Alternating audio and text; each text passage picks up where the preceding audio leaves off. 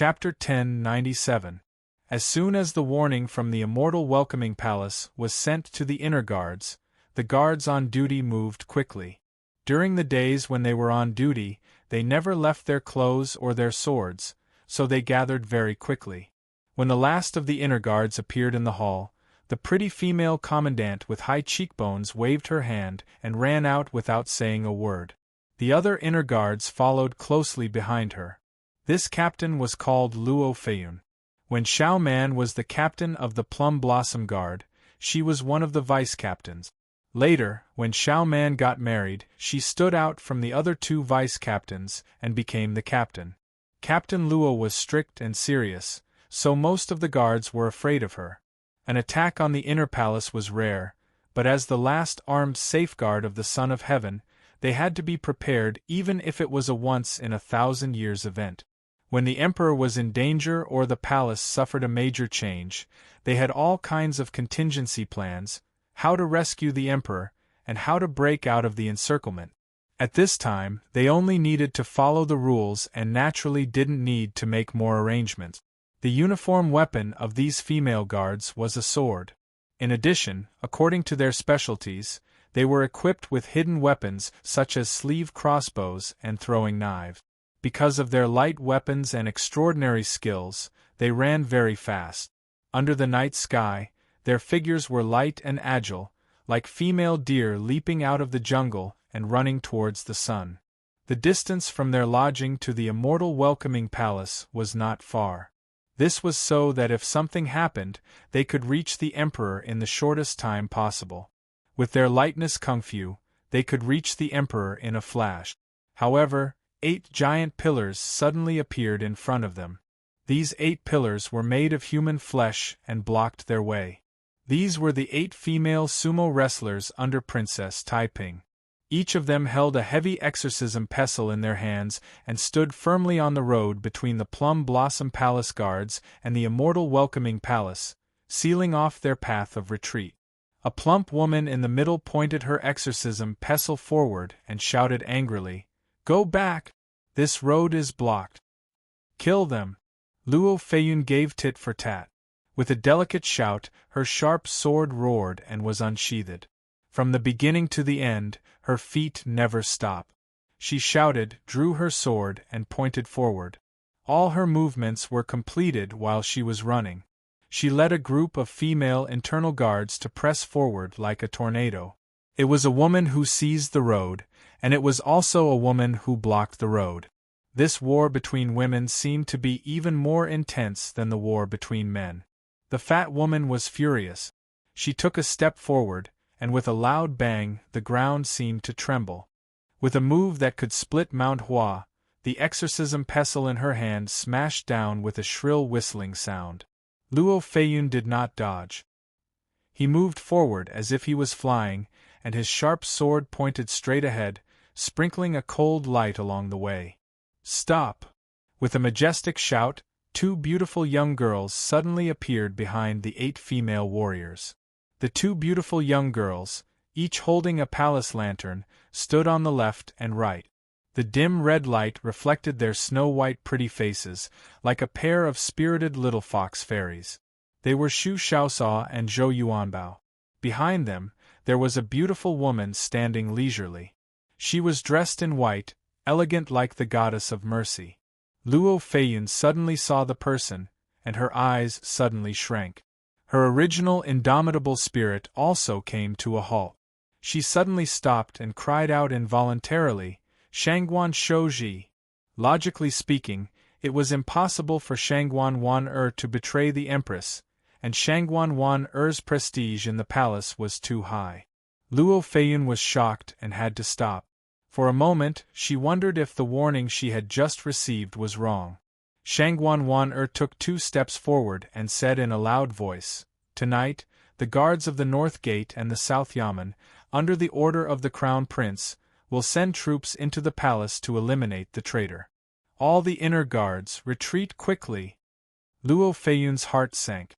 Listening to the tone of these words, there was indeed a rebellion, and Shangguan Shouji, who she thought would never betray, had also become a member of the rebel army. Luo Feiyun gritted her teeth and said, "The immortal welcoming palace issued a warning. As a guard of the emperor, it is my duty to do so. I cannot disobey Shangguan Shouji's order." Shangguan Wan'er said in a deep voice, "The crown prince is the heir of the country.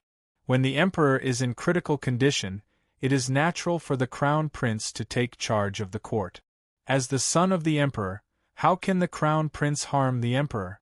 Your duty is to protect the safety of the emperor, and the crown prince wants to kill the treacherous Zhang. Retreat now." The inner guards did not care about political affairs and were only loyal to the emperor. This was the belief and education they had received since childhood. At the moment when the immortal welcoming palace issued a warning for help, they were asked to stay out of it. This was somewhat unacceptable to them.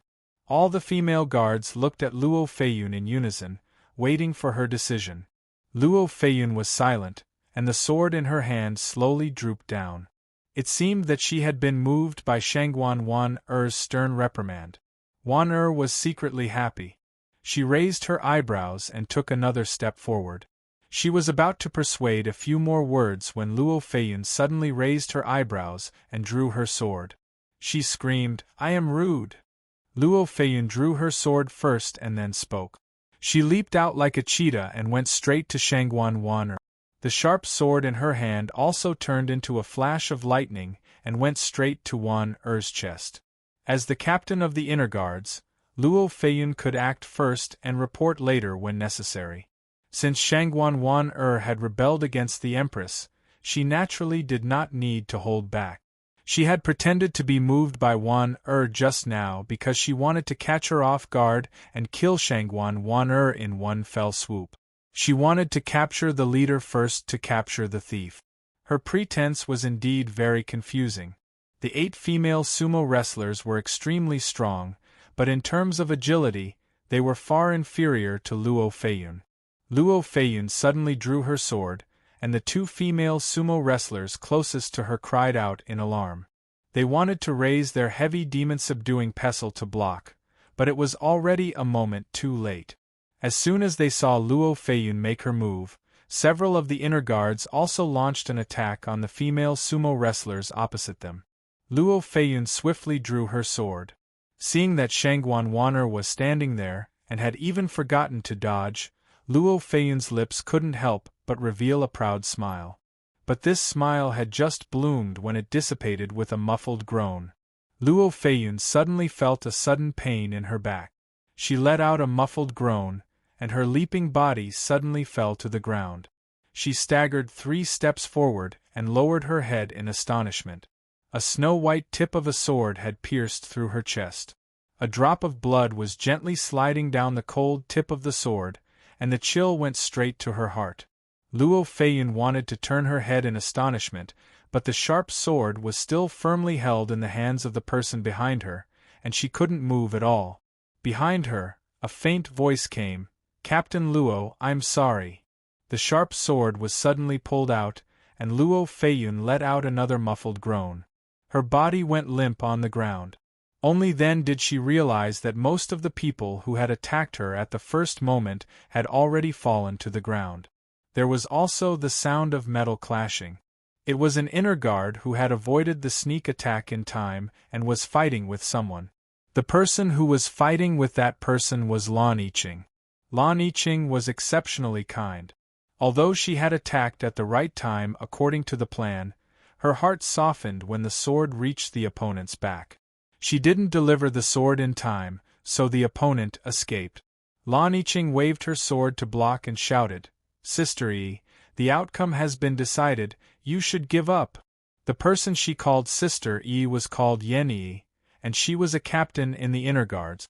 Yan Yi's almond-shaped eyes were spitting fire and she roared angrily, "In your dreams. You dare to betray the Emperor, I will definitely kill you."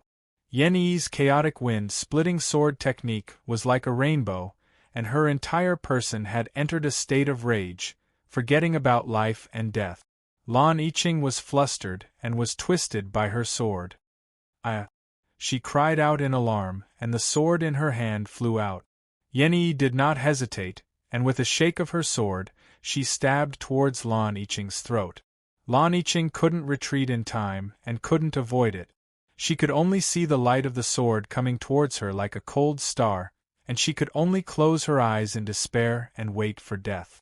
Suddenly, she heard a clear, dang sound, followed by a miserable cry. Lan Yiqing suddenly opened her eyes, and saw Gao Ying rushing to her side, and just barely lifting the sword that was sure to kill her up high. And a female sumo wrestler who chased behind Yen Yi did not hesitate to raise her exorcism pestle, and heavily smashed it into the back of Yen Yi's head, causing her brain to burst, and she fell to the ground with a plop sound. At this moment Luo Feiyun, who was lying on the ground, clutching his chest, breathed his last in despair. This internal strife left the female inner guards following behind dumbfounded, and for a moment they didn't know what to do. Some of the inner guards subconsciously moved to the side of a tall green-clothed female, and formed a relatively tight and concentrated circle around her. Gao Ying hid her sword behind her elbow, and said to the tall green-clothed female inner guard, "Military Officer Hua, both the North and South Yamen's imperial guards have already submitted to the Crown Prince. Why do you need to act like a mantis trying to stop a chariot? Today, the Crown Prince only wants to kill the second Zhang.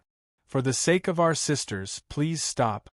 Among the inner guards, Military Officer Luo Feiyun, Vice Military Officer Gao Ying, and this Vice Military Officer Hor each had a group of supporters. Naturally, there was a group of people around Military Officer Hua. At this moment, Luo Feiyun and her trusted aides had been eliminated, but most of the inner guards were still wavering. They had to convince Military Officer Hua to avoid a battle. Military Officer Hua held his sharp sword, his expression fluctuating. At this moment, the 8 female sumo wrestlers suddenly slowly retreated, forming a semicircle. Another person slowly appeared, standing beside Shangguan Wan. Dressed in a palace dress, she was graceful and noble. It was Princess Taiping. "This is my Li family's matter. It has nothing to do with you," Princess Taiping said to Military Officer Hua in an arrogant tone. "Order your people to put down their weapons and stop resisting. I will guarantee the safety of you and your subordinates, and you will not be punished." Seeing that Military Officer Luo and his trusted aides had been killed, and that Military Officer Gao and her trusted aides were standing on the other side, Military Officer Hua's heart gradually tilted towards surrender. At this moment, the appearance of Princess Taiping was the last straw that broke the camel's back. She lightly exhaled a long breath, and said in a deep voice, "Give up resisting." As she said this, County Commandant Hua was the first to throw the sword in her hand to the ground. As soon as they saw that County Commandant Hua had surrendered, the inner guards around her did the same. With a series of clanking sounds, a dozen or so swords were quickly piled up on the ground. Shangguan Wan's tense expression slowly relaxed. The last variable had finally been resolved. Chapter 1098. They smoothly entered the Black Tortoise Gate, broke all the way to the Palace of Welcoming the Immortals, and then smashed open the main gate of the Palace of Welcoming the Immortals. It was like a pine cone being smashed open with its hard shell, peeling off layer after layer of pine oil that was difficult to peel off, and finally revealing the crispy pine seeds, just waiting for people to enjoy their delicacy. The people Zhang Yi and Zhang Xian usually controlled the palace by borrowing the power of the tiger.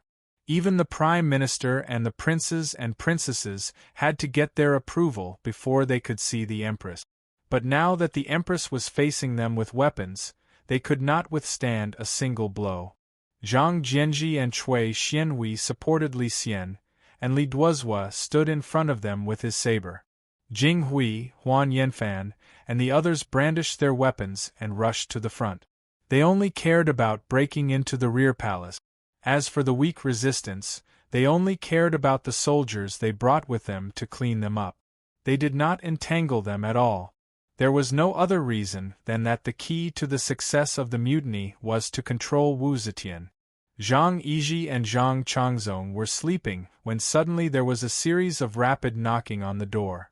A trusted aide who ran fast came to their lodgings in a panic and desperately slapped the door, shouting at the top of his voice, "Zhang Fengchen, something has happened. Someone is plotting a rebellion, Zhang Fengchen." Zhang Yizhi and Zhang Changzong were awakened by the shout. Zhang Changzong removed the 2 slices of cucumber from his eyes and said in a daze, "What? Someone is plotting a rebellion?" Zhang Yizhi reacted a little faster than him. He jumped down from the bed, grabbed a robe, and hurriedly wrapped it around his body. He did not even bother to put on his boot. He walked around the screen, rushed to the front, and opened the door. He anxiously asked, "What did you say? Who is rebelling? Where are the rebels now?" Zhang Yizhi's face was covered with a layer of honey paste, which was neither white nor red. At this moment it was already dry, and the cracked face made him look like a malicious spirit. Although the trusted aide who brought the news knew that the 2 brothers had the habit of applying cosmetics on their faces, and had occasionally seen them do it, he was still shocked. The man unconsciously retreated 2 steps before calling out, "Zhang Fengchen, the Crown Prince has rebelled, the Prime Minister has also rebelled, and the Imperial Guards have also rebelled." They Zhang Jianji and the confidant hurriedly looked towards the direction of the sound and saw a few palace maids and eunuchs fleeing into the courtyard in panic. Following closely behind them was a group of armed soldiers. Each of them was dressed in armor and held steel sabers in their hands. Some of them were holding torches, reflecting their murderous faces. Some of their faces were even stained with blood. As soon as Zhang Yizhi saw this, he was scared out of his wits. He screamed, "Rebellion! There's a traitor! Sage, there's a traitor here!" He broke into a run and ran towards Wu Zetian's residence in the main hall. The trusted aide shouted as he chased, "Zhang Fengchen, wait for me, thief, don't run!" Hearing the 3 words Zhang Fengchen, the right disbanded cavalry minister Li Zhan's heart was moved. He threw his saber, which turned into a long rainbow and pierced Zhang Yizhi's back with a "piu" sound. Zhang Yizhi ran 3 steps forward and stumbled to the ground. Seeing this, his trusted aide let out a strange cry and turned around to run, but his head hit the wall, making him dizzy. Xue Sixing rushed forward, raised his saber, and cleaved him cleanly into 2 halves on the ground. By this time Zhang Changzong had put on his clothes and ran out of the door in panic, shouting along the way, "Who's rebelling? Who's rebelling? Wulong, who's rebelling?" Zhang Changzong ran into the courtyard, and as soon as he saw the courtyard full of soldiers, each one of them holding steel sabers, he was so scared that he let out a strange cry. Just now, Zhang Yizhi had fled very quickly, so no one had seen his face. Now, under the light of the torches, they could clearly see the ghost-faced monster. Everyone jumped in fright, and only then did they react. Xue Sixing and Huan Yanfan rushed forward at the same time, wanting to hack Zhang Changzong to death. Both of them had the same thought in their minds. Although the Crown Prince's ascension to the throne was due to the merit of assisting the dragon, there were also differences in the merit of assisting the dragon. Whoever killed the Zhang brothers would naturally have the greater merit. In the end, Zhang Changzong saw 2 sharp sabers and swords coming at him, and was so scared that his legs turned to jelly and he actually knelt on the ground. The 2 men's sabers and swords missed and looked at each other in shock. It wasn't good for them to attack immediately, otherwise it would be too unsightly. Zhang Changzong's body was like a sieve, and he called out in a trembling voice, "Generals, what crime does Changzong deserve to be executed? As long as I live, Changzong is willing to repay you with everything I have. Generals, spare my life! Spare my life!" Huan Yanfan laughed coldly and shouted in a deep voice, "You, this thief, have bewitched the emperor and brought disaster to the country and the people. Don't you deserve to die? Today, I, Huan, will uphold the law of the country and enforce justice on behalf of the heavens." As he spoke, he raised his sword high. Huan Yanfan's official rank was higher than Xue Sixing's, and he had also said such beautiful words. Xue Sixing couldn't argue with him, and could only watch as Huan Yinfan's sword chopped down and Zhang Changzong's head fell to the ground.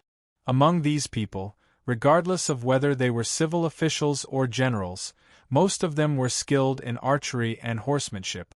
However, when it came to fighting on foot, none of them could compare to Yang Fan. If Yang Fan wanted to fight for merit, based on his skills, none of these people would be able to compete with him. However, Yang Fan followed behind Crown Prince Li Xian and didn't even draw his saber. Today was to protect the Crown Prince and execute the second Zhang. If anything happened to the Crown Prince, it would be a big joke. This was a matter of life and death, so Yang Fan naturally couldn't let anything happen to the Crown Prince. Thus, he followed the Crown Prince from beginning to end and protected him. As for fighting for merit, first, he wanted the benefits of the entire succession hall, and the succession hall's benefits were his benefits. As for his personal power and fame, if he was suddenly promoted, he would be in danger of being lonely at the top. Second, although he and the second Zhang were mutually using each other, they had never shed all pretense of cordiality. If he had to personally act, he couldn't do it. Inside the emperor's sleeping palace, Wu Zetian was old and sleepy. The noise outside had already woken her up. Zhang Yiji's dying cry was clearly heard by her. Wu Zetian's heart tightened. Propping herself up, she shouted, "Quickly light the lamps! Who is causing trouble?" Inside the sleeping palace, there were palace maids serving throughout the night. There was also a lamp left on. When the palace maids heard the noise outside, they were as flustered as ants on a hot pan. However, serving the Son of Heaven, they had long been accustomed to doing things according to the rules and did not dare to act without orders. At this time, when they heard Wu Zetian's order, they hurriedly lit the few lamps in the hall one by one and quickly retreated to Wu Zetian's side. Although the Son of Heaven was very weak, in their hearts, she was still like a mountain, like an abyss. She was still a powerful and invincible existence. Standing by her side, they could always feel more at ease. At this moment, the supervisor of the Welcoming Immortals Palace ran in, trembling all over. As soon as he came in, he fell to the ground. Although Wu Zetian's sparse white hair was draped over her shoulders, and she was wearing a small white dress, unlike her usual grand and dignified appearance, she still exuded an imposing aura. "Who is causing trouble? Speak!" The Welcoming Immortals Palace supervisor knelt on the ground and only kowtowed. His forehead hit the ground with a pring-pring sound. Unexpectedly, he did not dare to say a single word. Wu Zetian was furious.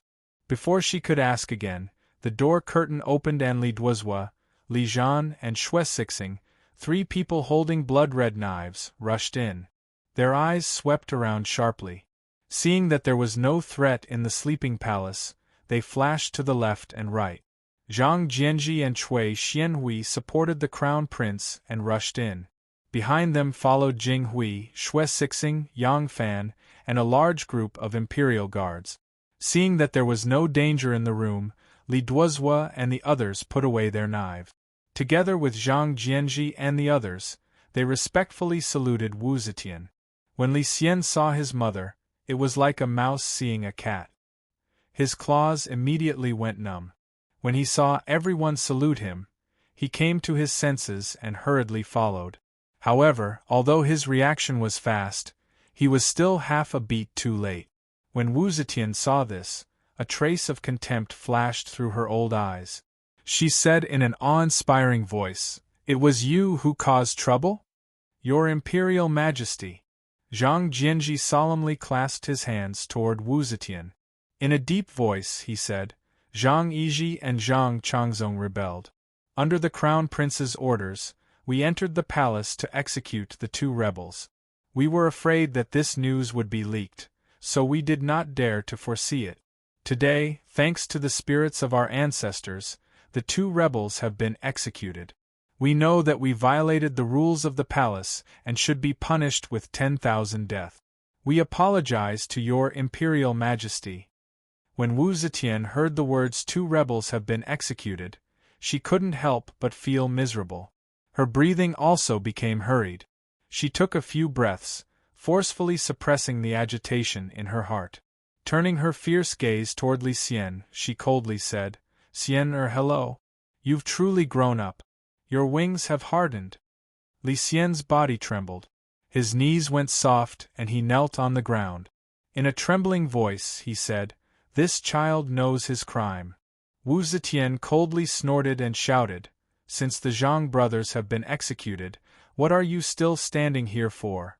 Quickly return to the Eastern Palace." Li Xian hurriedly said, "Yes, this child will." "Wait!" Zhang Jianji shouted, interrupting Li Xian's words. He cupped his hands and said, "Your Imperial Majesty! The Crown Prince can no longer return to the Eastern Palace. His Imperial Majesty has entrusted his beloved son to your Imperial Majesty for more than 20 years. We have not forgotten the great kindness of Taizong and the Imperial Majesty. We have sacrificed ourselves to serve the Crown Prince to punish the traitors.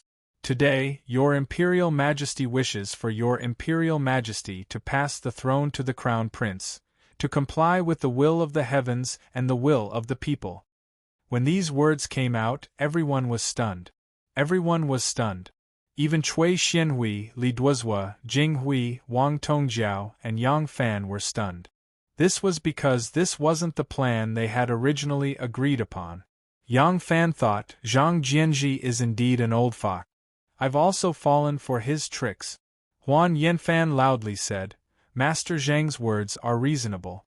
The Crown Prince is already old, and the will of the heavens and the will of the people belong to the Crown Prince.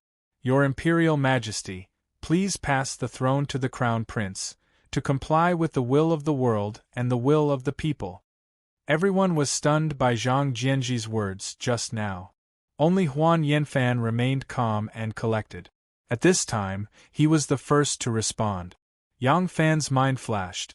This decision was probably planned by the two of them beforehand. At this time, everyone suddenly understood. Zhang Jianji wanted these officials who had supported the Crown Prince to break into the palace to take the greatest share of the credit for bringing the Emperor to the throne.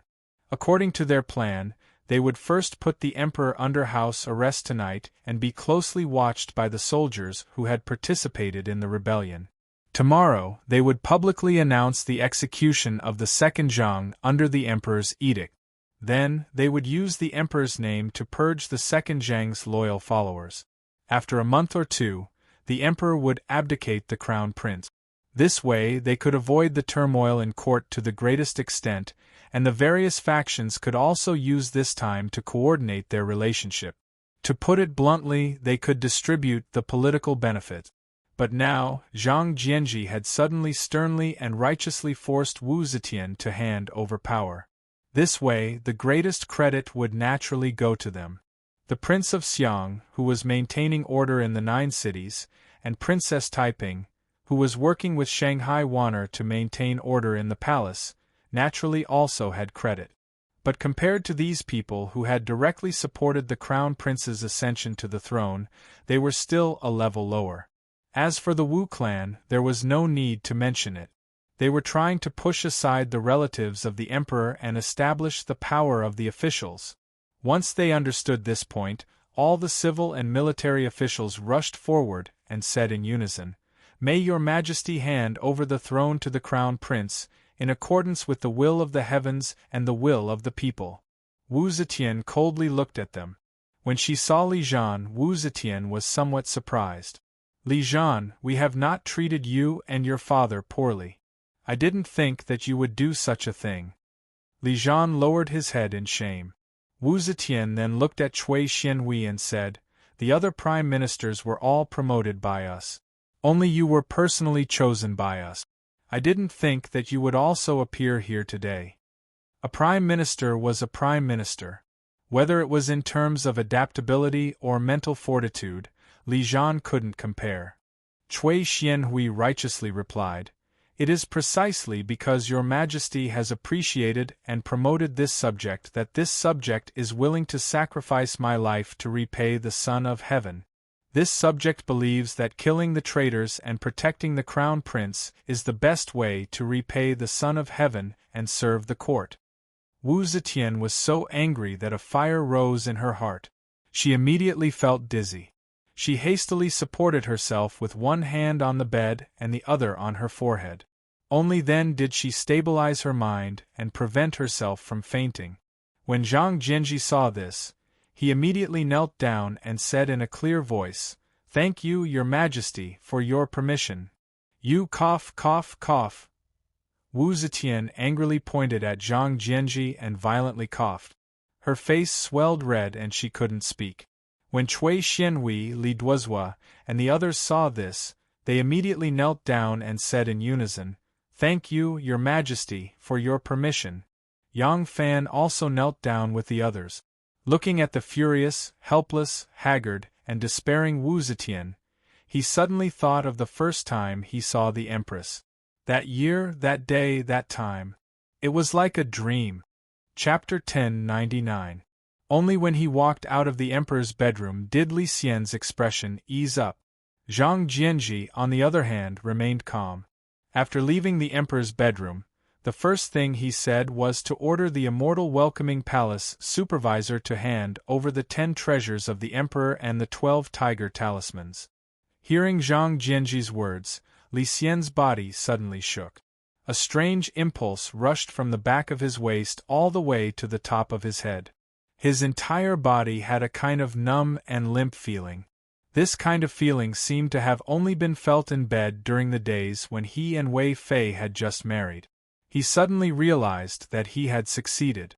From now on, he would become the emperor. Yes, he had once been an emperor, but he had only been an emperor for a month before he was deposed as the Prince of Luling and imprisoned in the Yellow Bamboo Ridge of Fang Province. However, even when he ascended to the throne, he wasn't too excited because he only had the title of emperor at that time. All the power was in the hands of his mother, but it was different this time. This time, who else could threaten him? He was the emperor, the high and mighty emperor, the emperor of the 9 Supremes. An overweening emperor. Li Xiantao was drunk and passed out. Li Zhan and Wang Tongjiao led a group of guards and escorted the supervisor of the Welcoming Immortals Palace to Erzhang's residence. They found the Son of Heaven's 9 treasures and the 12 tiger talismans, and respectfully presented them to him. The Emperor's seal was originally called Imperial Seal, but Wu Zetian felt that Imperial Seal sounded the same as she, which was inauspicious, so she changed it to Treasure. Zhang Jianji and Cui Xianhui meticulously inspected every single jade seal, Fate receiving treasure, Fate sealing treasure. When Qin unified the world, Shi Wang established the Emperor's seal, the Emperor's royal seal, the Emperor's letter seal, the Emperor's royal seal, the Emperor's letter seal, the Emperor's royal seal, the Emperor's letter seal, the Emperor's letter seal, the Emperor's royal seal, the Emperor's letter seal, a total of 6 seals. In the Han Dynasty, 2 more treasured seals were added, and later generations followed the Han system, resulting in the Chuangua seal and the 8 treasures seal. However, in the Tang Dynasty another piece was added. This was because when the Tang Dynasty was first established, there was no heirloom seal engraved on the Heshabi. The heirloom seal had long been regarded as a token of divine imperial authority, legitimate and legitimate. Anyone who ascended to the throne without the heirloom seal was ridiculed as a white emperor. The Tang Dynasty lacked the imperial seal, so they had to carve their own imperial seal of acceptance to console themselves. They were also embarrassed to completely copy the imperial seal of acceptance. Although the design was copied from the imperial seal of acceptance, the 8 big characters were changed a little. What was engraved was, Heaven of Acceptance, longevity of the Emperor. Therefore, the number of seals in the Tang Dynasty was the same as that of the Han Dynasty. However, in the 4th year of Zhenguan, Li Tang brought Empress Xiao and the imperial seal back to Li Tang when he attacked the Turk. Since the imperial seal was found, it was not appropriate to smash the one he carved to make up the number. Therefore, the Tang Dynasty had an additional seal. There were a total of 10 seals, all carved from white jade with a hornless beast as the button. Other than the imperial seal of acceptance, which was 4 inches square, the other seals were 1 inch and 2 fun. Therefore, it was very easy to identify which side was the imperial seal. However, before the Tang dynasty recovered the imperial seal, the seal they carved to make up the number was an imitation of the imperial seal of acceptance, which was also 4 inches square. Therefore, these 10 seals were 8 imperial seals of the emperor. 1 imperial seal of acceptance was the same size as the imperial seal of acceptance. Zhang Jianji and Cui Xianhui opened the seal boxes one by one and carefully examined them, afraid that someone else had substituted a flower for a tree. After examining the 8 seals, they came to the last 2 seals held by the soldier. The 2 did not even look at the imperial seal of acceptance, but looked at the imperial seal of acceptance at the same time. 2 pairs of trembling hands reached out at the same time and gently opened the seal box. An imperial seal was quietly lying in the seal box. The seal was 4 inches square, made of white jade with a hornless beast button, and handed over the 5 coils of qi. Hidden in the seal script were the words, "Receive the mandate of heaven, live forever and prosper." Zhang Jianji's old face, which had always been as calm as an ancient well, suddenly became excited. The wrinkles on his face seemed to ripple. As if he was holding a newborn baby, he carefully took out the imperial seal of acceptance and raised it high above his head. Suddenly, he turned around and knelt down heavily in front of Li Xian. In a loud voice he said, "God bless the Tang dynasty, long live our emperor." This was a real achievement. Who would be willing to be left behind? Everyone knelt on the ground in excitement and shouted to Li Xian, "God bless the Tang dynasty, long live our emperor." Li Xian stood there, as if he was riding on the clouds. Happiness came too quickly, and he could not adapt to it. In the Palace of Welcoming Immortals, when the 2 ministers forced the emperor to abdicate, Princess Taiping and Shanghai Wanner were summoning the 6 ministers, the 24 ministers, and the chamberlain of the Department of Chamberlain. They explained to them the situation of tonight's operation and the purpose of the operation in order to pacify everyone. These people were the heads of the various departments and eunuchs in the palace. Many of them did not know what had happened tonight. The entire palace was in a state of panic. They had to pacify these people in order to stabilize the palace. Next, to ensure the smooth operation of this power center, they could not do without their cooperation. Outside there was the suppression of the army. Inside there was the control of the most powerful and prestigious person in the inner court, Shanghai Wanner.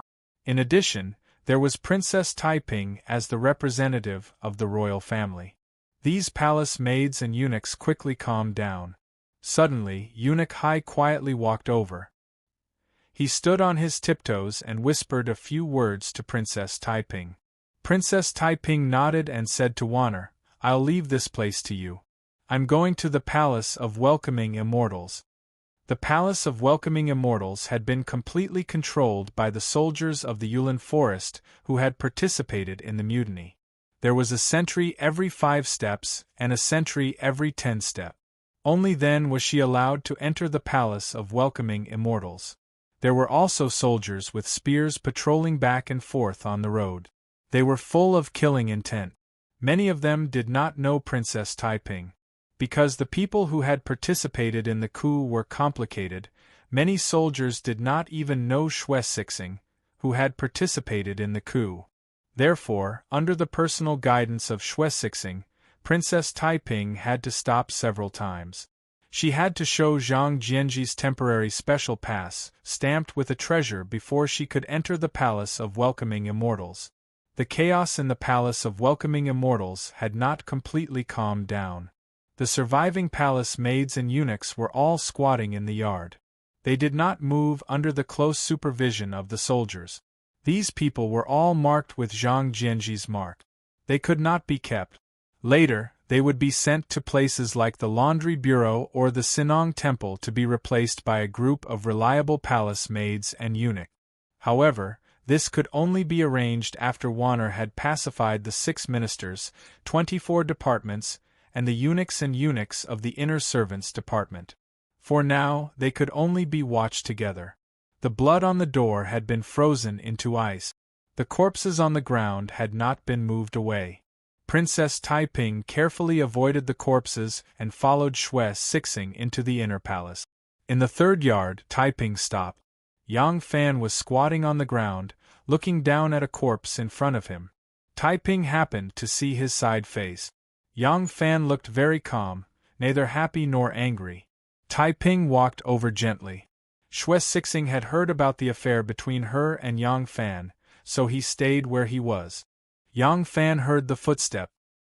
He turned his head and saw it was her. He hurriedly stood up and stood in front of the corpse. But he was still 1 step late. Princess Taiping saw the corpse clearly.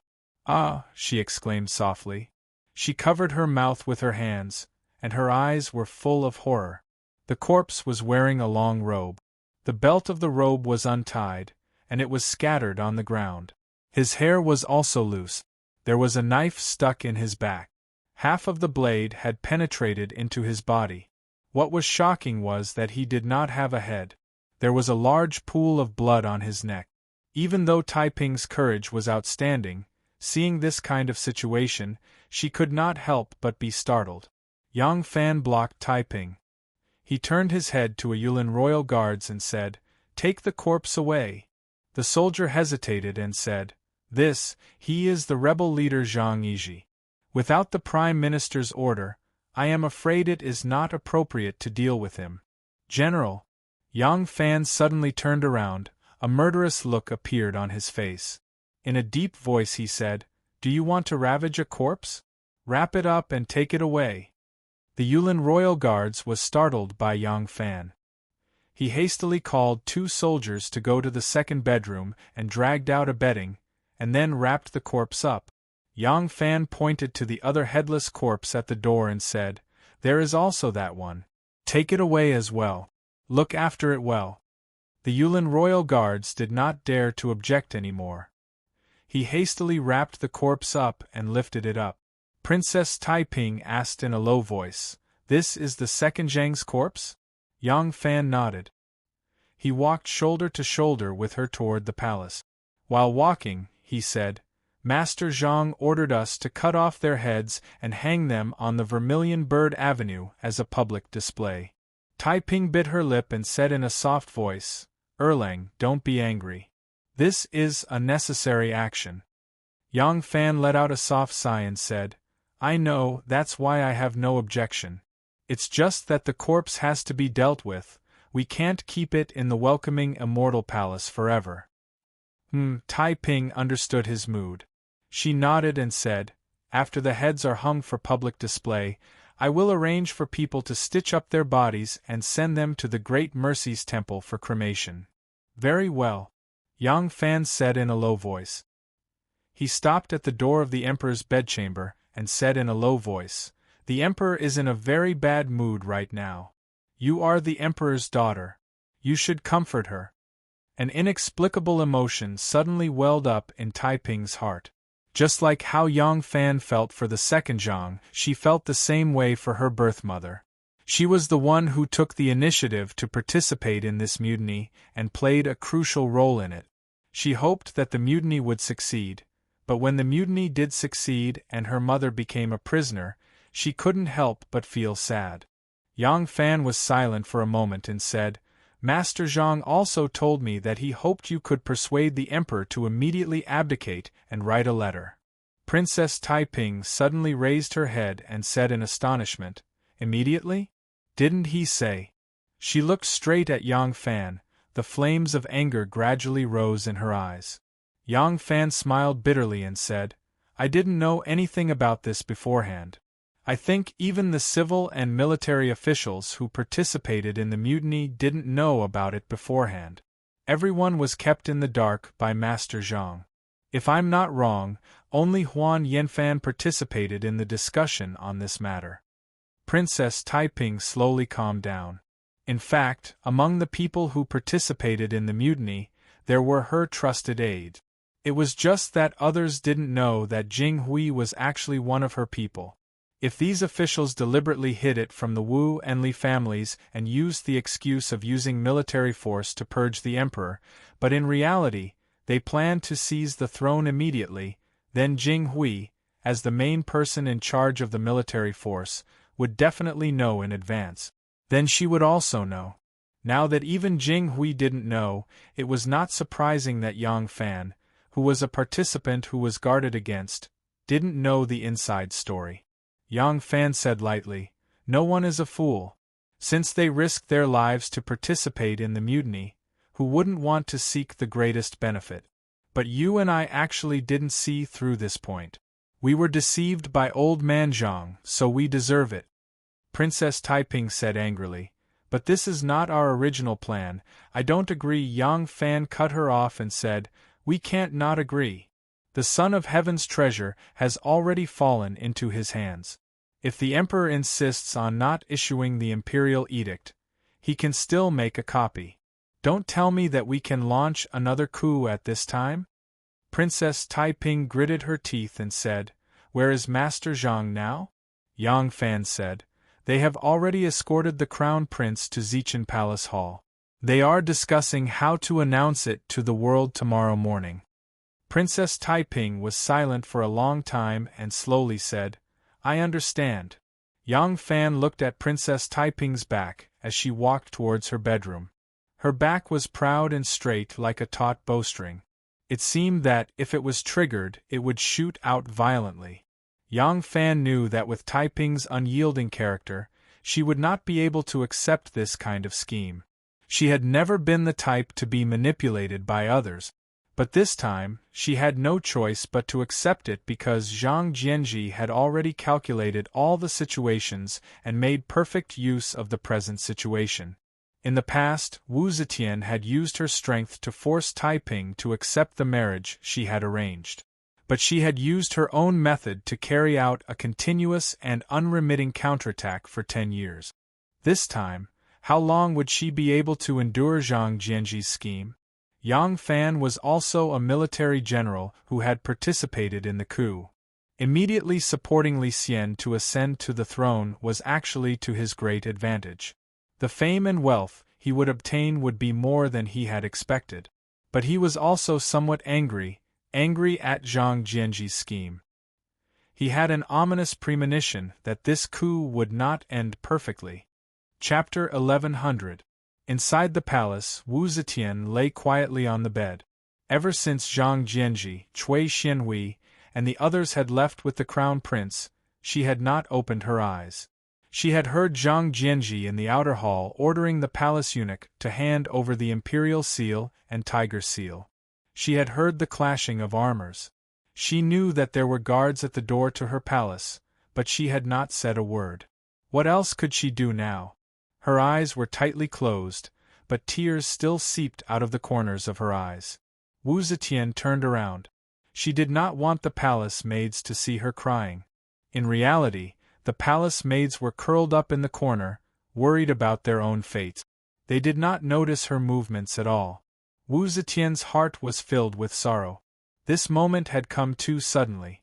She did not have time to calm her heart and reflect on her life. She did not have time to think about how many people she had harmed in her life. Every one of those people's fates were 10 times more miserable than hers, so she felt abnormally sad and angry. The country, the throne of the emperor, she would have to hand it over sooner or later. So she did not care about this power that even if it was not taken away, it would not last for long.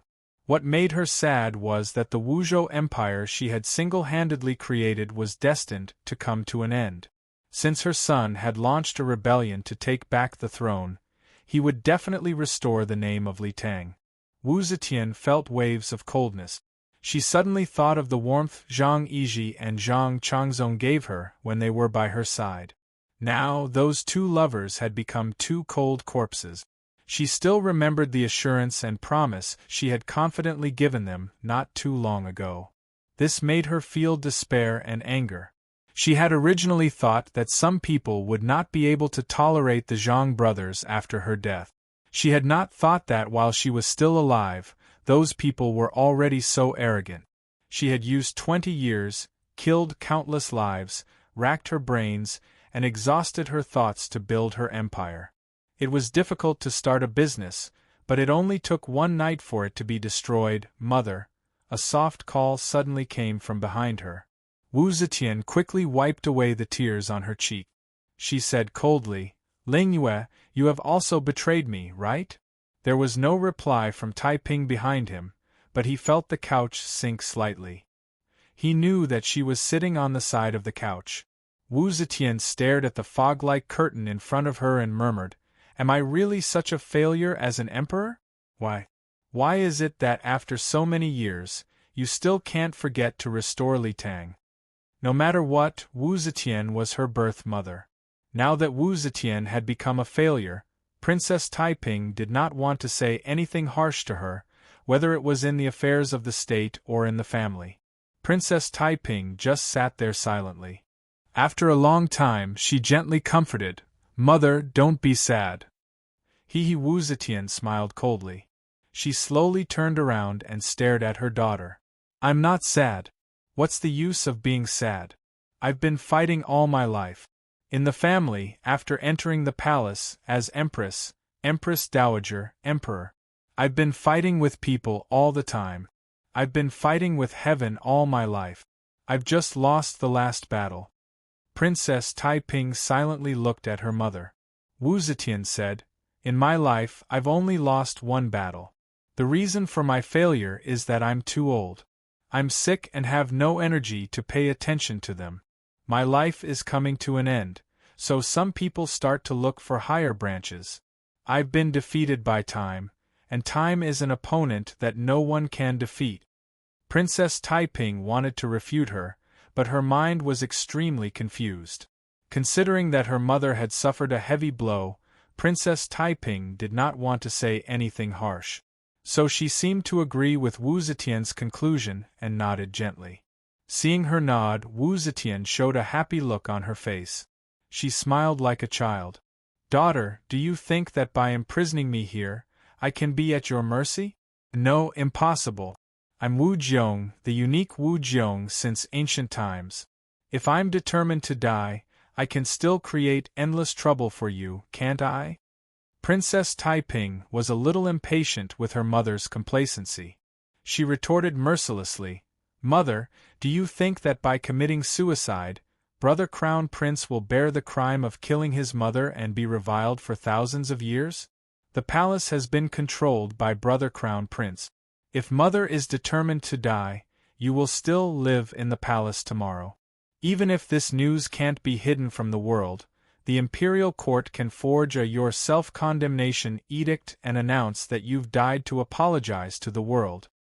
A trace of coldness flashed through Wu Zetian's heart. She was the emperor, so she was very clear about these means. She knew that every word her daughter said could become a reality. She was stunned for a long time and suddenly laughed. She didn't want to be manipulated after death, so she could only live in humiliation. She had lost her empire, her throne, and her lover. Even her own life and death were no longer in her hand. Ha ha ha. Wu Zetian's low laughter turned into loud laughter. She angrily pounded the bed, her face covered in tears. Princess Taiping silently sat on the edge of the bed, allowing Wu Zetian to vent. After some time, Wu Zetian gasped for breath as she lay back on the bed. She tiredly closed her eyes and whispered, What's the situation outside? Princess Taiping replied, It's still calm. The 9 cities are already under Brother Prince of Xiang's control. Inside the palace, the 6 ministers, the 24 divisions, and the people of the Department of Household Attendants are taking care of everything in the palace as usual. The imperial guards in the northern part of the city are also not stirring. Wu Zetian interrupted her and asked, No one has died. Princess Taiping thought this over, then replied, There have been almost no casualties, except in this immortal welcoming palace. In order to get to Sir's palace as quickly as possible, they attacked and killed several dozen of the Zhang brothers' men. But second Zhang's best friends would never have been let off. Wu Zetian felt a burst of disappointment. She had not expected that even though she was the Empress Dowager and the Emperor's mother, she had still needed so many years, had to kill so many people and exile so many people before she could sit on the throne of Emperor. But at the moment of her transition of power, not a single deathsworn had stepped forward. Princess Taiping gazed at her mother's aged face. In the last few years, her mother's teeth had all fallen out and her cheeks were clearly sunken, making her appear very weak. Her eyes were closed and her eyeballs did not move at all. It was impossible to tell what she was thinking, so much so that Princess Taiping felt like there was nothing she could say. She opened her mouth, but still felt that it was somewhat difficult to bring up the matter of abdicating the throne to her mother at this moment. So she closed her mouth again, thinking that perhaps it would be better to let her mother have a good rest and then bring up the matter tomorrow. But Wu Zetian seemed to feel her embarrassment. She slowly opened her eyes and asked lightly, "They asked you to see me not just to visit this old woman, right?" Princess Taiping lowered her eyes and said in a low voice, "Mother." Wu Zetian rolled her eyes and murmured, "What else do they want from me?" "They want me to issue an edict to abdicate, right?" Princess Taiping bit her lower lip and gently nodded. Obviously, the overall situation had been decided. They could wait for a few months like Emperor Taizong, and then let the Empress abdicate.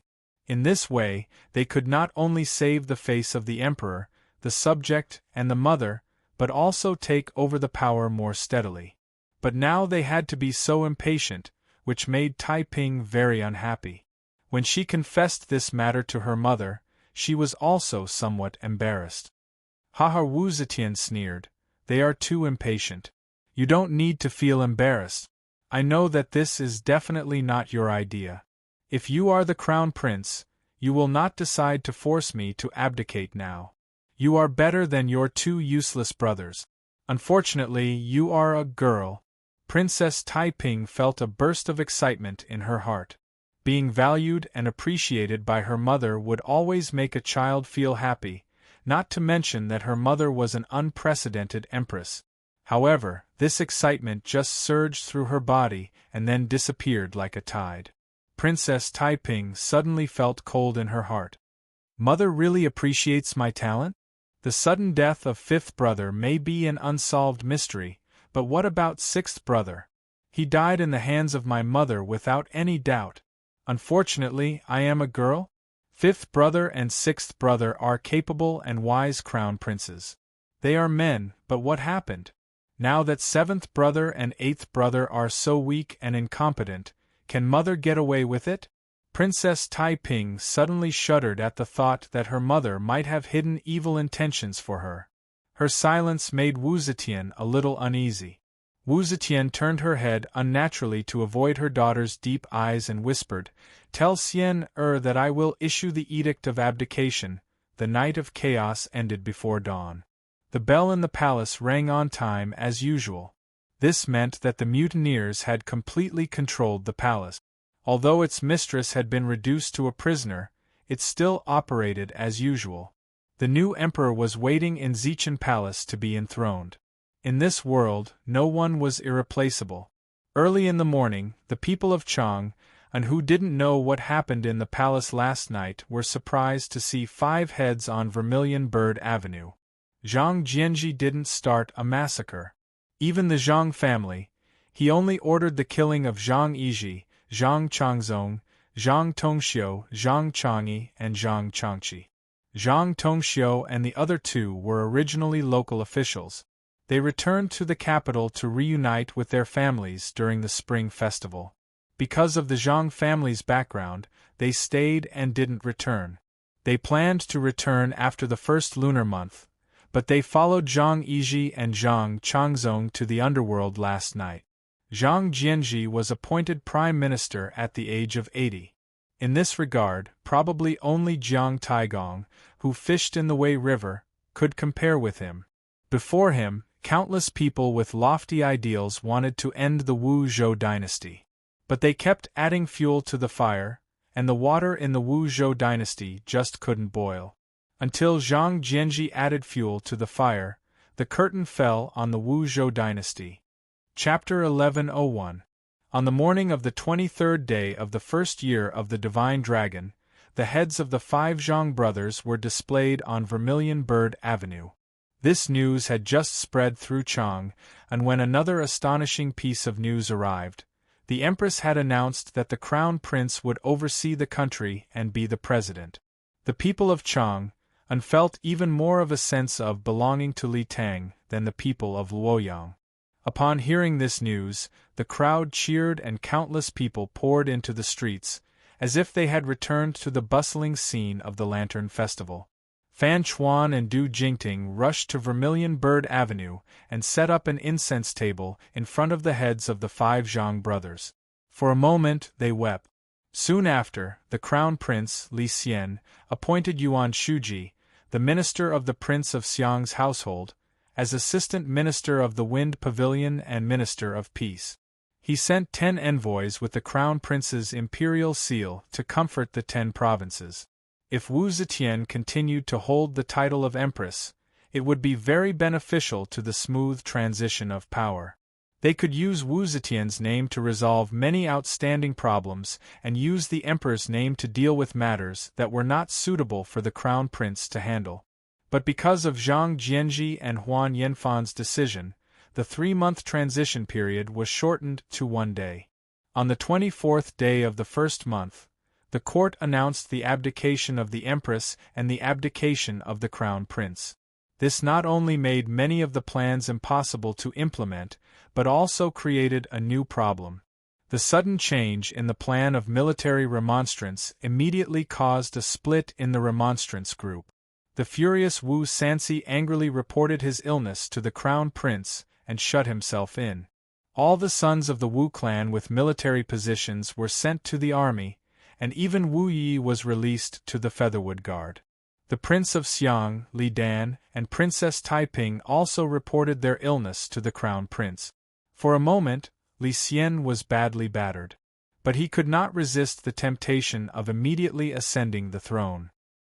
He had already promised Zhang Jianji and the others, and he had already announced it to the entire country. How could he go back on his word? Helpless, Li Xian could only lower himself and personally pay a visit. He first visited the Prince of Xiang's estate, then Princess Taiping's estate, and finally the Prince of Liang's estate. In his private conversation with his brother and sister, Li Xian did his utmost to clear his name and push all the blame onto Zhang Jianji, Cui Xianhui, and their group. The Prince of Xiang and Princess Taiping knew that since this matter had already become a fact, it was impossible to force the Crown Prince to change his mind. It was just that they found it hard to calm down and were a little emotional. Now that the Crown Prince had taken the initiative to visit them, put down his pride, and begged them with soft words, the two of them grumbled for a while before agreeing to attend the coronation ceremony. However, Wu Sanxi did not give Li Xian any face. No matter how much Li Xian tried to flatter him, Wu Sanxi refused to come out. Although the Prince of Xiang, Li Dan, was in control of the Southern Office Guard, and as long as he agreed to attend the coronation ceremony and support the Crown Prince's ascension, the safety of the 9 cities could be guaranteed, Li Xian was not at ease.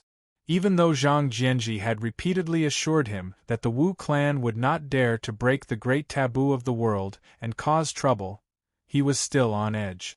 Taiping of Princess of Dynasty Wu Dynasty, of Wu of Dynasty of the Taiping of the Dynasty. Wu of Palace, of the Taiping of Dynasty. Princess Taiping had no choice but to agree. After some negotiation, Wu Sanxi reluctantly agreed. These matters were naturally only known to Li Xian, his siblings, and Wu Sanxi. At the very least, in the eyes of outsiders, the Crown Prince's ascension to the throne was expected by all. Although the coronation ceremony on the 25th day of the first month was rather crude because of its haste, the presence of so many powerful figures naturally made people feel that the Crown Prince's ascension to the throne was well-deserved. However, a few officials and Confucian scholars familiar with the etiquette of the imperial court were still able to discern some special flavor.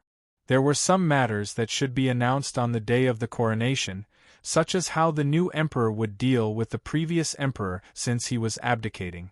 When the new emperor ascended the throne, what year would be decided, what major state policies would be decided by the new emperor. When the new emperor was established, what appointments and transfers would be made to the civil and military officials, and all of this, because Li Xian's ascension to the throne was too hasty, and it involved important interests, the coup group had yet to reach an agreement and could not immediately announce it. As a result, after 20 years, when Li Xian ascended to the throne again, he actually only announced one thing at the ascension ceremony. And this matter should have been the last and not the only one in the usual procedure on the day of the emperor's ascension to the throne, and that was to grant amnesty to the people. Li Xian announced that since the beginning of the civilization era, 684 AD, the year Li Xian stepped down from the throne, all those who had been convicted, except for Su Jingye, Li Zhen, Li Chong, the leader of the rebellion, as well as the diehard followers of Zhang Yi and Zhang Yi, would be cleared of their crimes. Those who had lost their children would all be pardoned. Zhang Yi's party could be pardoned, but why couldn't Su Jingye, the prince of Yu Li Zhen and the prince of Langye Li Chong, the two hot-blooded princes of the Tang dynasty, be pardoned? In the end, it was because Zhang Jianji's sudden persuasion had disrupted the best rhythm for the succession of power. Perhaps Zhang Jianji was trying to suppress the power of the royal family and the relatives of the emperor, or perhaps he was trying to allow the group of meritorious officials to obtain the greatest political benefits. As for what he was thinking, outsiders had no way of knowing. But his hasty persuasion, not leaving a buffer period for the coup, was definitely a big political mistake. These three people, who should be rehabilitated the most, could not be rehabilitated because of Zhang Jianji's rash advance. This was because these three people had raised the banner of rebellion against Wu Zetian, and Li Xian had ascended the throne in the name of Wu Zetian's abdication. If he rehabilitated the three traitors, who had raised the banner of rebellion against Wu Zetian, wouldn't that be indirectly admitting that he was also opposed to Wu Zetian? He couldn't do something like slapping himself in the face. Whoever started the trouble should untie it. These cases should have been resolved during the period when the crown prince was in charge of the country, and he should have found an opportunity to issue an edict in the name of Empress Wu Zetian to pardon them. But because of the sudden change in plans, there were far more unresolved matters. On the 26th day of the first month, Wu Zetian moved out of the emperor's palace and moved to Shangyang Palace. On the 27th day of the first month, Li Xian led the civil and military officials to Shangyang Palace to pay their respects to Wu Zetian and was honored with the title Great Saint Emperor Zetian. In order to express his filial piety to his mother, Li Xian publicly announced that every 10 days, he would lead the officials to pay their respects. Presumably, Wu Zetian, who had been stripped of her power and placed under house arrest in the inner courtyard, did not like this arrangement. However, she had no right to ask for anything and naturally had no right to object. A new dynasty was in the air. A new emperor had ascended the throne, so it was impossible for the officials to not move at all.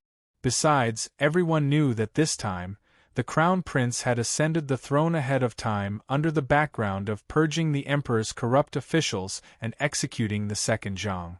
Thus, there would definitely be meritorious officials. The rewards for meritorious officials could not be dragged on endlessly. Thus, the busiest matter for the 5 officials, including Zhang Jianji, Jing Hui, and Huan Yanfan, who controlled the court, was to discuss the distribution of meritorious officials. On the 28th day of the first month, the first list of meritorious officials was finally released. The first to be rewarded was the group of meritorious officials who had planned the coup. Li Xian announced that Zhang Jianji would be the minister of Xia, a third-rank luantai of the same Phoenix Pavilion. Cui Xianwei would be the inner custodian, Yuan Shuji would be the third-rank luantai of the same Phoenix Pavilion. Jing Hui and Huan Yanfan would both be Na Yan. The 5 people above would all be the prime ministers and would all be conferred the title of duke. Li Duozois was already the great general of the Yulin Guards and could no longer be promoted. He was conferred the title of Prince of Liaoyang. Wang Tongjiao, as the emperor's son-in-law and the main meritorious official, was conferred the title of Right Thousand Ox General and conferred the title of Duke of Langyi.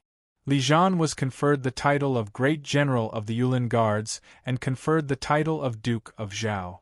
Yang Fan was conferred the title of Great General of the Yulin Guards and conferred the title of Loyal to Marquis Wu. From the title conferred on Yang Fan, Li Xian had not forgotten the great kindness of rescuing him from Fangzhou and bringing him back to the capital. On the contrary, in this rebellion, Li Xian and the group of meritorious officials did not think that Yang Fan had played any key role. However, Li Xian still allowed him to command 1,000 cavalry, which could be considered as an expression of his full trust. In terms of official rank, Yang Fan had almost climbed to the peak of the military rank. Above him were only the ranks of Great General of Light Cavalry, supporting the state and guarding the army. Of these, the first 2 were just empty titles. Among those who wielded real power, Yang Fan was only a single step away from the top and conferred the title of Guarding Great General.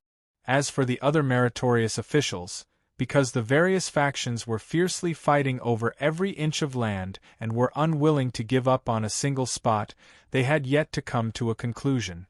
However, from the fact that they had first conferred meritorious officials and then Zhang Jianji and the others had all been conferred the title of duke and paid homage to prime minister, it could be seen that Zhang Jianji's persuasion had achieved absolute result. The court was now under their control.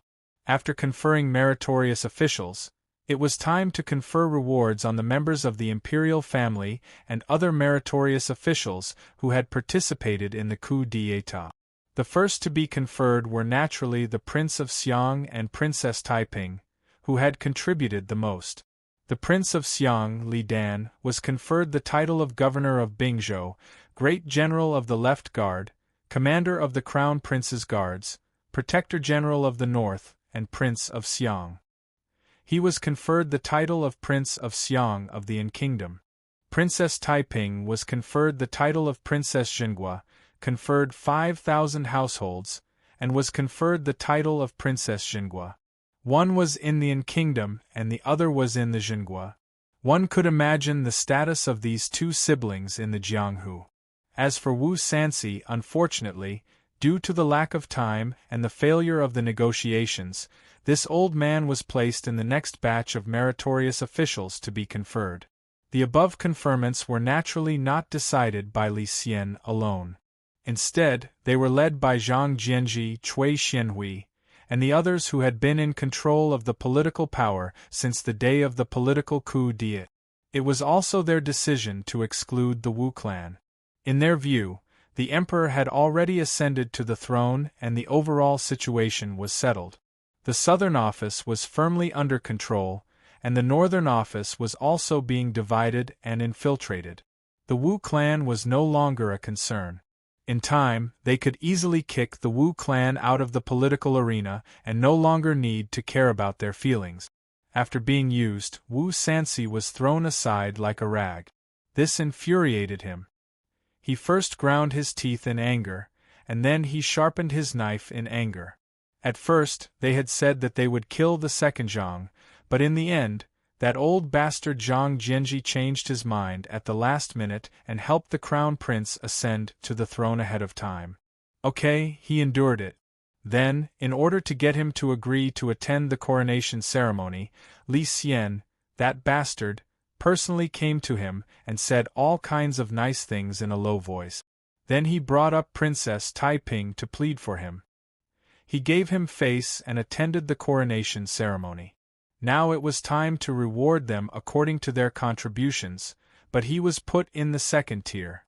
Uncle can bear it, aunt can't bear it.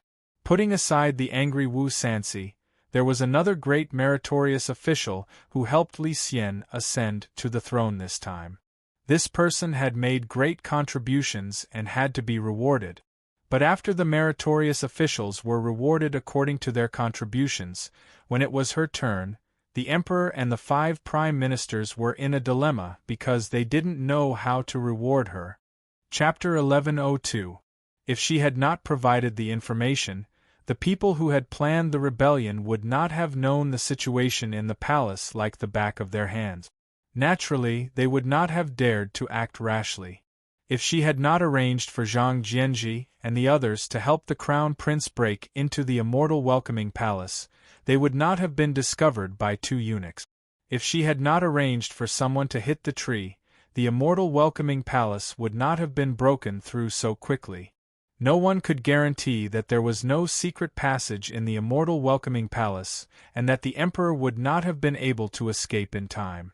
If she had not stepped forward bravely, the internal guards might not have been stopped halfway. Perhaps this was the key to their defeat. It had to be known that the deputy commandant of the internal guards was her trusted aide. If she had not been in charge, the palace would not have settled so quickly.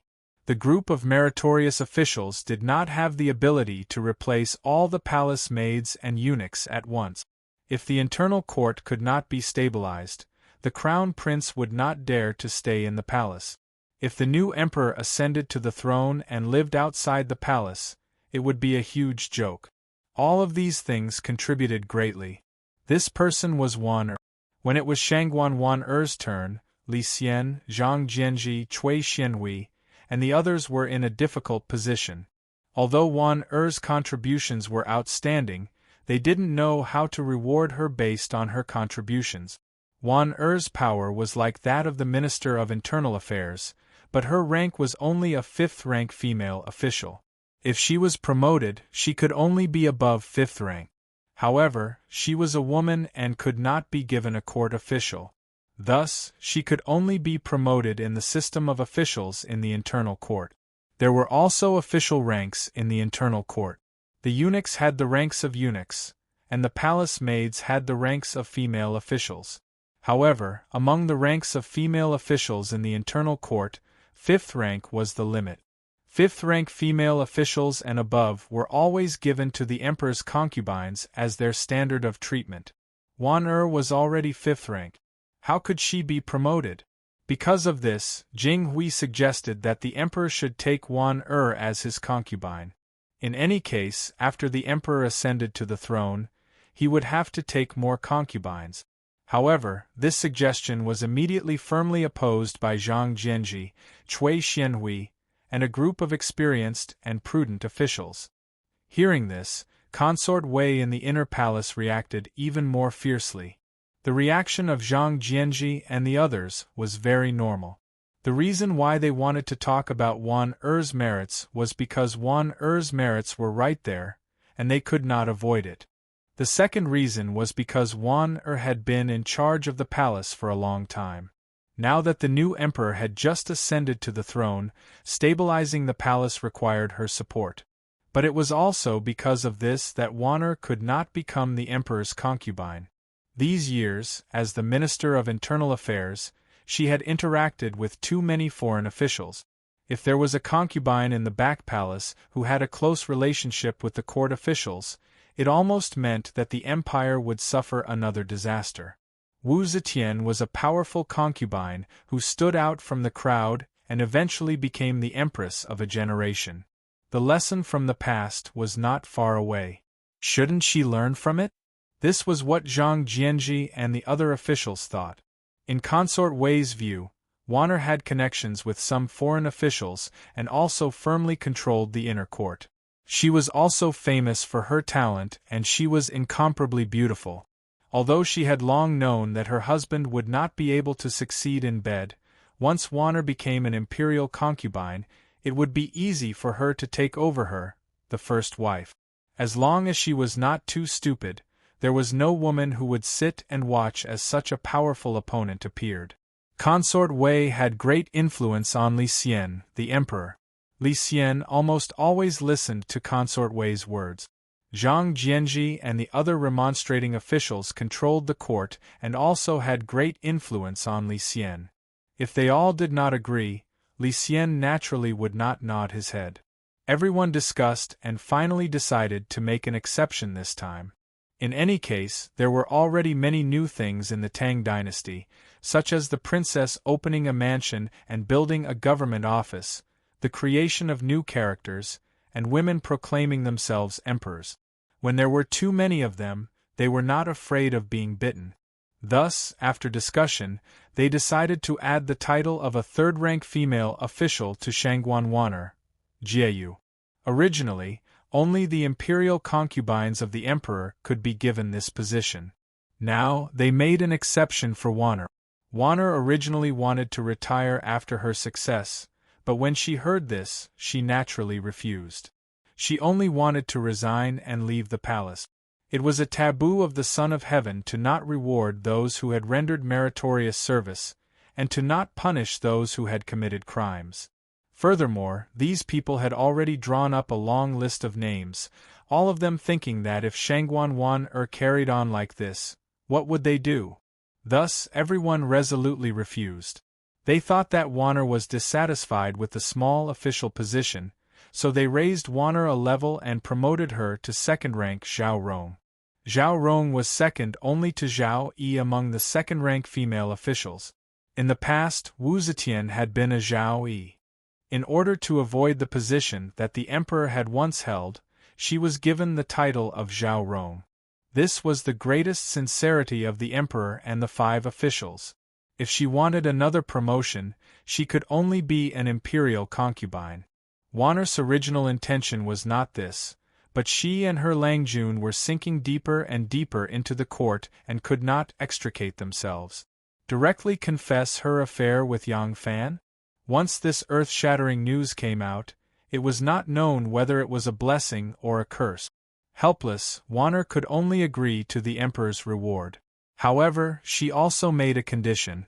Every day, she would go to the palace with the officials to work. Like the prime ministers, she would be on duty in the palace every month. Other times, she had to stay outside the palace. This request was exactly what concubine Wei, Zhang Jianji, and the other officials wanted, so they generously agreed. Furthermore, the emperor generously decided that the court would fund the construction of an official residence for her. This was a show of kindness, but it also made it clear that although she was a Zhao Rong, she was not an imperial concubine of the emperor. Throughout history, there had never been an emperor who allowed his woman to live outside the palace. The inner palace only used eunuchs. How could an imperial concubine live outside the palace? With Wan'er's statement, concubine Wei, Zhang Jianji, and the others all let down their guard against her. Not only did they give her the title of a second-rank Zhao Rong, but they also let her be in charge of imperial edicts. In reality, they placed more importance on her than they had in the time of Wu Zetian. This was also for the safety of the palace. They knew that Wu Sanxi was dissatisfied. Collusion between the inside and outside was the key to the success of the rebellion, so they had to win Wan'er over. The residence that Wan'er chose was next to her mother's. This was out of filial piety, so the court had to satisfy her. Now, the people in that area were moving. Greetings to Shangguan Zhao Rong.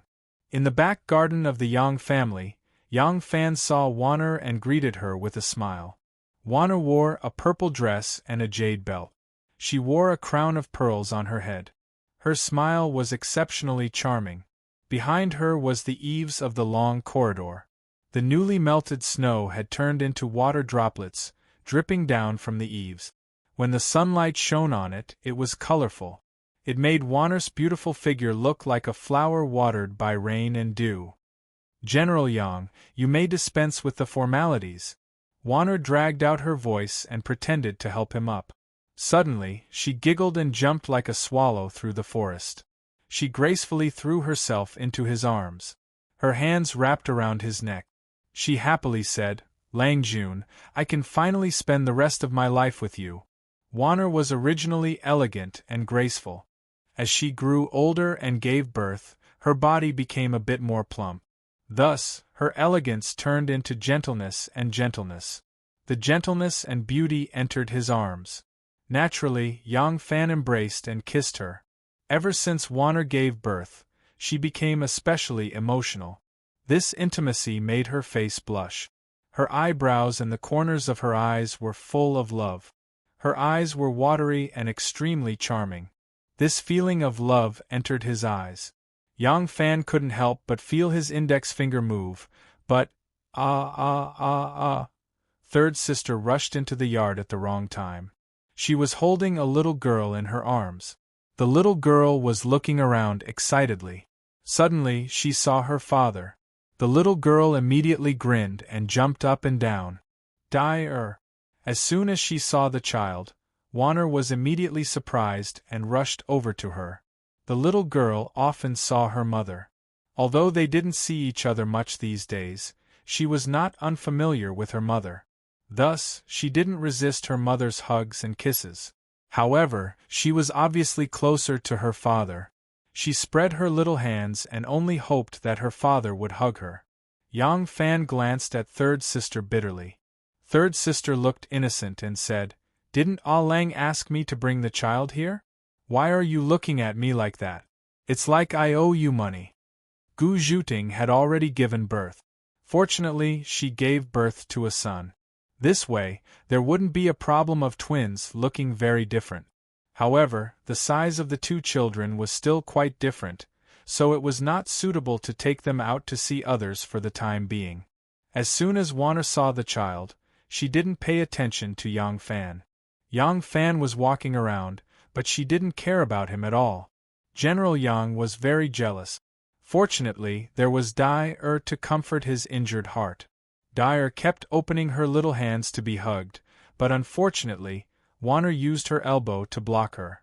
At this time, Tao Mei also arrived at the backyard. After Yang Fan was ignored by the mother and daughter again, she walked to his side and whispered something in his ear. Yang Fan's expression changed. He said to Warner, "I'm going to see an important guest." "Okay," Warner answered. She didn't even raise her head. She just touched the tip of her nose with her daughter. After making her laugh, she asked intimately, "My dear, did you miss your mother?" "Alas!" General Yang sighed sourly and swaggered off. Xiao Man was still the best. She never ignored his existence because of the child. As for Anu and Xiao Ting, they were the same as Warner. General Yang thought fiercely as he walked, "I'll let you have more children. I'll let you have more children. When the time comes, I'll see if you can still bear the pain." Yang Nianzu. Yang Fan was walking with big strides. Suddenly, he saw a shadow flash through a moon door. He immediately shouted. Yang Nianzu slowly retreated from the door. He stood still and timidly said, "Father?" Yang Fan put his hands behind his back and walked over with the attitude of a father. He said with a straight face, "Shouldn't you be reading at this hour? Why are you wandering around in the yard?" Yang Nianzu put his hands down and acted like he was used to being scolded. Teacher resigned. Mother said that she would find a virtuous and knowledgeable teacher for sister and son. She hasn't found one in the past 2 days. Yang Fan flew into a rage. "Why did teacher resign? When did teacher resign? Was he angered by you?" Chapter 1103. Yang Fan hadn't been home these days because the transfer of power was not normal and peaceful. The security of the palace was of the utmost importance. Even now, he still had to guard the barracks every day. Today, he took the time to come back. He really didn't know so many things had happened at home. Yang Nianzu mumbled, and was about to reply when Xiao Man suddenly walked out from the bamboo forest path. Seeing her son standing in front of her father like a mouse seeing a cat, she couldn't help feeling angry and amused. She pouted coquettishly at Yang Fan. You haven't been home for a long time. Why are you scolding him as soon as you come back? Nianzu, go play." Hearing this, Yang Nianzu felt as if he had been pardoned. He stuck out his tongue at Yang Fan and immediately slipped away. Xiao Man said to Yang Fan, "Mr. Zhan resigned as a teacher. The family hasn't found a suitable teacher yet. Let him rest for a few days. This child is still quite serious when it comes to his homework." That Mr. Zhan was very responsible in teaching and had a good relationship with Yang Fan as a guest and host. Now that he had resigned, Yang Fan felt it was a pity and asked, "Why did Mr. Zhan resign? Did he think that our family's cultivation wasn't high enough, or did something happen to his family?" Xiao Man said, "I tried to urge him to stay again and again." Later, that Mr. Zhan really couldn't refuse and told the truth. It turns out that this Mr. Zhan used to be a teacher in Jing Xianggong's family. Later, one of his nieces married Jing Xianggong's brother-in-law to be his second wife. Now Jing Xianggong is recommending him to be an official. He has such a bright future ahead of him. How can I stop him? I gave him a set of Qing Yi and sent him away. The one who was called Xianggong was the Prime Minister. In the Prime Minister's class, there was only Jing Hui with the surname Jing. Hearing this, Yang Fan could only shake his head and helplessly say, "A good teacher is hard to find." "Then let's take a good look and choose a good teacher. We can't delay the child. Wan is here. Go see her. I'll go see a friend in the study." Xiao Man nodded and hurried to the garden. Yang Fan also went straight to the study. Yang Fan pushed open the door of the study and saw a person with his hands clasped behind his back, looking at the landscape painting on the wall. The person turned his head when he heard the voice and turned around. He smiled and bowed deeply to Yang Fan, saying slowly, "Commoner Shin Mu greets Marquis Yi." Yang Fan laughed and said, "Brother Shin, are you also joking with me? If you like it, then let's switch. I'm envious of your carefree life as a commoner marquis." Shin Mu straightened his back and smiled. "Why? You're so young, yet you managed to become a hereditary marquis from nothing. Are you still not satisfied?" Yang Fan sighed and said, "There is no freedom in the imperial court. You know quite a lot. How long have you been back?" Shin Mu smiled lazily and said, "I just came back, but there are some news that I know like the back of my hand even when I'm not in Chang'an. Otherwise, how do you think I know that you've been conferred the title of Marquis?" Yang Fan said, "It's just an extra stipend. What's the big deal?" Shin Mu said, "Not just that." He looked Yang Fan up and down and asked, "You're now the champion general. Why aren't you wearing a purple robe and jade belt?" Yang Fan said, "Am I that flashy? It's not like I'm going to the palace to meet the emperor. Am I going to put on a big show dress like that?" Shin Mu chuckled and said, "I don't really understand the system of the imperial court. How is it? What's the difference between you, the champion general, and the past?" Yang Fan frowned and thought for a while. He said, "Other than receiving a few more shillings of lumber, there are a few more officials who need to bow to me. In other words, there are a few more soldiers under my command." Shin Mu's eyes brightened. He leaned forward and asked, "How much more?" Yang Fan said, 1,000 cavalry has become 10,000. How much more do you think it is?" Shin Mu was startled and cried out, "When did this happen? How come I didn't know about it?" Yang Fan stretched his waist and said, "It's today. The emperor just told me about it." Shin Mu laughed and said, "Good. You're the one who's silently making a fortune. It's better than those who look glamorous on the surface. It's easy to take away an official position and remove a noble title. But this is real military power. No matter who wants to touch you, they have to think it over carefully first." Yang Fan waved his hand in boredom and said, "I don't want to rebel, nor do I want to use the emperor to order the feudal vassals. Why do I need such great power?" Shin Mu said craftily, "Is that so? Then why don't you hang up your crown and return?" Yang Fan spread his hands and said, "Do you think I can leave just because I want to? I'm not even 70 or 80 years old. What reason do I have to disarm and return to the farm? Will the emperor approve? The emperor won't let me go until he has a suitable candidate. Lord Zhang treats me as a party of meritorious officials and would rather me continue to control the 1,000 cavalries. Right now, my feet are stuck in the mud and I can't extricate myself." Shin Mu laughed and said, "They all think highly of you. This is the benefit of being a deserter, chameleon. However, this is just the surface reason, right? Yang Fan looked at him and said, I see that you didn't come today because you just returned to the capital and specially came to visit, right? Shen Mu sat up straight and had a solemn expression. Erlang, the Empress has abdicated, the Crown Prince has ascended the throne, and Li Tang's empire has been restored. However, do you think that the world can be at peace from now on? Yang Fan looked at him again and asked in reply, What do you think? Shen Mu said, I think that the first year of the Divine Dragon and the change of the Black Tortoise are just the beginning. Yang Fan's expression suddenly changed. He might have the Heaven Observation Division, a think tank that was helping him to gather intelligence, analyze the situation, and come up with strategies for him, but he had never underestimated the hidden sect's capabilities. He believed that the hidden sect should have a similar organization. Yang Fan wanted to listen to Shen Mu's opinion and verify if his judgment was correct. Thus, he sat up straight and nodded to Shen Mu seriously, indicating for him to continue. Shen Mu said, The Empress originally planned to pass the throne to the Crown Prince. However, the sudden emergence of the second Zhang caused everyone to be at a loss. They didn't want to complicate matters, so they decisively used force. Now that the second Zhang has been executed, they have achieved their objective. The abdication of the Empress merely brought forward the time of the Crown Prince's ascension.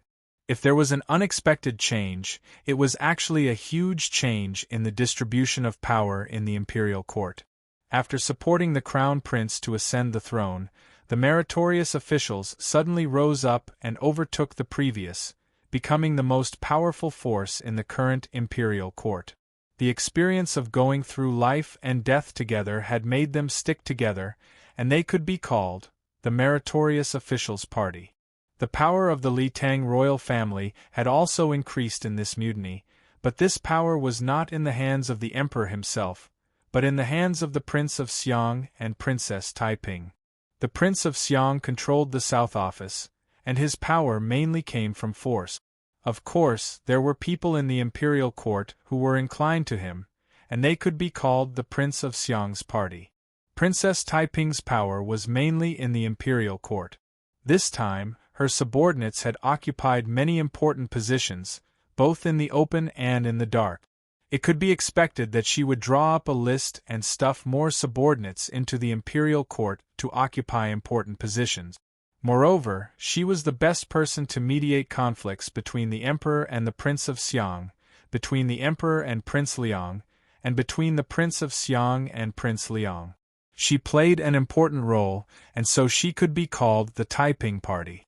As for the Wu clan, they had not suffered any losses in this mutiny, and moreover, the Wu clan had also contributed greatly in this mutiny.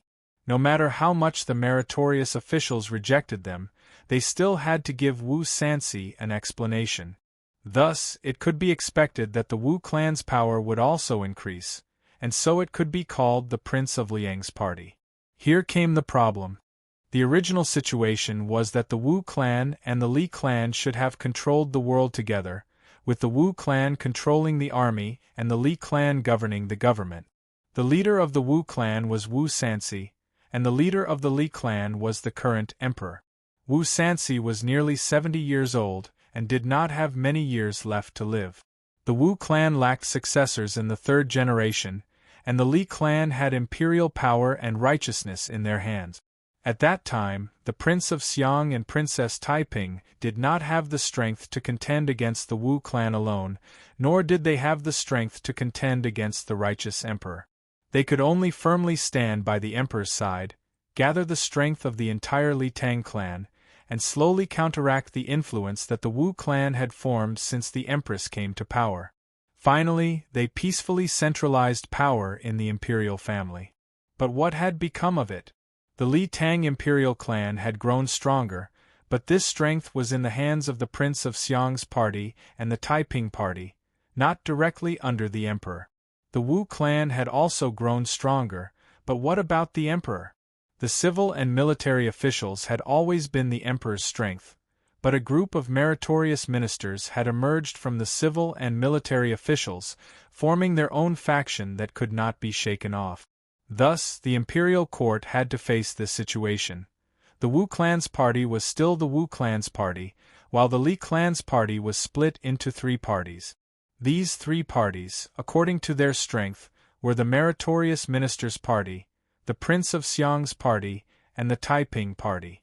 The direct result of the Li clan's party splitting into three parties was that the emperor would be a mere figurehead, becoming the weakest of all the factions. Xin Mu's voice seemed to deafen the deaf as it resounded in Yang Fan's ear. Heroes rise together, the master is weak, the ministers are strong. Since ancient times, when has there ever been peace? Are you the emperor's party, the Prince of Xiang's party, the Taiping party, the Liang party, or the meritorious minister's party? Even if you've removed your armor and returned to the fields, if your party is defeated, will you be able to meet a good end? People often say that when one succeeds, one must retire. When one has not succeeded, how can one retire? Crash! The memorials piled high on the imperial desk were swept to the ground by Li Xian.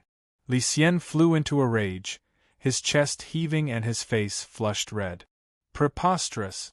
Preposterous! Each and every one of you, are you treating us like a puppet and manipulating us? Consort Wei personally brought a tray of food to the imperial study. On it was a bowl of soup and a plate of sugar biscuits. These were Li Xian's favorite foods. Seeing Li Xian fly into a rage, Consort Wei hurriedly put down the tray and gently said, "Look at you, why are you so angry? You're the emperor now, you should not show your emotions. Look at this, what kind of bastards are these?" Seeing Consort Wei enter, Li Xian casually picked up a memorial that had luckily survived on the imperial desk. He casually flipped through it and handed it to Consort Wei, angrily saying, "Here. This is Huan Yanfan's memorial requesting for merit. There are over 100 names of meritorious ministers listed on it, but we have never seen a single one of them.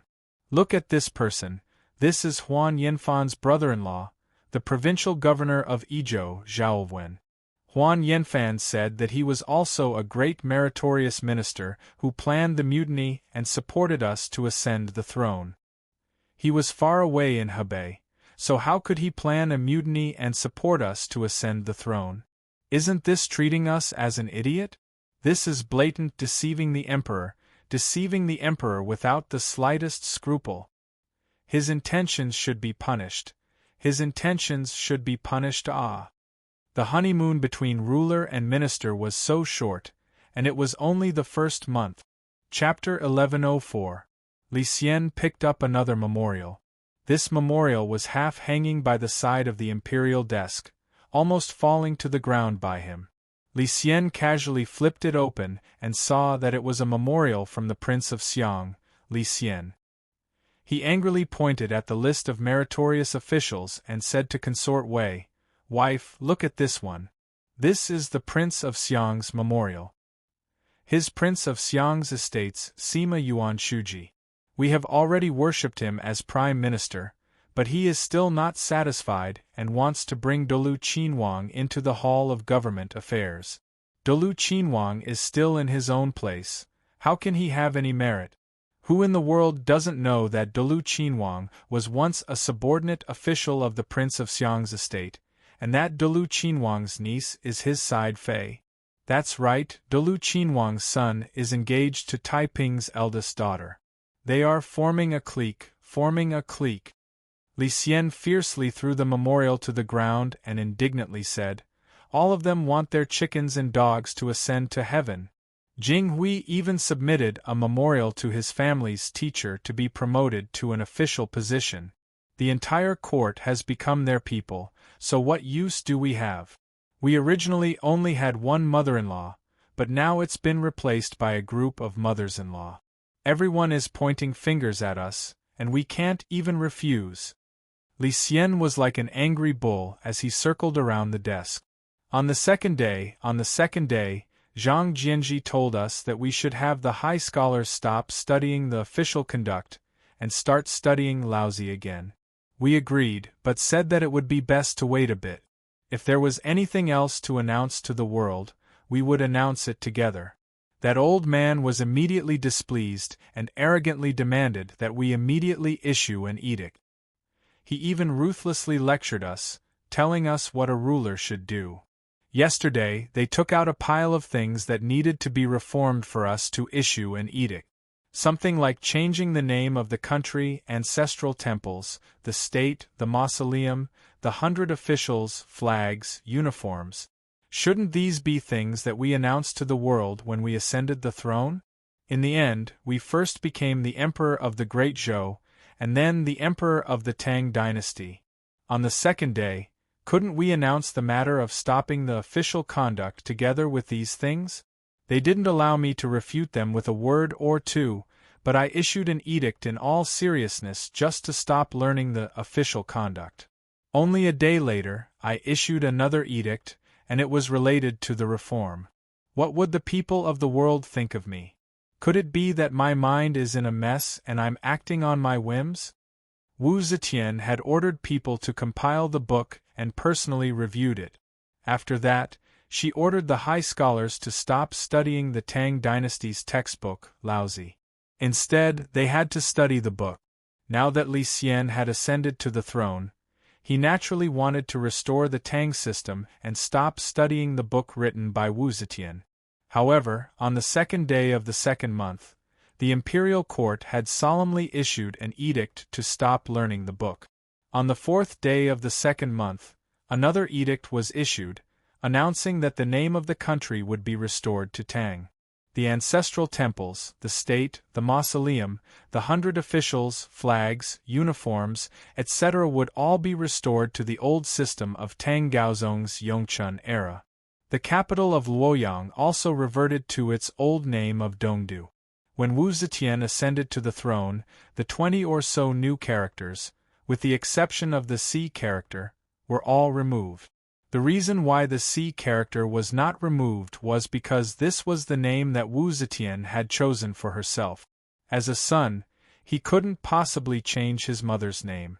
All of the imperial court's actions were to erase the traces left behind by the Wu and Zhou dynasties. Naturally, stopping the study of the book was also for this purpose. In the end, the small matter of stopping the study of the book was issued in a separate edict, but the restoration of the name of the country, the change of the ancestral temples, the mausoleum, the 100 officials, and many other important matters were listed together in a single edict. Moreover, these two matters were only one day apart. This gave people the feeling that the imperial court was in chaos. No wonder Li Xian was so angry. Concubine Wei gazed at him, her expression abnormally calm. Seeing his wife's expression, Li Xian slowly calmed down. Concubine Wei then said, "Husband, what do you plan to do?" After venting his anger, Li Xian once again recovered his cowardly nature. He thought in a daze for a while before stammering, "What else can I do? They have performed great services for the country, have done us a great favor. Besides, they all possess great power. We still need to rely on them, so we can only agree to them." Concubine Wei gently sighed. Hearing this, Li Xian's face once again swelled red. Concubine Wei lightly walked to his side and pulled on his arm. In a soft voice, she said, "Do you now know why I insisted that you allow Yang Fan to increase the number of cavalry?" Li Xian was astounded. "You mean, aha! What's the use of that? Isn't he still part of the party of meritorious officials?" Wei Fei shook her head and said with slight anger, If Yang Fan did not open the Black Tortoise Gate, no matter what scheme they have, it would be impossible for them to succeed. But what position did they place Yang Fan on the memorial? At the bottom. In addition, they only proposed to give Yang Fan the title of a county count. As soon as this concubine saw the memorial that Zhang Jianji and the others drafted, I knew that Yang Fan was definitely not one of their people. Li Xian said, "If Yang Fan isn't one of their people, he also isn't necessarily one of our people. I heard that he and Taiping. Concubine Wei lightly tapped his forehead and angrily said, You don't understand the principle of buying a horse's bones with 1,000 gold? Besides, are you planning to start a war with the entire world in one go? There has to be both roping and beating. Compared to those so-called officials who are arrogant because of their achievements, at least your brothers and sisters are reliable. How can you not rope them in? Besides, Yang Fan saved your life.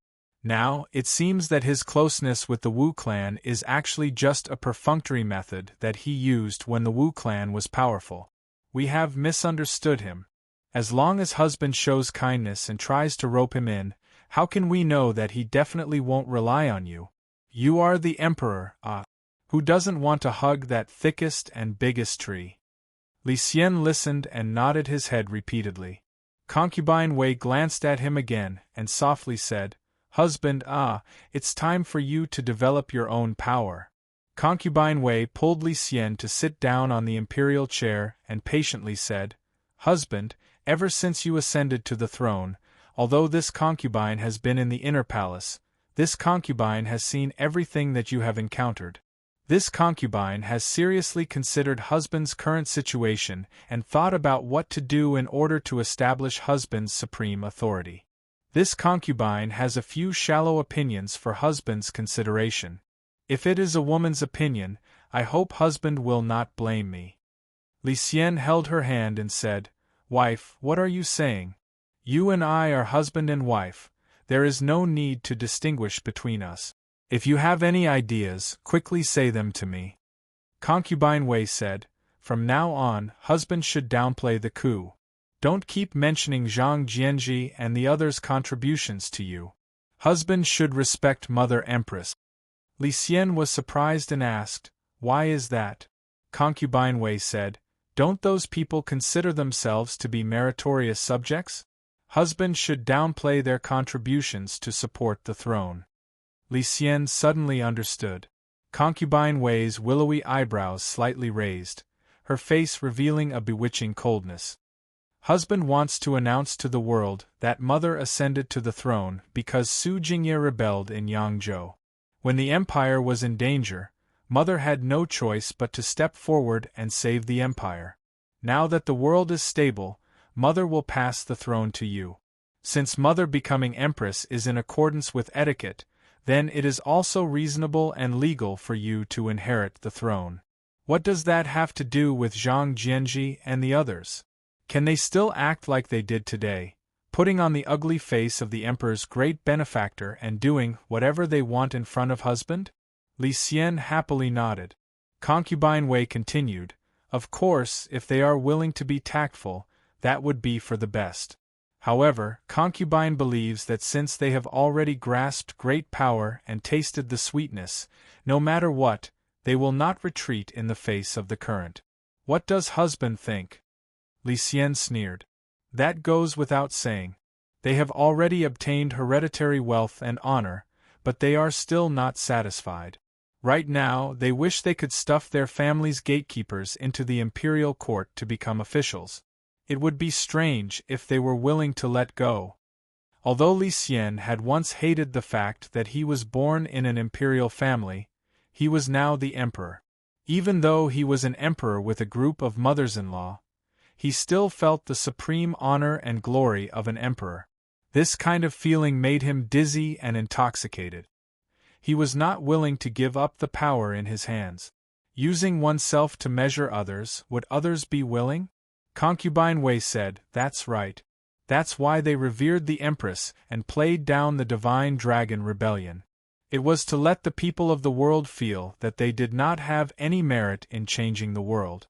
If husband wants to seize back the power that should have belonged to you, you must cultivate a group of people that completely belongs to you. Li Xian excitedly said, Wife's words have awakened a person from a dream. That's right. I must immediately start cultivating my own power. I want. Halfway through his words, Li Xian's voice suddenly stopped. His excited expression slowly turned into a blank one. It would take a long time to cultivate his own trusted aides from the insignificant officials. If he wanted to immediately use them and use them immediately, Then he could only use his old connections. His old connections were very simple. One was the imperial family, one was a subordinate official in the Eastern Palace, and one was the Empress's family. There was no need to mention the imperial family. His brother Li Dan was also someone who had the qualifications to be emperor. He instinctively wanted to be on guard. The subordinates of the Eastern Palace included the officials. He had been the first crown prince, and the officials he had been the second crown prince. As subordinates of the Eastern Palace, these people included Wei Yuanzhong, who had already been demoted to Lingnan by Wu Zetian. There was also Wei Engshi, Li Huayuan, Tang Xiutzan, Yang Zixi, Zhu Qiming, and others.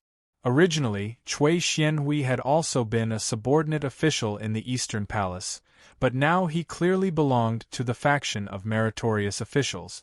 Moreover, he had become the backbone of the faction and was no longer reliable. The problem was, could the remaining people be used? Wei Yuanzhong had been demoted because he had resolutely opposed the second Zhang, but Yang Zixi was in the second Zhang's faction and was currently in seclusion. These subordinates of the Eastern Palace had all developed in their official careers over the years. Now they were divided into many factions. Could they still work together to support him, the emperor? To say nothing of anything else, if he protected Yang Zixi and then transferred Wei Yuanzhong back from Lingnan, the two of them would immediately fight to the death. The subordinates of the Eastern Palace could not be used, but consort Wei's maternal family could. Just like how his mother had used the Wu clan in the past, she could use the Wei clan's relatives to balance the faction of meritorious officials, the Prince of Xiang's faction, the Taiping faction, and the Liang faction. This could also be considered a good method. But the Wei clan seemed to have no one to use. The reason Li Xian had been kicked off the throne by Wu Zetian a month after ascending to the throne was because he had just become emperor and wanted to vigorously promote his father-in-law, Wei Xuanzhen. Because of the opposition of the ministers, he had even said that he wanted to hand over the throne to Wei Xuanzhen. As a result, Wu Zetian had something to use against him. After he was placed under house arrest in Fangzhou, his father-in-law's family was also implicated and exiled to Qinzhou, Guangxi. During their exile, Wei Xuanzhen died of illness. Then, the leader of the barbarians in Qinzhou, Ning Qingji, took a fancy to his sister-in-law and wanted to marry her. But his mother-in-law, Lady Cui, did not agree. As a result, Ning Qingji, in a rage, killed his mother-in-law and his 4 brothers-in-law. Li Xian suddenly realized that he, the emperor of the Tang dynasty, was so pitiful that he had no one he could use. Chapter 1105. On the 14th day of the second month, Li Xian made consort Wei Shi the empress. The officials had no objections to this. Consort Wei had always been Li Xian's Jingfei. When Li Xian had been the emperor, she had been the empress. It was natural for her to be the empress again. Also, she had accompanied Li Xian in guarding Fangzhou for 16 years. No one could compete with her for the position of empress. Li Xian also posthumously conferred upon Empress Wei's father, Wei Xuanzhen, the title of Shanglo Wang, and his mother, Cui Shi, the title of Wang Fei. The empress' deceased father and mother were posthumously conferred the titles of Wang and Wang Fei. While it was a bit higher, they were already dead. Who would argue with the dead? So this matter was passed smoothly. But on the 15th day of the second month, during morning court, Empress Wei Shi suddenly appeared in the Golden Hall and shocked all the officials. Li Xian ascended to sit in the hall. Empress Wei Shi entered the hall with him. Seeing this, the officials couldn't help but look at each other, not understanding why the empress had suddenly come to the Golden Hall. They were puzzled, but etiquette could not be ignored. According to the rules, they first bowed to the emperor and empress, thinking that the Son of Heaven would have an explanation for this. Unexpectedly, after the officials greeted each other, 2 internal attendants carried a couch over and placed it on the left side of the emperor's throne. Then they pulled up a thin curtain in front of it. Seeing this, the entire hall was in an uproar. With this posture, who wouldn't understand the emperor's intentions. Was the empress going to preside over the government? Some of the older officials in the hall were not unfamiliar with this scene. In his later years, Gaozong Liji had suffered from a head disease and his eyes had problems. Hadn't Empress Wu Zetian preside over the government at that time? What was happening now? Did Empress Wei want to repeat the story of Zetian and have two saints come to court? Right now, the leader of the 100 officials was Zhang Jianji. In terms of prestige, status, and power, no one could compare to him. In this kind of situation, it was natural that he had to speak. Zhang Jianji came out with his jade tablet. He first looked coldly at Empress Wei. Empress Wei sat behind the curtain, her figure faintly discernible. He could see Empress Wei's movements, but he could not see her facial features. Because Empress Wei was very close to the curtain, she could clearly see the expressions of the officials from behind. Zhang Jianji's wary and disdainful glance made Empress Wei's back straighten, her hands unconsciously gripping the back of the chair. Zhang Jianji cupped his hands towards Li Xian and asked in a deep voice, "Your Majesty, what matter has the Empress come to court today for?" Li Xian expressionlessly replied, "We have just ascended to the throne and are busy with state affairs. Our energy is somewhat lacking. Thus, we invite the Empress to attend court and discuss state affairs with us." Zhang Jianji raised his white eyebrows and said loudly, "Your Majesty, the affairs of the state are busy, and there are officials who will share your Majesty's worries. The Empress attending the court is against the system." Li Xian's face remained expressionless, appearing very wooden. His words, however, were gentle yet firm. "Minister Zhang's words are incorrect. Could it be that you have forgotten the story of the second sage emperor's reign?" Zhang Jianji immediately took a step forward and said in a clear voice, "I haven't forgotten. Could it be that your Majesty has forgotten the story of how the Divine Mother Empress Dowager became the great sage emperor?" Li Xian calmly said, "We naturally haven't forgotten. However, that was only an expedient measure taken during a time of crisis. Hasn't the great sage Emperor Zetian passed the throne back to us now?" Zhang Jianji was instantly stunned. Li Xian's eyelids drooped, and then slowly rose again. He stared coldly at Zhang Jianji and said, "What? Could it be that Minister Zhang disagrees with this?" Zhang Jianji opened his mouth, but was momentarily speechless. Li Xian had a hidden meaning that he didn't say. Even if there hadn't been a coup d'état by the dragon god, Wu Zetian would still have passed the throne to him. This was something that had already been decided. The only difference was that he still had to wait until Wu Zetian died of old age. Moreover, during this process, the second sage emperor wouldn't cause any trouble. Of course, Zhang Jianji could emphasize that Wu Zetian's ascension to the throne was definitely not an expedient measure. It was basically a usurpation of the empire.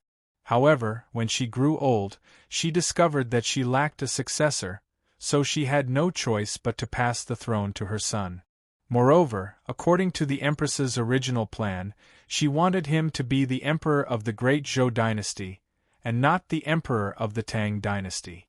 However, he just couldn't say this, because in order to prevent Li Xian from being accused of being unfilial and heartless for forcing his mother to usurp the throne, they announced to the public that Empress Zetian had voluntarily abdicated the throne. Although in reality, she had been forced by military remonstrance, how could these things be brought up in public? Moreover, in order to persuade the Wu clan to participate in the coup, this was also an important condition that they had promised the Wu clan. If they went back on their word now, wouldn't that make the already dissatisfied Wu clan even more furious? The Wu clan still held great power, and it wouldn't be good to rashly provoke them. It wasn't that Li Xian had a well-thought-out plan today, and he sincerely wanted to wrestle with this group of meritorious ministers who wielded power. The reason why he was so calm was completely because after ascending to the throne, he had been criticized and ordered around by these arrogant ministers who relied on their achievements and treated him like a marionette. He was venting his anger, But when he saw that Zhang Jianji was speechless, he felt great satisfaction in his heart, and his courage grew a bit. He laughed, and his voice rose a bit. Since we ascended to the throne, there have been frequent discussions among the people. There are many different opinions, and the people are uneasy. We intend to announce to the world why Emperor Zetian had painstakingly claimed the throne, as well as how we received the abdication of the abdication kingdom. Today I will tell everyone to know. In the beginning, Zhang Jianji had only agreed to announce to the public that the Empress had abdicated the throne for the sake of a smooth transition of power. Now he was trapped in his own trap, and he couldn't refute it. He could only be so angry that his old face turned red. He didn't understand why the Emperor was so bold today. Could it be that after being the Emperor for a few days, he had found the feeling of supremacy? Zhang Jianji wanted to oppose him, but he also had misgivings. It was one thing to directly admonish the Emperor in private, but now, under the eyes of the public, if he was disrespectful to the Emperor, how would the bystanders view him?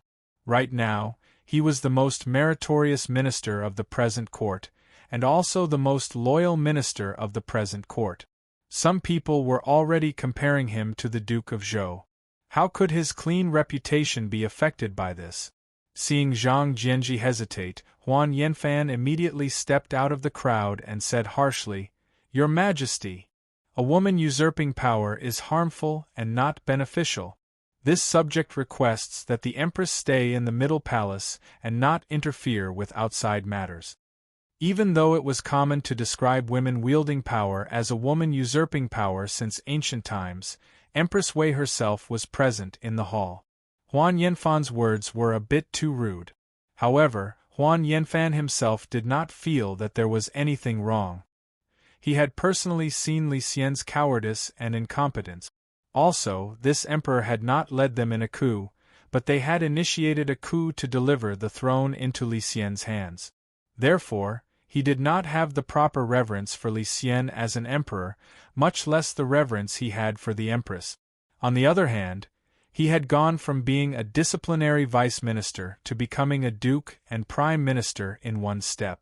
In one day, he had the power to overturn the court. He lacked the tempering of a heart that came from following the normal path of promotion, and he did not have the calmness of careful self-examination. Suddenly climbing to a height that he had never dared to think of before, he had somewhat forgotten himself. Empress Wei's face was ashen. Her fists were tightly clenched, her nails digging into her palms. However, she still did not say a word. She did not act like Wu Zetian and charge out of the curtain to point at the remonstrating minister and roar at the emperor, "Why don't you kill this person?" The ruler and the minister were in a deadlock. Seeing this, the members of the group of meritorious ministers immediately chimed in. They all bowed to Li Xian and said, "A woman usurping power is harmful and not beneficial. Empress, please stay in the palace and do not interfere with external affairs." Cui Xianhui had once been a subordinate official of the Eastern Palace. Seeing this situation, for a moment, he did not know what to do. This was a matter of position, but after a moment of hesitation, he still walked out and silently stood with the crowd. Li Xian couldn't help but panic at this sight. His palms were covered in sweat as he awkwardly twisted his body. His throat felt like there was a small bug crawling about. He wanted to say something, but he didn't know what to say. Empress Wei saw this and lightly coughed. Li Xian heard this and suddenly remembered what his wife had said to him before the court session. "Husband, today, Qian husband will attend the court session together. The 100 officials will definitely object. No matter what, husband must keep his composure. If you concede this time, they will definitely take an inch and want a foot. You, the emperor, will henceforth become a puppet in their hands, completely at their mercy." Li Xian swallowed with difficulty and looked at the officials who had stepped out.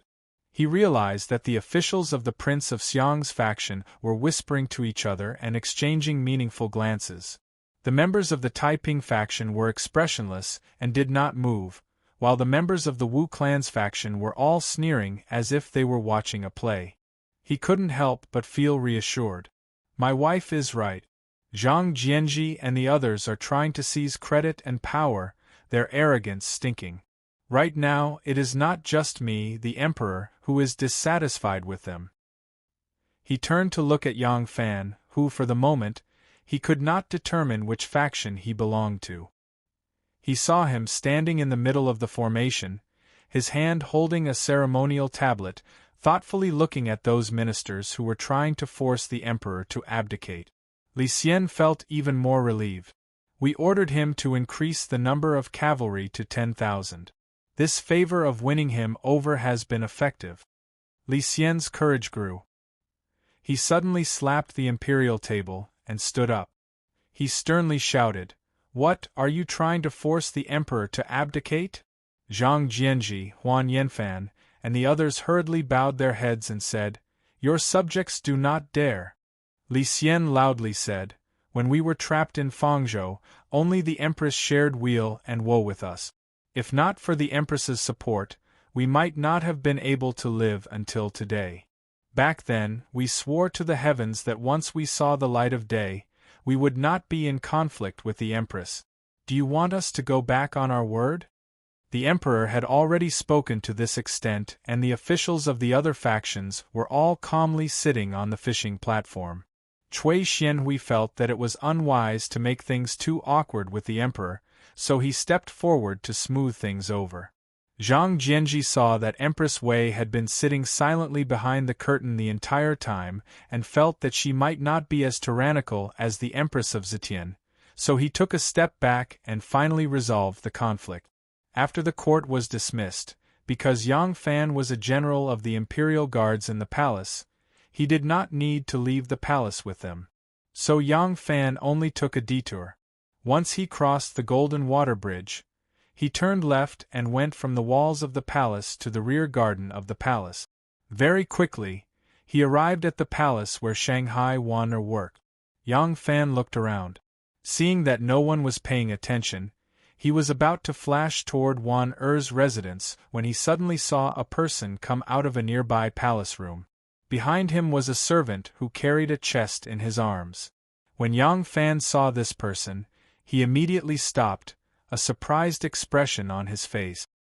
He had not thought that he would meet this person again in the palace. Chapter 1106. Yang Fan recognized this person. He was the palace supervisor, Tian Guidao.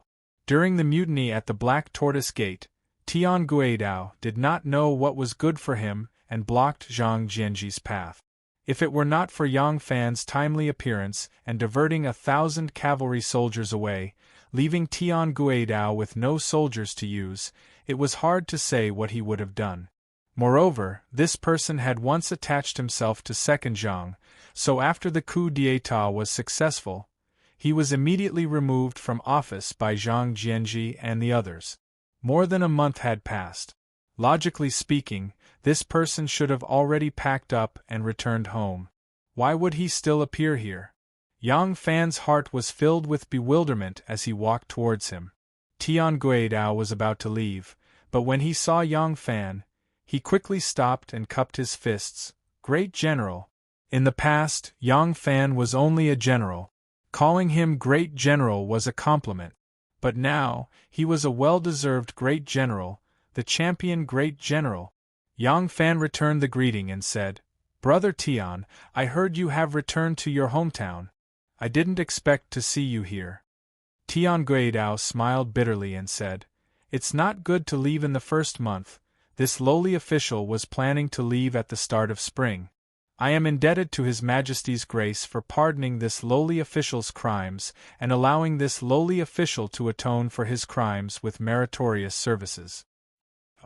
Somewhat surprised, Yang Fan asked, "Then is Brother Tian still the palace eunuch and the right Jin Wu general?" Tian Guidao shook his head and said, "This lowly official has been appointed as an imperial servant by His Majesty. When I was working in the palace, I left some of my personal belongings here. Today, I specially asked His Majesty to enter the palace to retrieve them. This lowly official has to report to the imperial servant temple. Great General, this lowly official has to take his leave. Yang Fan nodded. Suddenly, he thought of something and said, "Oh, I received the imperial edict to expand the cavalry by 1,000, and I still need to replenish a large number of war horses. In the future, I will have to deal with Tian Shaoqing. On another day, I will invite Tian Shaoqing to a drink, and the two of us will get to know each other better." Tian Guidao hastily said, "Lowly official is willing to serve Great General, but I do not dare to trouble Great General to invite me. This lowly official is already overwhelmed by Grand General's courtesy. If Grand General doesn't mind, this lowly official will hold a banquet in my residence another day to invite Grand General." Yang Fan replied with a smile. Tian Guidao cupped his fists to him and left with the servant. Yang Fan looked at his back and frowned in thought for a while. Then he walked toward Wan Er's residence. Lang Jun. As soon as Wan Er saw Yang Fan, she hastily placed her brush on the Jinwen flower stone and leaped into his arms. Wan Er was now living outside the palace. She was on duty in the palace for one night every 5 days, the same as the prime ministers. This also proved that she was still the Minister of Internal Affairs. Zhang Jianji and the others, as prime ministers, were third-ranked officials. They had other titles of nobility, conferred the title of founding duke.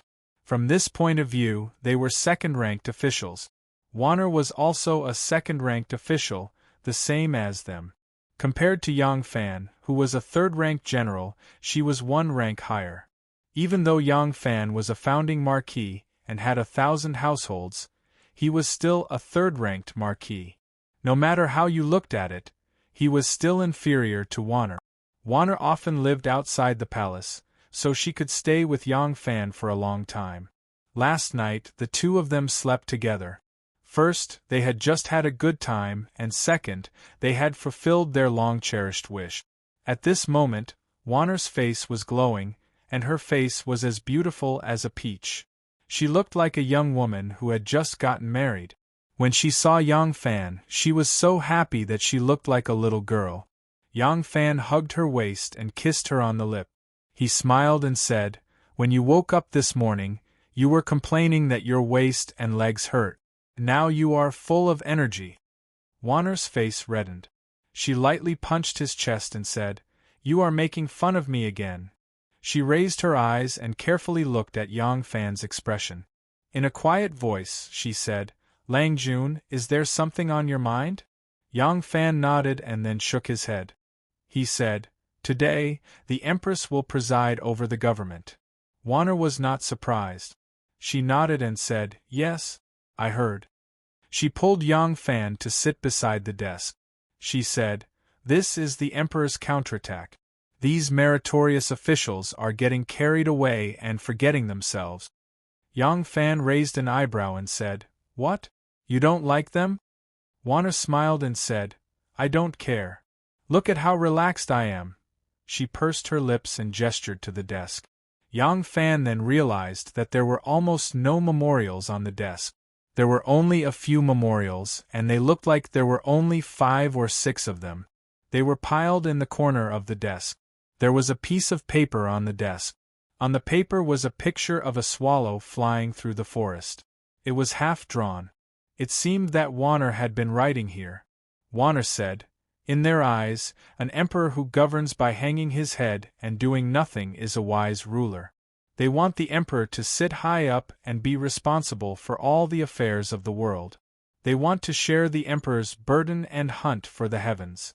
They want to be a famous official who will go down in history." Yang Fan frowned and said, "The so-called wise ruler and good official. The wisdom of a wise ruler is in knowing people. The good official is in governing the world." Wei Xuanqing Weijing also advised Taizong in 10 Thoughts against Emperor Taizong to raise the longevity of the pine tree, play the zither and hang the head, and do not speak. There is no need to think so hard, to take over the duties of the emperor, to serve the eyes and ears of the wise. Is it a waste of the great way of doing nothing? Wan Er smiled and said, Then, do you think Emperor Taizong ruled by hanging his head? Yang Fan shook his head and said, in the eyes of the emperor, the wise ruler has great achievements. If he wants to have great achievements, he must do it himself.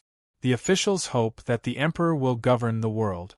This kind of emperor is a wise ruler in their eyes. But they control everything themselves. In their eyes, it is to share the emperor's burden. In the eyes of the emperor, it is overstepping his authority. Only you would want to have less work to do. Warner giggled and said, I would rather spend time with my husband. I don't like the work of the desk. Yang Fan smiled bitterly and said, it is a pity that the emperor doesn't think this way. Master Zhang and the others also don't think this way. Warner said, so there is trouble. When the birds are gone, the good bough is hidden. When the enemy country is broken, the counselors die. They have completely forgotten this ancient teaching. They think they are loyal officials. Everything they do is for the emperor, for the country. But do they really not have any personal morals? Warner disdainfully curled the corner of her mouth. Yang Fan remembered that his family's teacher, Mr. Zhan, had also become the great hero of the Dragon God's coup and entered the Ministry of Appointments as the head. He couldn't help but sigh. Warner softly said, they are greedy for power and position, forming a clique for personal gain. Once the emperor has such an impression of them, can he still trust them? Behind them, there is more than enough to forget to pull back. That is why I said that they are a bit carried away. Yang Fan was silent for a moment and said, the emperor is indeed a bit dissatisfied with their taking over everything. Just now I saw Tian Guidao on the road. Tian Guidao has been pardoned by the emperor and has been promoted to imperial servant Shaoqing. The imperial servant temple is in charge of the horse affairs of the country and has a high position. The emperor is basically singing a different tune from Master Zhang and the others. Warner said, I know about this. I was the one who wrote the imperial edict. Tian Guidao is a machi-oblique official. Hearing this, Yang Fan was startled again. The so-called machi-oblique official was an official appointed directly by the emperor without going through the inspection of the Hall of Governmental Affairs and the Menxia province, and without going through the proper procedures. When Wu Zetian was young, she had searched the world and appointed a large number of officials without going through any test. These officials were all oblique officials. The dismissal of Tian Guidao was decided by Zhang Jianji and the others and went through the proper procedures. Now, the emperor had pardoned him and transferred him to the imperial servant temple. It was very likely that Zhang Jianji and the others had not discussed this beforehand. Thinking about the empress' death today, Yang Fan found that the situation in the court had become more and more serious. Warner's eyes turned and she said, that's right. At the end of last month, Master Huan said that Li Tang had recovered and should build a Zhongxing temple in each province. So, the court ordered to choose a temple in each province and change its name to Zhongxing. But yesterday, Right Buke, Zhang Jingyuan, wrote a memorial saying that only a revival with a break in the middle can be called Zhongxing. His Majesty has taken over Wuzhou, Zhou, and Tang. There is no such thing as Zhongxing. It should be changed to Longxing. Yang Fan asked, what did the emperor say? Warner had a good memory and a good memory. She immediately replied, the emperor has spoken. Zhang Buke's words are reasonable. From now on, the name of Zhongxing is not to be used. The Zhongxing temples will be changed to Longxing temples. I have just drafted an edict and am going to issue it. Yang Fan said, is Zhang Jingyuan an old official of the Eastern Palace? Yes. Yang Fan said slowly, Xiang Zhuang's sword dance is for Duke Pei. Warner said, what is Longjuan's plan? Yang Fan said, today the Empress came to court. Prime Minister Zhang, Prime Minister Huan, and Prime Minister Jing all came out to stop her. But Prince Xiang, Prince Taiping, and Prince Liang's parties did not move. I watched coldly from the sidelines and felt that all sides were harboring their own schemes. The alliance that was put together to kill the two Zhangs is probably going to fall apart. Wana frowned and said hesitantly, "So soon?" Yang Fan nodded his head solemnly, then said, "Jinghui was originally a subordinate of Taiping's." Wana let out a soft cry. It was clear that she did not know about this matter. Yang Fan continued, "Yuan Shuji and Chui Xianhui are old subordinates of the Prince of Xiang. The Prince of Xiang and Taiping have not moved. Only they have stood out. It's clear that the three of them have already broken away from Taiping and the Prince of Xiang. They have switched sides with Zhang Jianji and Huan Yanfan.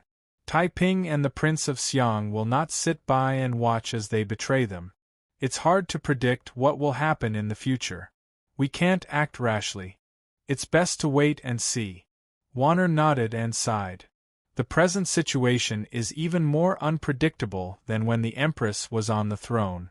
I originally thought that the world was settled, but who could have imagined that Qin Fu would lose his deer and the entire world would pursue it? Yang Fan asked, "What is the Empress's current situation?" Wana replied, "There are no problems with her clothing, food, and sleeping. After all, she is His Majesty's birth mother. Other than being deprived of freedom, how could she be treated unfairly?" Warner paused, then continued somewhat sorrowfully, "However, this servant went to visit her. It seemed like she had aged 10 years overnight, and her body was very bad." Yang Fan said, "Once the insufferably arrogant Empress was like the sun at noon. Once she failed, she would end up like this, let alone you and I, mortals.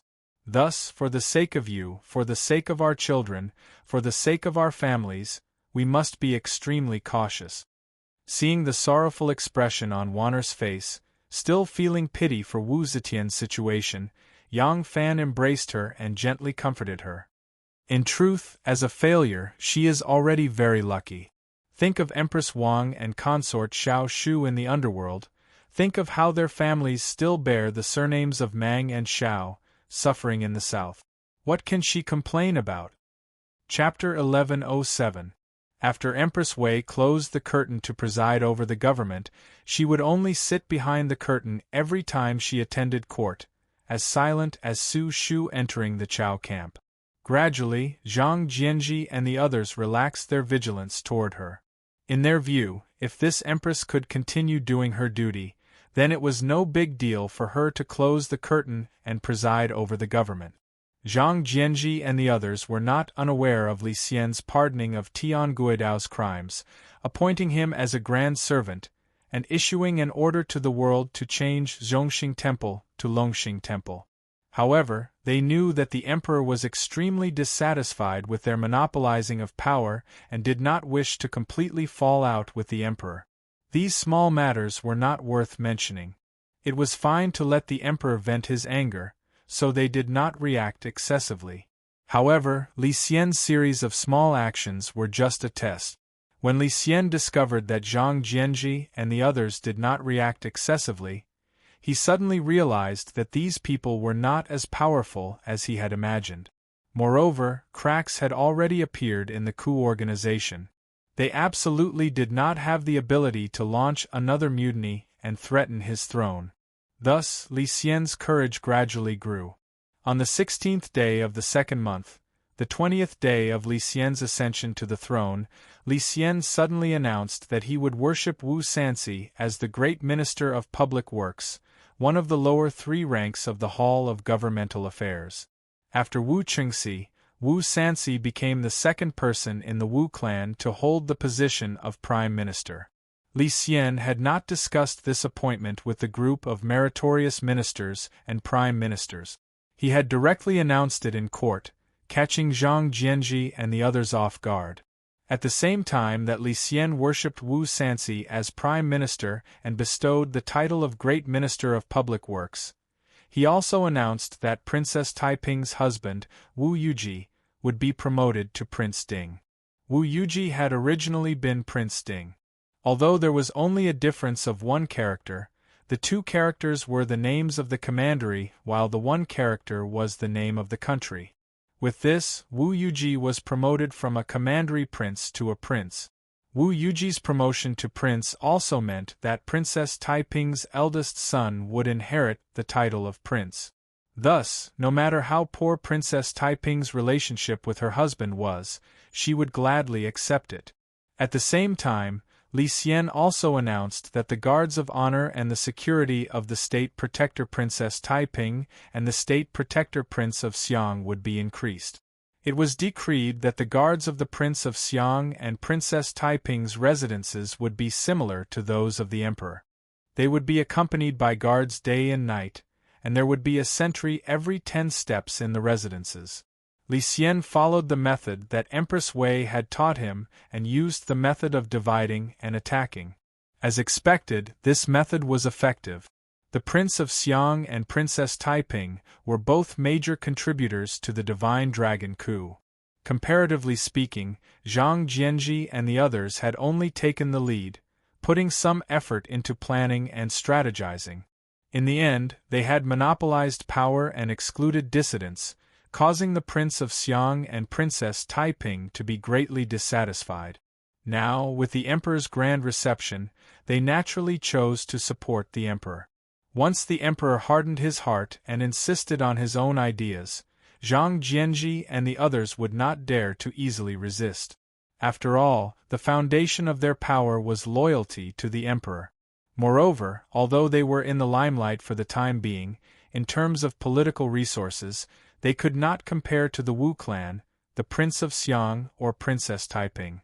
Now that the Emperor insisted on his own view and the Xiang Wang faction, Taiping faction, and Liang Wang faction fully supported him, Zhang Jianji and the others were powerless to reverse the situation. They could only watch helplessly as the Wu clan, which had been unable to interfere in politics even when Wu Zetian was still in power, charged into the hall of politics and occupied the position of prime minister. Although Zhang Jianji and the others were extremely dissatisfied with the emperor's recent actions, they were still caught up in the situation and did not sense the approaching danger.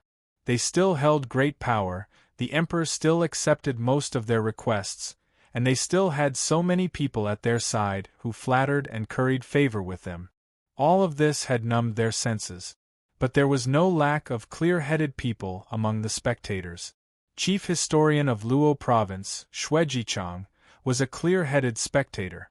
Xue Jichang felt deeply uneasy about the emperor's actions. When he was drinking with his good friend, the commandant of the imperial court, Lu Youqiu, he had mentioned his worries. To his surprise, Lu Youqiu had the same opinion.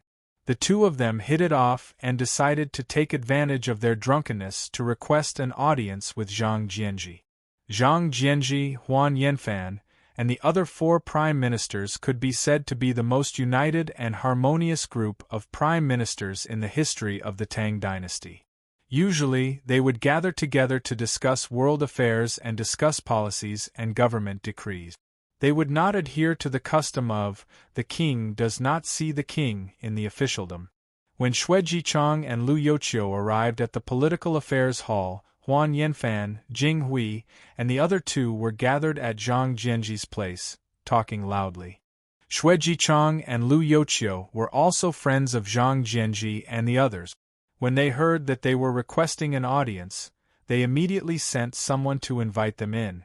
After the greetings, Zhang Jianji invited the 2 to take a seat.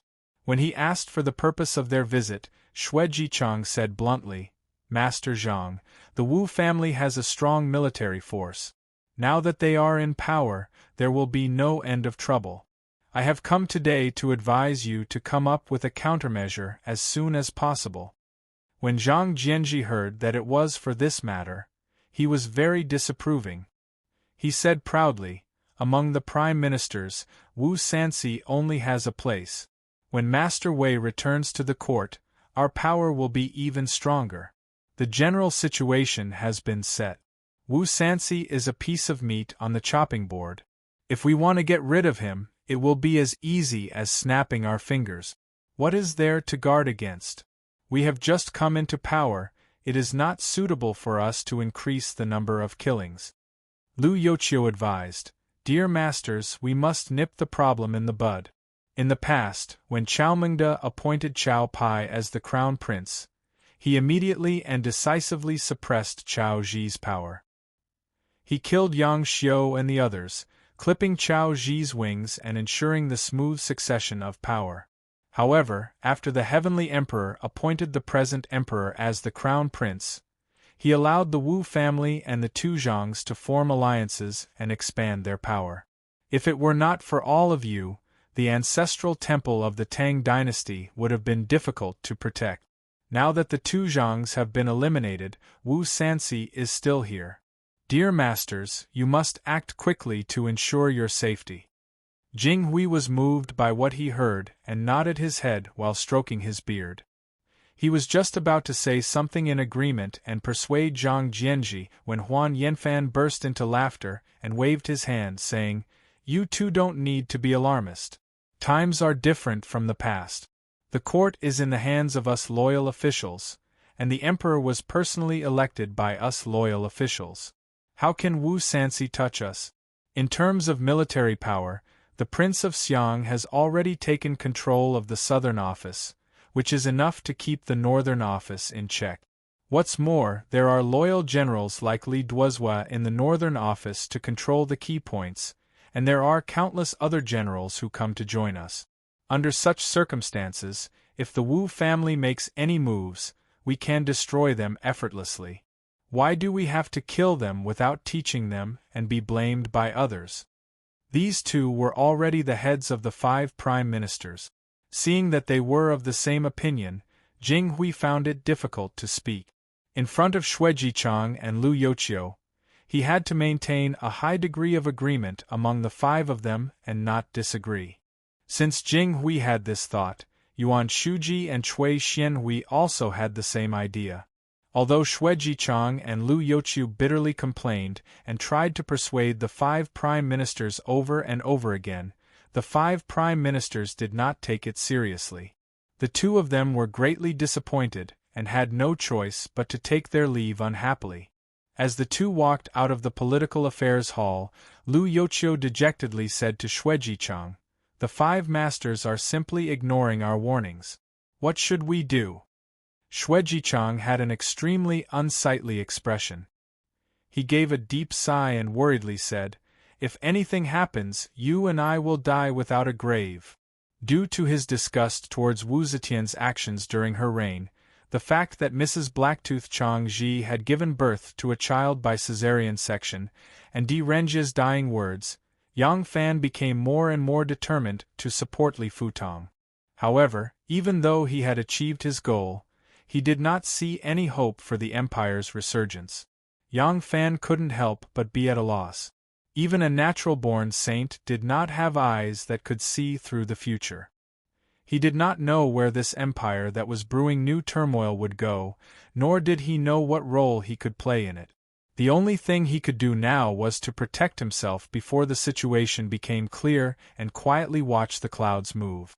The biggest asset that Yang Fan could rely on to maintain his position in the officialdom and the Xianzong family's advantage was the 1,000 horsemen.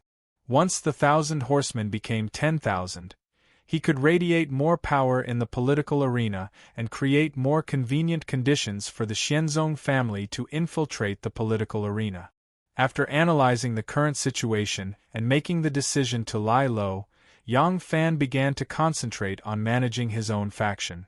The fact that Jing Hui, Cui Xianhui, and Yuan Shuji had switched sides, turned their backs on Princess Taiping and the Prince of Xiang, and formed their own faction to oppose the old master made Yang Fan deeply understand a principle: profit was the foundation of everything.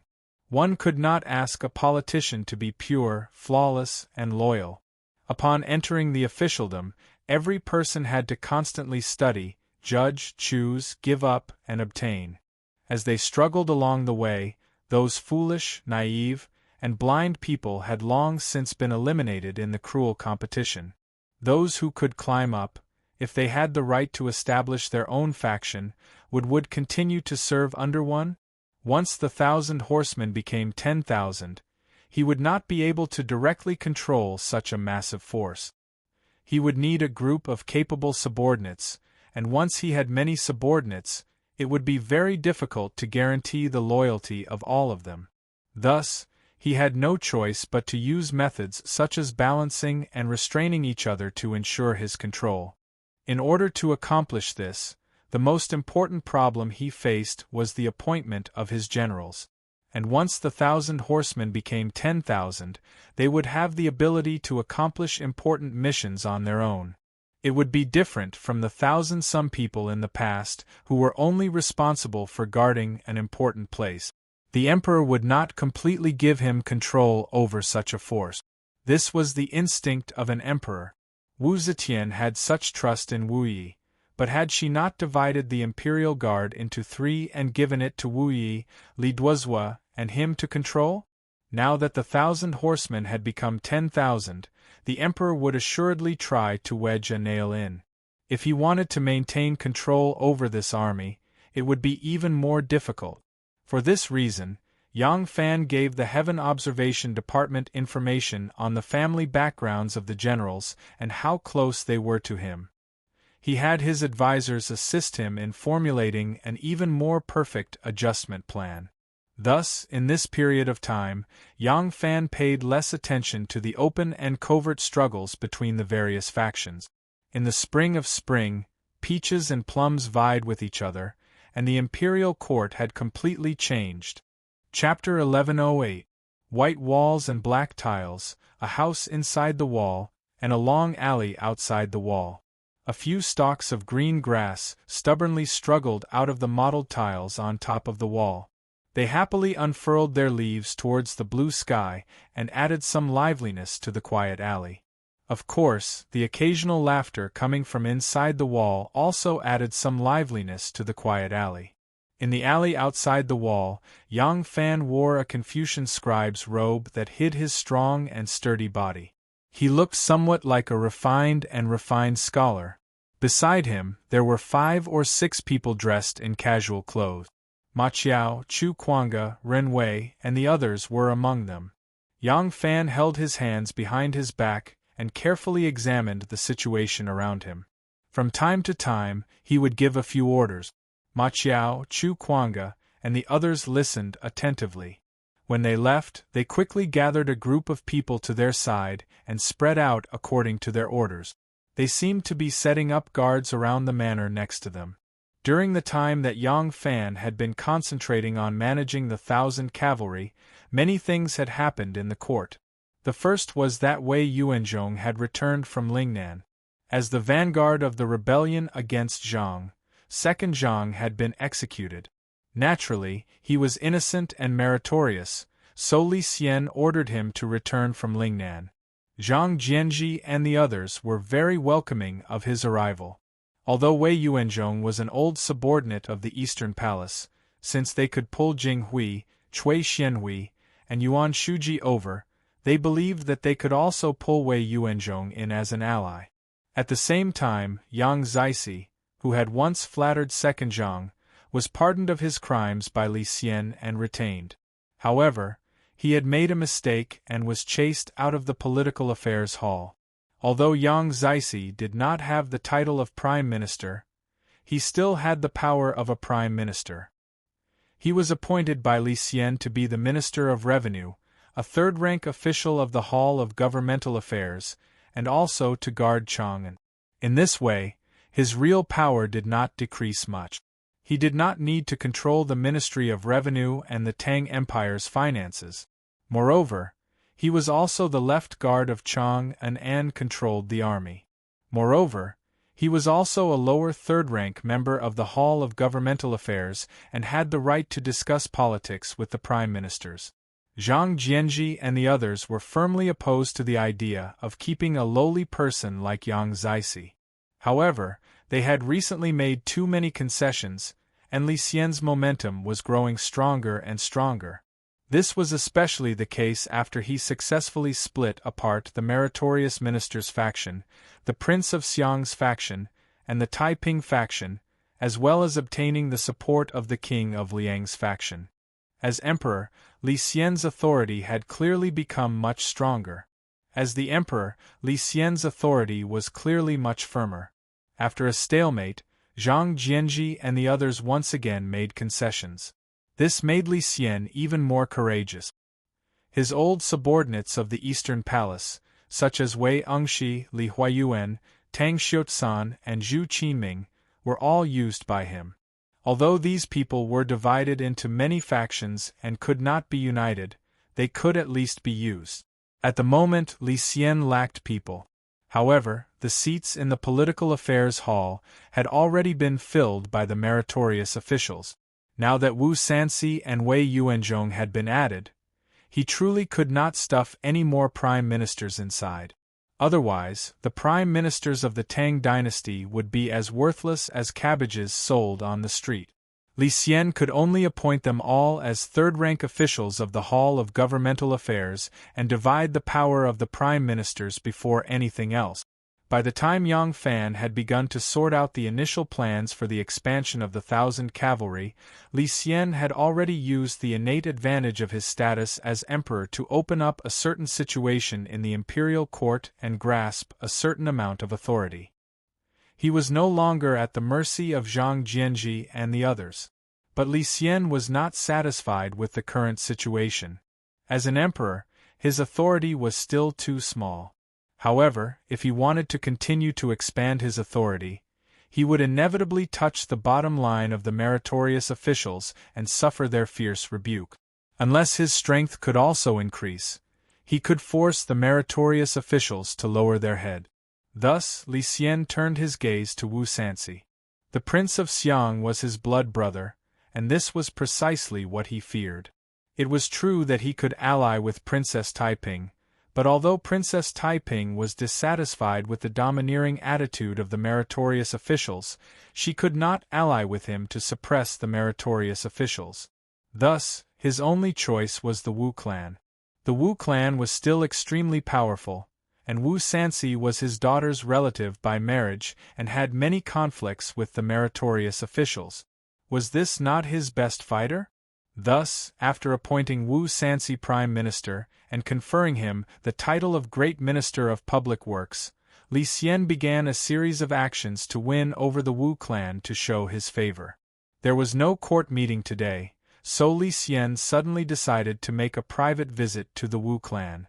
In order to prevent the meritorious officials from running to him to remonstrate and nag at him, Li Xian chose to leave the palace through the Black Tortoise Gate controlled by Yang Fan.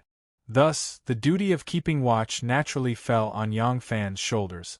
In truth, how could the Son of Heaven truly be incognito when he went out on patrol? As long as he didn't make too much of a ruckus and didn't make too much noise, it would be considered incognito. The Liang household was guarded by the newly appointed commandant of the Internal Guard, Gao Ying, while the Liang household was guarded by Yang Fan. If the emperor made the slightest mishap, they would be punished with execution, so they naturally had to be especially cautious. Yang Fan personally rushed to the Liang household and patrolled the area. After understanding the situation, he began to make arrangements. From the Liang household to the bright country square where the Liang household was located, all the way to Vermilion Bird Avenue, he arranged for 1,000 plain-clothed cavalry to patrol and guard every vital point. This is Ant 11, push a little higher, a little higher. There was a swing in the wall. As the swing swung higher and higher, a girl in a red dress sat on it. As the swing swung over the wall, she suddenly realized that there was a person standing in the alley outside the wall. His appearance was rather familiar, and upon closer inspection, she realized that it was Yang Fan. She hurriedly turned her head and ordered her younger sister to push her even higher. Behind the swing stood an adorable girl with baby fat. It was the Prince of Xiang's youngest daughter, Ant 11, Huoguo. The person sitting on the swing was naturally Ant 10, Li Qiang. This estate was the home of the Prince of Xiang's daughter, the Princess of Anqing. Anqing's husband was Xuelin, a military officer of the Liang household. As a result, she had bought the estate next to the Liang household so that it would be convenient for her husband to work there. Today, Li Qiang and her other sisters had come to her older sister's house to play. The little ass-kisser, Huogua, had taken a fancy to one of Li Qiang's beads and had been chasing after her older sister for it. In exchange, Li Qiang wanted her to help her swing. Huogua had spared no effort to obtain her older sister's beads, and upon hearing her older sister's order, she immediately puffed out her cheeks and pushed even harder. Li Qiang was wearing a dress, but she was afraid that her breasts would be exposed, so she clamped her legs tightly together. However, the dazzling red of her dress still fluttered like clouds, making her seem exceptionally beautiful. When Li Qiang saw that the person standing outside the wall was indeed Yang Fan, she was overjoyed. Just as she was about to greet Yang Fan, she suddenly became suspicious. "That's not right, he's wearing casual clothes. What's he doing sneaking around here?" The corner door of one of the houses in the long alley suddenly opened and a carriage emerged. The moment the carriage emerged from the corner door, it made a sharp turn and galloped over. This action immediately attracted the attention of the 1,000 plain-clothed cavalrymen scattered about the alley. Yang Fan had already ordered them to be secretly on guard and not to make a scene, lest all the neighbors know that an important figure was paying a visit to the Liang household.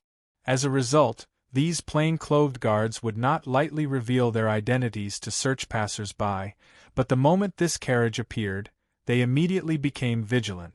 Several of the cavalrymen immediately unsheathed their daggers and rushed forward, simultaneously flashing their fish talismans. They couldn't be blamed for being so nervous. The people who lived in this area were all rich and powerful families, and a carriage coming out of a single household shouldn't draw any attention. However, this carriage's curtains were drawn so tightly that it was impossible to see what was going on inside. Moreover, as soon as the coachman emerged from the corner door, he started lashing out with his whip like rain, his expression flustered. How could they not be suspicious? Several cavalrymen stepped forward to stop him. The coachman hurriedly reined in his horse. At first, he looked angry, but when he saw the cavalrymen reveal their identities, the coachman's expression changed to one of bewilderment. He turned his head towards the carriage and said a few words. The curtains were lifted and a person walked out. Yang Fan noticed that this person was extremely cautious when he walked out of the carriage. The curtains were pulled down extremely low, as if he was afraid that others would see what was going on inside. He couldn't help but become suspicious. Taking a closer look, he saw that the person was about 60 years old. He was dressed in a plain robe and had a green headscarf tied around his head. He had 3 strands of long beard on his chin. He gestured to the cavalrymen, indicating for them to let the carriage pass. The cavalrymen flashed past the 2 sides, urging the carriage to move towards Yang Fan. When the carriage stopped in front of Yang Fan, the person on the carriage immediately got off the carriage and cupped his hands towards Yang Fan. He asked in bewilderment, "Are you from the 1,000 cavalrymen?" When Yang Fan was inspecting the surroundings to understand the situation, he already knew that the family that the carriage came out of was the mansion of the now powerful Huan Yen, Fan Huan's husband. Although the meritorious officials didn't regard Yang Fan as their corps member, as a friend who had fought together in the war, they didn't reject him. Their relationship with each other could be considered good. Yang Fan cupped his hands towards the person and said, "Correct, I am the 1,000 cavalrymen's champion general, Yang Fan. May I know who you are?" The old man was slightly startled. He quickly followed the official etiquette and bowed to Yang Fan again. He said, "So it is great General Yang. My apologies, my apologies. I am the provincial governor of Izhou, Zhao Luan." Only now did Yang Fan know who he was.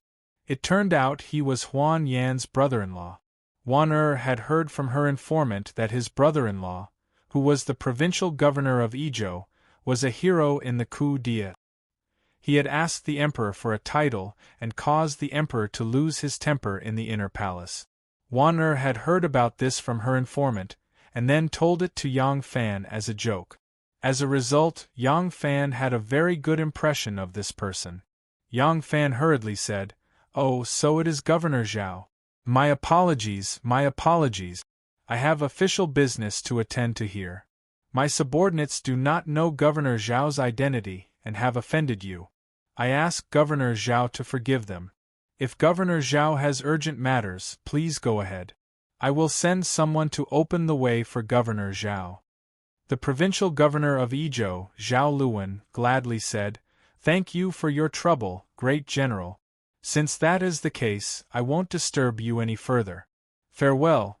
Before Zhao Luwen could finish the word farewell, a woman about 50 years of age suddenly walked out of the unclosed corner door. Behind her were two young maids dressed in green.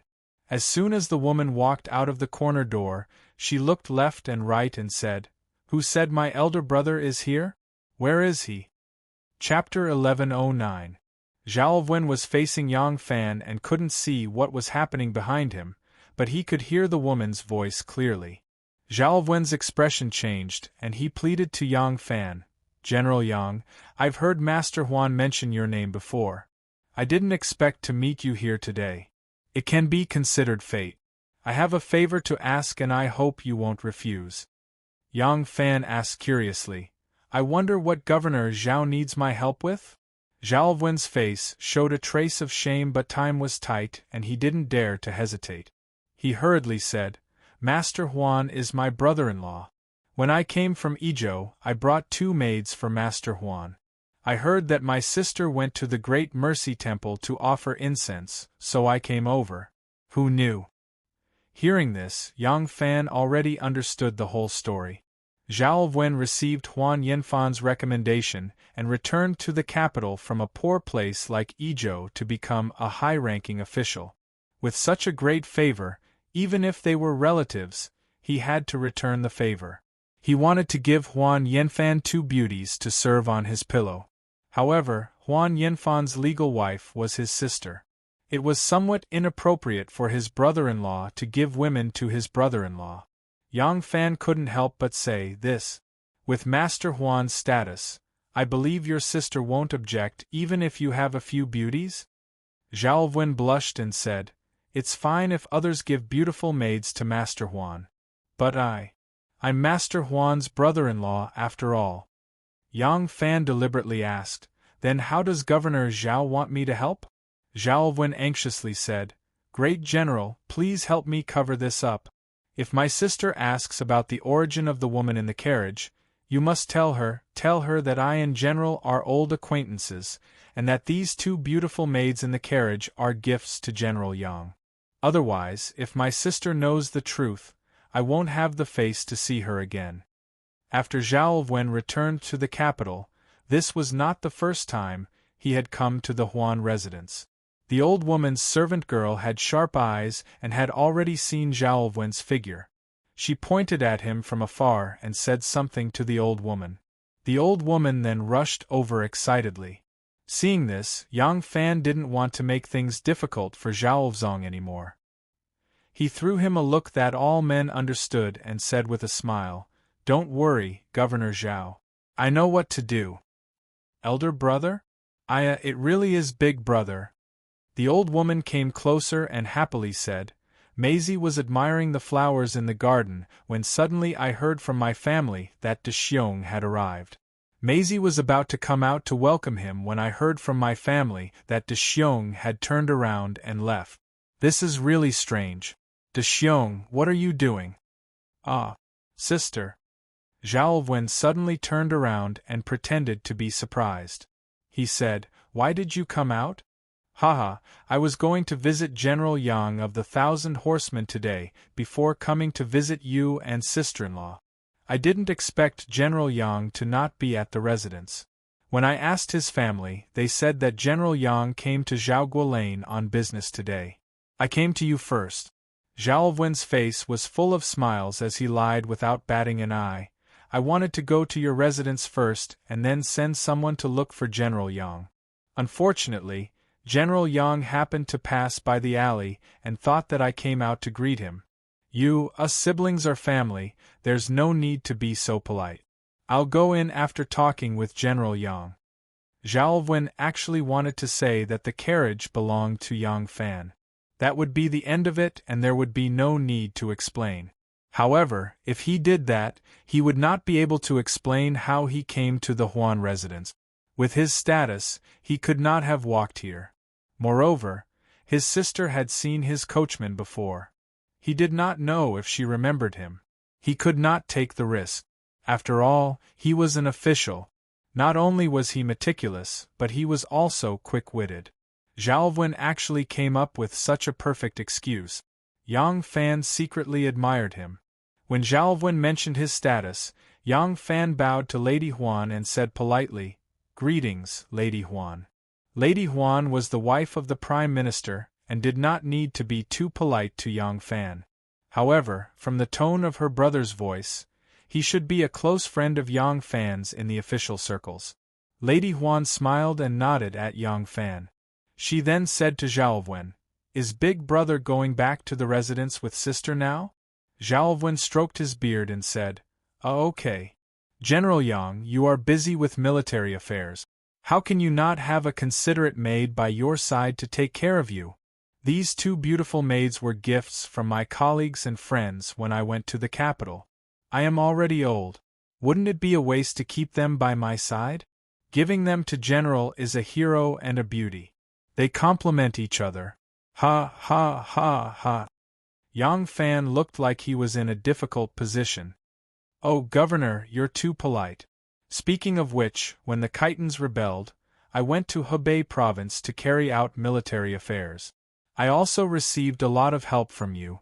I only helped you a little in passing. I did not expect you to remember it. Such a big gift, I am too ashamed to accept it. Not at all. General Yang, this is a small gift from me. You don't have to be so polite. Xiaowen said and coughed. He said to the coachman, "Please ask the two ladies to alight." Two young girls slowly alighted from the carriage. They looked to be about 15 or 16 years old. They had bright eyes and white teeth. Their faces were as beautiful as the moon and flowers. They were really beautiful. The two girls had been told beforehand that they were to be sent to serve the Prime Minister. When they heard that a martial artist was being sent to the carriage, they were a little unhappy. Unexpectedly, when they alighted from the carriage, they saw that this general was not the rough and burly man they had imagined. Instead, he was handsome and well-built. They thought that although the Prime Minister was awe-inspiring, he was too old. Compared to this Yang Fan, they liked him. It was common for officials to give beautiful maids and precious horses to each other. Therefore, Madame Huan did not suspect anything. After her brother gave the pair of beautiful maids to Yang Fan, she happily accompanied her brother back to the Huan residence. When Xiaowen walked to the corner door, he looked back reluctantly. Yang Fan almost laughed when he saw this. Li Qiang was watching from the swing. She saw that everything was in disarray. Naturally, she could not understand the cause and effect of the matter. In any case, she saw that everyone else had left and there was a pair of beautiful maids by Yang Fan's side. Li Qiang couldn't help but think, this big pervert. So he sneaked here because someone gave him a woman. Li Qiang turned her head and said, "Aunt 11, use more strength." Huogua had always been rather fat. Coupled with the fact that she was young and weak, her forehead was already beaded with sweat. Seeing that her sister was still not satisfied, she began to call for help. "Aunt 6, you're the best. Come and help little sister." The Prince of Xiang's sixth daughter, Li Huazhuang, was kicking a shuttlecock off to the side. When she heard her little sister's call, she reluctantly walked over. When Li Qiang's swing swung back, she and Huogua worked together to follow the swing's momentum and forcefully push it back. Li Qiang just happened to be impatiently twisting her body to urge them on, causing the swing to suddenly increase in strength and swing high into the air. Li Qiang shrieked as she was sent flying over the wall. Huogua stood there in a daze and muttered, "Ah!" and 10 flew out. Li Huazhuang froze for a moment, then suddenly shrieked. Her small face paled in fright. What would happen if a person were to fall from such a high place? After Xiaowen left, Yang Fan looked at the two girls in a dilemma. No one else had heard his and Zhao Wen's whispered conversation. They only knew that these two girls had truly been gifted to him, but he was well aware of the whole story. They had only asked him to cover it up, not really gifted it to him. Madame Huan had already seen the appearances of these two girls, so Zhao Wen was most likely going to exchange them for these two girls. As for whether he would keep these two girls for himself or gift them to someone else, that had nothing to do with Yang Fan. Yang Fan only needed to wait for him to leave the Huan estate and then return them to him. The problem was that Yang Fan had official business to attend to, so he couldn't bring these two girls with him. Yang Fan was just considering whether or not he should send someone to take these two girls away and find a place to settle them down. He could then go back and inform Provincial Governor Zhao to bring them back, when he heard a shriek in the air. Yang Fan suddenly raised his head and saw a red cloud coming down from above. Yang Fan was shocked. With a Chong Lang sound, he used the move, raising fire to lift the sky. The saber at his waist was unsheathed, and like a bolt of lightning, it pierced into the center of the red cloud. What is this white and round thing? Fortunately, Yang Fan's eyesight was better than others. With one glance, he could clearly see the object that was pressing down on his head. He was startled and hurriedly withdrew the long saber that pointed proudly to the heavens. With a backhand thrust, the saber sank half a foot into the ground with a chi sound. At that time there were no trousers with crotches. The red dress was like a cloud, and the bottom of the dress was completely exposed. When Yang Fan saw that the round and white thing was actually, he really jumped in fright. If he hadn't retracted his saber in time, this person falling from the sky would have sat on his saber. Yang Fan suddenly retracted his saber, and Li Qiang's body fell with it. Yang Fan's saber sank into the ground with a cha sound. He subconsciously raised his hand and felt something slippery.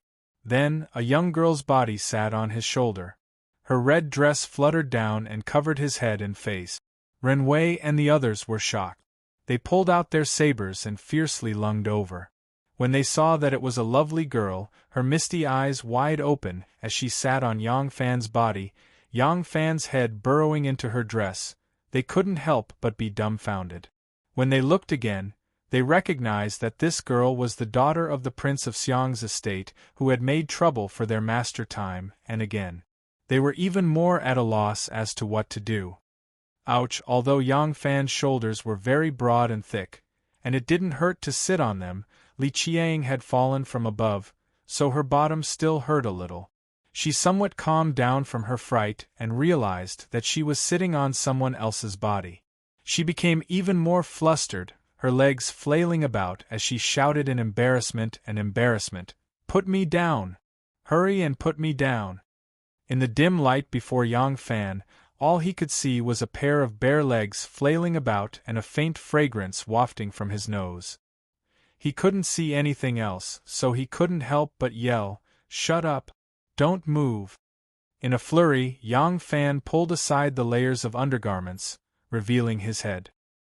He let out a long sigh of relief and saw Ren Wei and the others raising their sabers in the air, staring foolishly at him. Yang Fan angrily said, "What are you all looking at? Hurry up and ouch!" Halfway through Yang Fan's words, a pair of small fists punched at his head. Li Qiang rapped him on the head and shouted in embarrassment and anger, "You scoundrel, hurry up and put me down!" Yang Fan angrily shrugged his shoulders, shaking off Li Qiang who was sitting on his shoulder.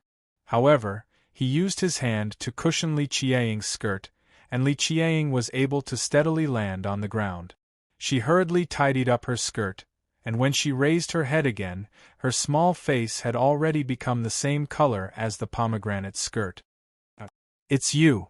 When Yang Fan saw that it was Li Qiang, he suddenly recalled the white Yuan he had just seen and couldn't help but be dumbfounded. Chapter 11:10. Yang Fan is very experienced in dealing with such embarrassing things. His biggest advantage is that he has a face as thick as a city wall and a mouth as bright as a lotus flower.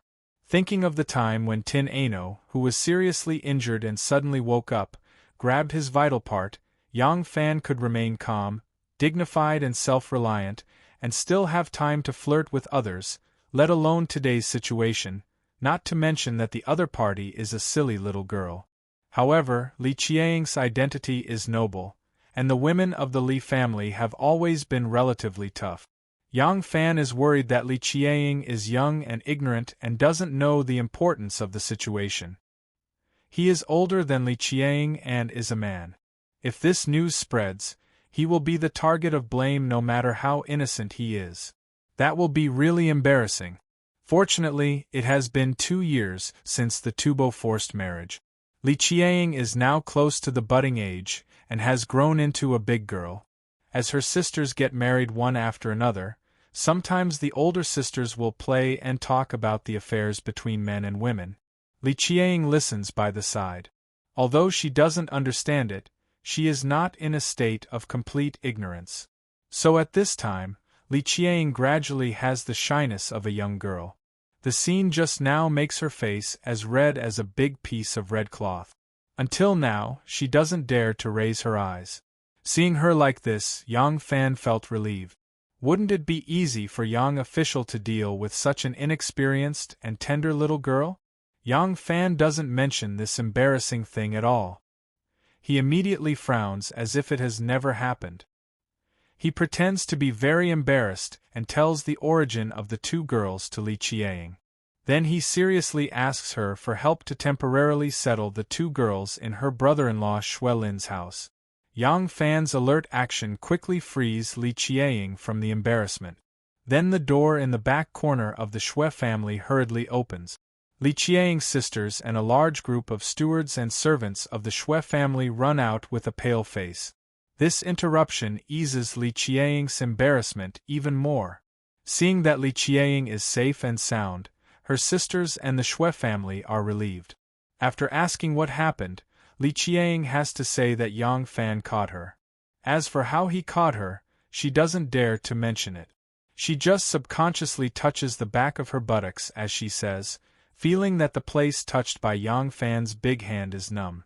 Li Qiang's sisters and everyone in the Shui residence thanked Yang Fan profusely. Li Qiang was embarrassed and angry. It was true that Yang Fan had saved her, but she had still been taken advantage of by him. At this time, she still had to thank him. How could she say that?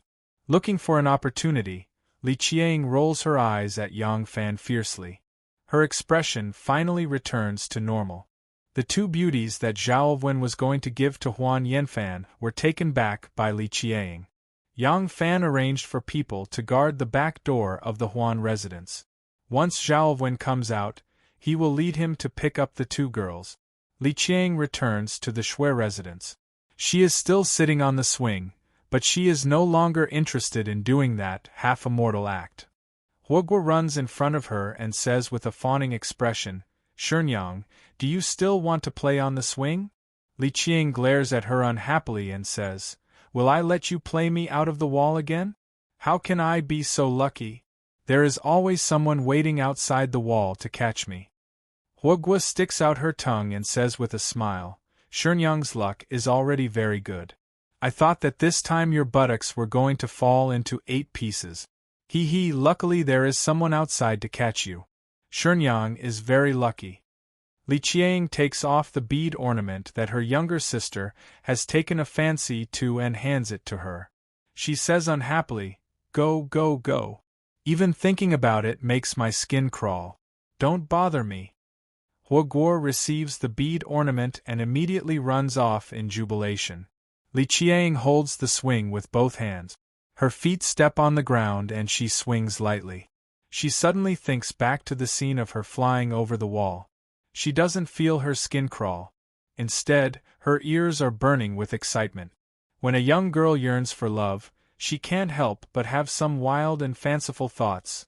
When Li Weiwei arrived at the Liang residence, Yang Fan accompanied her into the residence. Only now did he discover to his surprise that not only had the emperor come, but the empress had also come.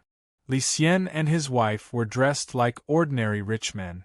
Their carriage quietly entered the Liang residence from a corner gate. Wu Sanxi and his wife, along with all of their relatives, had long been waiting in the courtyard. Seeing the emperor and empress arrive, they immediately welcomed them with smiles. Wu Sanxi's sons and daughters-in-law were all present. Even his nephew, Wu Yanxiu, was present. When Yang Fan saw this array of people, he finally understood Li Xian's intentions. It seemed that he wanted to treat this private event as a meeting between in-laws. In this way, the distinction between ruler and subject would be disregarded and the relationship between in-laws would be emphasized. Clearly, it would make it easier for the two families to get closer. When Princess Enlu saw Yang Fan at her father's side, her enchanting eyebrows instantly rose. In Wu Zetian's time, when her father's position as heir apparent was unstable and he still had to tuck his tail between his legs, she was already domineering and domineering. Now that she had become an imperial daughter, she was naturally even more arrogant. When she saw Yang Fan, she tilted her sharp chin up and smiled proudly at Yang Fan. Paired with her rainbow-colored dress, she looked like a proud peacock. Yang Fan did not pay attention to her laughable attitude. He felt that even though Enlu was someone's wife and mother, her mentality was not even as mature as that Li Shenyang who had just descended from the sky. Her Imperial Highness, the princess, was a woman even more eccentric than the noble princess. She could be called the shame of the Tang dynasty. Yang Fan turned around and saw Gao Ying, who was dressed in martial attire and looking valiant, glaring at him. It was obvious that she had seen Princess Enli's deliberately provocative and flirtatious gaze. Her eyes were as clear as spring water. It seemed that nothing could escape her gaze. Yang Fan rubbed his nose guiltily and said in a low voice, "I have nothing to do with her." "What does it have to do with me?" Gao Ying unhappily rolled her eyes at him and proudly stuck out her proud chest. Her long legs staggered as she leisurely walked past him like a proud peacock. As she passed, a voice as thin as gossamer lightly drilled into Yang Fan's ear. "It would be strange if I believed you." Yang Fan sighed. Ever since the news of his affair with Princess Taiping had spread, his reputation in the matters between men and women seemed to be not very good. Li Xian's trip to the Liang household was very pleasant. As an emperor, he needed powerful support in order to help him break free from the control of the meritorious officials' party. Although the Wu clan had not suffered any losses after the coup, the rise of the meritorious officials' party, the Prince of Xiang's party, and the Taiping party made Wu Sanxi deeply apprehensive. He knew that even though there was competition between these factions, if the Wu clan made any moves, these three factions would immediately unite to resist the Wu clan. As such, relying on this emperor was his best choice. By combining the two, they would be able to obtain the benefits they wanted. There were some things that did not need to be clearly stated on the table. Li Xian and Wu Sanxi did not mention a single word about matters of state during this family banquet, but the two of them understood each other's intentions. When Li Xian warmly invited King Liang to visit his relatives in the palace, Wu Sanxi happily agreed. One had to strike while the iron was hot. The next day, after the court assembly, Wu Sanxi brought the fish seal that Li Xian had personally given him to the imperial palace. Li Xian was currently reading through memorials in the front hall. Empress Wei came out to receive the in-laws, and then sent someone to deliver a letter to Li Xian. Li Xian hurriedly dealt with a few important memorials, then immediately returned to the imperial palace. When Li Xian arrived at the Empress Palace, he saw Wu Sanxi and Empress Wei sitting on a wooden couch. A chessboard was placed between them, and the two of them were playing backgammon. Li Xian was also a backgammon, so he immediately rushed over to take a look. Wu Sanxi's advantage was quite clear, and there was a large pile of chips in front of him. It seemed like he had won. Li Xian joked, "What, is the Empress going to lose?" When Li Xian entered, he had specifically instructed that there was no need to announce his arrival. Only when he spoke did Wu Sanxi see the Emperor enter. He quickly got off the couch to pay his respects, but Li Xian stepped forward and held him back. With a smile, he said, "This is the Imperial Palace. There is no need to adhere to formalities when family members meet. As he spoke, he sat to the side with a smile. He took Empress Wei's chips and counted them. Haha, the Empress is really going to lose. Empress Wei was just about to throw the dice. When she heard these words, she handed the dice to Li Xian in a spoiled manner and said, "Sage, why don't you throw it for me? This servant's luck isn't good today." Li Xian smiled and said, "Then Zhen will try." Li Xian picked up the 2 dice, held them in his hands, and blew on them in a serious manner before tossing them into the bowl. The 2 dice spun around for a while and actually got a 6 and a 5, adding up to 11 points. Empress Wei was greatly delighted and said, "The sage's luck is really good." This backgammon was a bit like checkers. How many moves one made depended on the luck of the dice, but if one wanted to win, it depended on how one made the move. After all, there were many different ways to make the move. Now that Li Xian had thrown a good number, it gave Empress Wei a chance to turn the tables. She began to seriously consider how to make the move. Wu Sanxi saw the Empress was deep in thought and began to chat with Li Xian. Wu Sanxi stroked his white beard that hung down to his chest. He said absent-mindedly, "This old subject heard that after His Majesty ascended the throne, the Empress' parents were posthumously bestowed the title of Wang. This matter has caused much discussion in court and among the people." Hearing this, Li Xian was somewhat angry. He said, "Since Zhen ascended the throne, all the meritorious officials and martyrs have been rewarded. Which one has not been treated well? Why is it that when it is Zhen's father-in-law and mother-in-law's turn, there are so many disputes? In the beginning, if Zhen hadn't implicated them, they wouldn't have wandered to Lingnan and met with misfortune. Can't Zhen give some compensation?" Wu Sanxi agreed, saying, "His Majesty is right. His Majesty is benevolent and generous. Some lowly people make wild guesses and have ulterior motives. Speaking of which, this old subject feels that His Majesty has not rewarded the Empress family much. The Empress' 4 elder brothers have all met with misfortune in Lingnan. There are almost no survivors in the Empress' paternal family who have received Emperor's favor." Li Xian sighed and said, "Almost all of the Empress' blood relatives have met with misfortune. Even if Zhen wants to give favor, who can I give it to?" Wu Sanxi chuckled and said, "Your Majesty, the Empress' father and brothers might have died early, but the Empress sisters and their husbands are still alive. The Empress brothers in the family are also alive. The imperial family will sometimes give favor to the children of the officials in court. Can't the relatives of the imperial family inherit His Majesty's ancestral shadow?" Empress Wei picked up a chess piece and pretended to be deep in thought. She didn't respond to these words, but she was very happy inside. If she personally asked for a title for her relatives, it would be hard to say. Just now, when they were playing chess, she had purposely revealed her intentions. Wu Sanxi was indeed shrewd and immediately understood her meaning. Li Xian hesitated slightly and said, "I'm afraid that Master Zhang, Master Huan and the others will object when they hear this."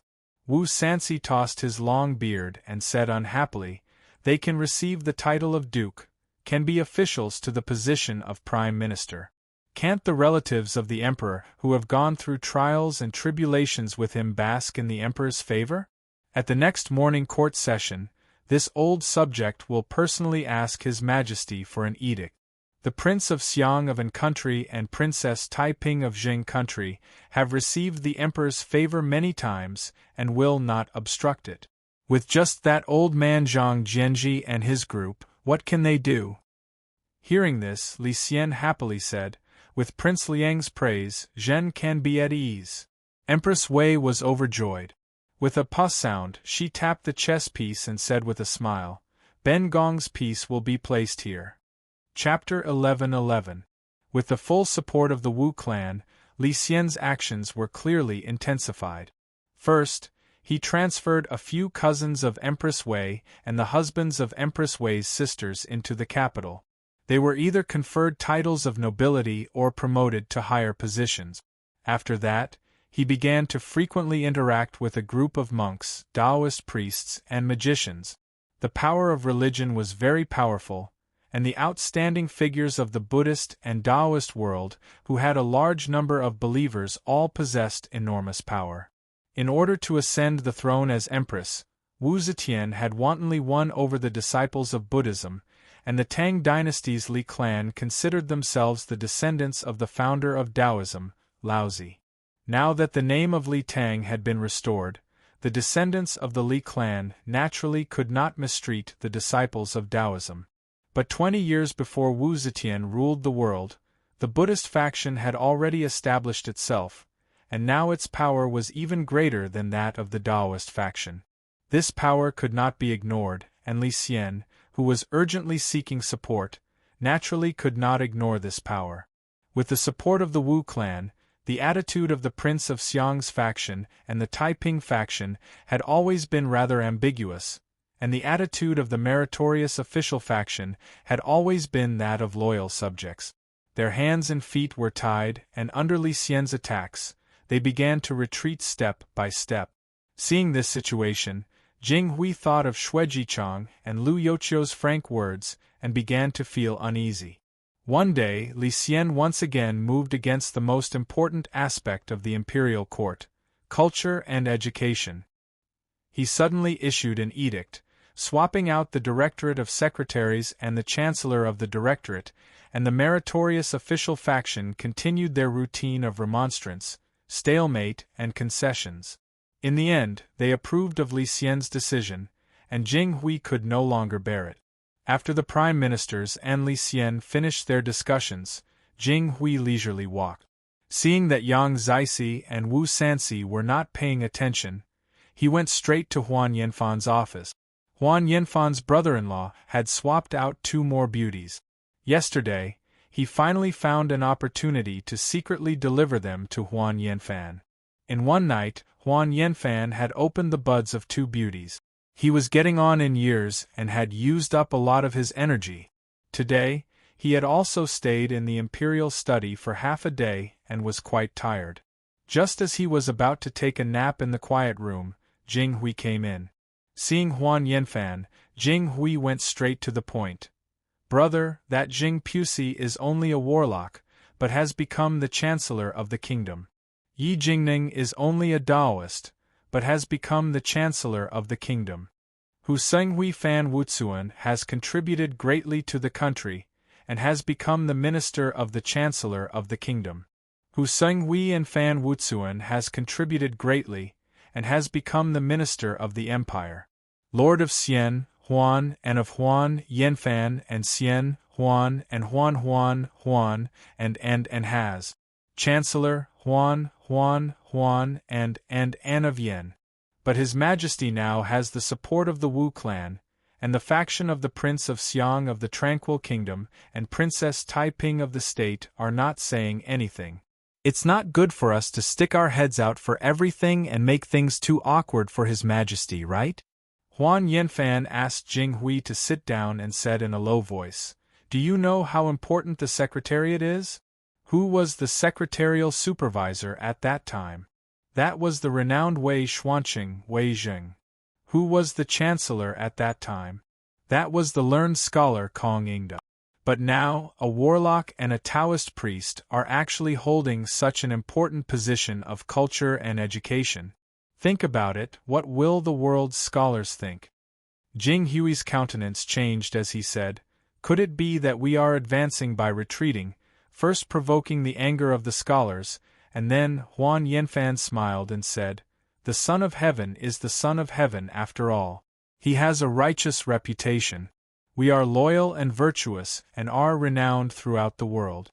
If we go against the Son of Heaven in every matter, how will the people of the world view us? Only by making His Majesty make a mistake, and letting the world know that His Majesty has made a mistake, can our remonstrance be effective." Jing Hui rubbed his hands and said, "I'm afraid time waits for no man. Empress Wei visited the Wei family of Fanchuan yesterday. Brother Shizhe, do you know? Empress Wei used the same Wei surname and beat around the bush to claim kinship with the Wei family. The Empress took the initiative to claim kinship, so the Wei family was more than happy. I heard that the Wei family has already agreed and is now revising their genealogy. The Wei family is a large family in Chang'an and has an important position in the world of scholars. If the Wei family throws their lot in, I'm afraid it will be a big problem for us. Huan Yanfan picked up a soft pillow chair and placed it on his waist. He chuckled and said, "Our methods are naturally not limited to just this. Right now, the most important positions in court are in our hands. Even if the emperor inserts some people, they won't be of much use in a short time. Right now, we actually only have one true opponent, and that is the Wu family."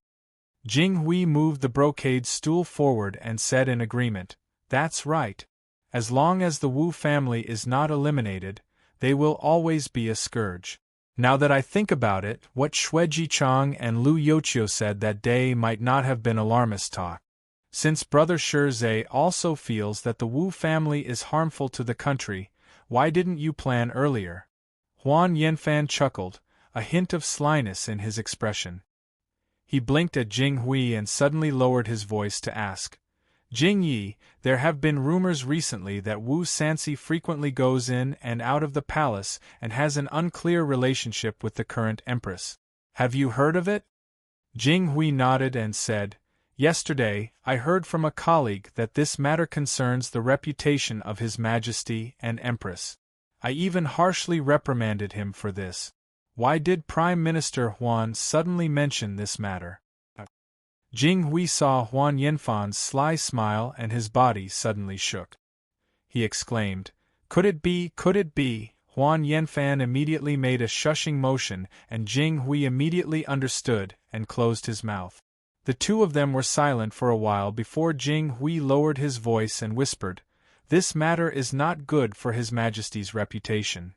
Huan Yanfan said disapprovingly, "Those who achieve great things do not bother with trifles. Compared to His Majesty's country, what is a mere reputation? Right now, this news has not been publicized to the point where everyone knows about it, so naturally, there will not be any effect. When everyone knows about it and His Majesty is enraged, the Wu family will be reduced to dust." Huan Yanfan said proudly, "Only with His Majesty's appearance can we use the power of the tranquil country Prince of Xiang and Princess Taiping. At that time, who will be the one to contact the various parties to eradicate the Wu family? Naturally, it will be us. We will be the ones to plan and coordinate the whole situation. The greatest credit for turning the tide and protecting Imperial Tang will still be ours." Jing Hui frowned and said, "That Wu Sanxi is almost 70 years old and has wrinkled skin and white hair. As the Empress, he is willing to risk his reputation just for this old man. Who will believe him?" Huan Yanfan said, "Jing Yi, have you not heard of the story of 3 men make a tiger?" Jing Hui thought about it and still felt that it was inappropriate. He said, "Who can know what is going on in the palace? It is impossible for ordinary citizens to know. It can only be the people of the court.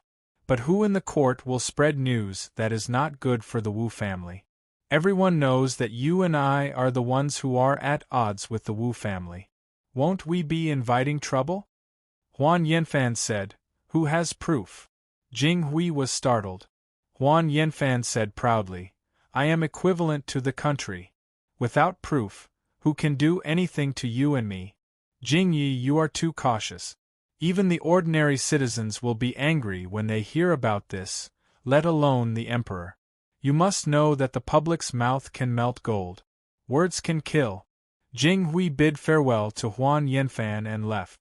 The more he thought about it, the more uneasy he felt. Although Huan Yanfan looked like he had a card up his sleeve, Jing Hui felt that things might not be as Huan Yanfan thought. Wu Sanxi is too old. Even if the Empress is a romantic, there is no reason for her to find such a white-haired old man. This rumor is too unconvincing.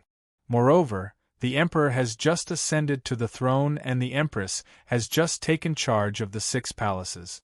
Her foundation in the palace is still shallow. The palace maids and eunuchs in the Empress Palace will not become her absolute confidants so quickly. Her current influence in the palace is far less than that of Shanghai Wan. In this kind of situation, to say that the Empress is having an affair and can hide it from the Emperor, but it is known to all the officials and common people, this as long as the Emperor is not too stupid, he most likely will not believe this rumor. Once the Emperor has suspicions, he will certainly guess that it is them. Perhaps he will develop bad feelings towards them because of this matter. That would be self-defeating. Jing Hui thought about it all the way back to the Fu. Just as he stepped into the Fu, the old gatekeeper reported, "Ah Lang, the Minister of Examination Counselor Cui Shi has come to visit and is waiting in the guest hall." Jing Hui stroked his beard and suddenly thought of an idea. He immediately said, "Go, invite him to the study to meet." In the guest hall, Cui Shi was sitting quietly. Cui Shi was extremely envious of Jing Hui's fortune. Thinking back to when the two of them had been under Taiping's tutelage, the two had been of similar status. In terms of family background, Cui Shi was much stronger than Jing Hui. Who would have thought that Jing Hui would be so daring as to challenge Empress Tian? What was even more unexpected was that he had actually succeeded. The risk involved was great, but the reward of success was truly generous. In the blink of an eye, Jing Hui had become a duke and an official under the Prime Minister. Now, the two of them had a world of difference in status. If he, the proud son of heaven, wanted to take a step forward in his career, he had to put down his pride and curry favor with others. Cui Shi looked at the generous gift on the table and sighed softly. At this time, the old man of the Jing Fu walked in and bowed to him. "Cui Sharon, my master invites you to meet him in the study." Hearing this, Cui Shi was dazed at first. Then, he was somewhat overwhelmed by the favor. Those that the master received in the study were the most important guests. With Jing Hui's present status, there was no need for him to be so courteous. Cui Shi quickly straightened his clothing and said to the old man, "Please lead the way." When Cui Shi left the Jing Fu, it was as if he had lost his soul. He had come to visit Jing Hui today with the intention of throwing himself under Jing Hui's tutelage. With Jing Hui's power and influence that was like the sun in the sky, one word would allow him to take a step forward in his career. However, he had not expected that after he had poured his heart out to express his loyalty, Jing Hui would entrust him with a major matter and have him throw himself under Wu Sanxi's tutelage to be an informant. What Cui Shi was shocked and confused about was not the matter of having him be an informant, but the unusual information revealed through this matter. The meritorious officials viewed Wu Sanxi as a powerful threat and wanted to use an informant to investigate the movements of the Wu family. They were so cautious as if they were facing a great enemy. What did this mean? In the past month, Li Xian, with Wu Sanxi's support, had counterattacked step by step. However, the meritorious officials had repeatedly backed down because their attitude was not firm enough. Not only did the common people not know about this matter, but the people in the court who knew the inside story were only a few important figures in the central government yamen. Right now, the political power was in the hands of Zhang Jianji and the other 5 prime ministers. All government decrees were issued through them. Their struggles with the emperor were mostly private confrontations. Once it was brought to the table and became a decision, it was the result of their compromise or agreement through consultation. In the eyes of bystanders, they did not know about these processes. Naturally, they still saw them as the most favored people in front of the emperor and still saw them as the most admirable power in the court. No one knew that they were quickly losing the emperor's trust. They also did not know that some of the emperor's private orders had actually been fiercely resisted by them. But now Cui Shi knew. When he discovered that the situation of the meritorious officials was not as glorious as he had imagined, he began to hesitate. Is it really a wise choice to throw in my lot with them? At this time, on the long street, a carriage without any markings suddenly stopped in front of Cui Shi's horse. Cui Shi's 2 imperial bodyguards immediately raised their horses and went forward. They were about to yell at the other party to make way when the curtain of the carriage was lifted. Inside the carriage, a white-robed gentleman smiled and said to Cui Shi, "Brother Chenglan, long time no see." Cui Shi fixed his eyes on the person in the carriage, and was immediately shocked. He cried out involuntarily, "It's you! Worthy brother Shilian, why are you here?" The person in the carriage was 60 to 70% similar to the young Master Jiang of the past. It was Lu Binji of the Lu family of Fanyang. Lu Binji looked up at the sky and laughed. "Why can't little brother come here? You and I have reunited as old friends. Brother Chenglan, won't you invite little brother to visit you and buy some wine before we talk in detail?" Chapter 11-12. Cui Shi brought Lu Binji to his mansion and immediately dismissed his attendants. He led him into the study and said nervously, "Shilian, why have you come to Chang'an?" Lu Binji sat down on the bed, lifted his robe and crossed his legs. He said, "What, brother Chenglan, do you think I can't come to Chang'an?" Cui Shi said, "Not at all. Shilian, don't misunderstand me. The Lu family's 3-year confinement period has passed.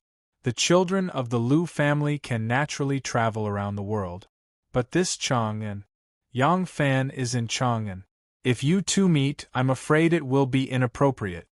In fact, when Yang Fan threatened old grandfather Lu in Chang'an, he forced him to swear that Lu Binji would forever be under house arrest in Fanyang and that the children of the Lu family would be grounded for 3 years. Now that Lu Binji had appeared here, it meant that the Lu family had violated the oath. Cui Shi could not say these things in front of Lu Binji, so he could only be tactful. Lu Binji's expression slowly became sorrowful. He put down his legs and stood up. He lowered his head and said, "My ancestor has passed away." Cui Shi was shocked. He stood up and said hoarsely, "What? Old grandfather Lu has passed away? When did this happen? Why didn't I hear anything about it?" Lu Binji said, "This happened just last month. Old grandfather Cui must have just received the news. You are in Chang'an and naturally don't know." Cui Shi sighed softly and said in a low voice, "Shilian, my condolences." Lu Binji looked up to the sky and laughed. Although he was laughing, there was no joy in his laughter. "Brother Chenglan, Binji has been expelled from the Lu family. From now on, I am no longer a descendant of the Fanyang Lu family." At this point, 2 lines of tears rolled down his face and his voice also choked. Cui Shi was shocked again.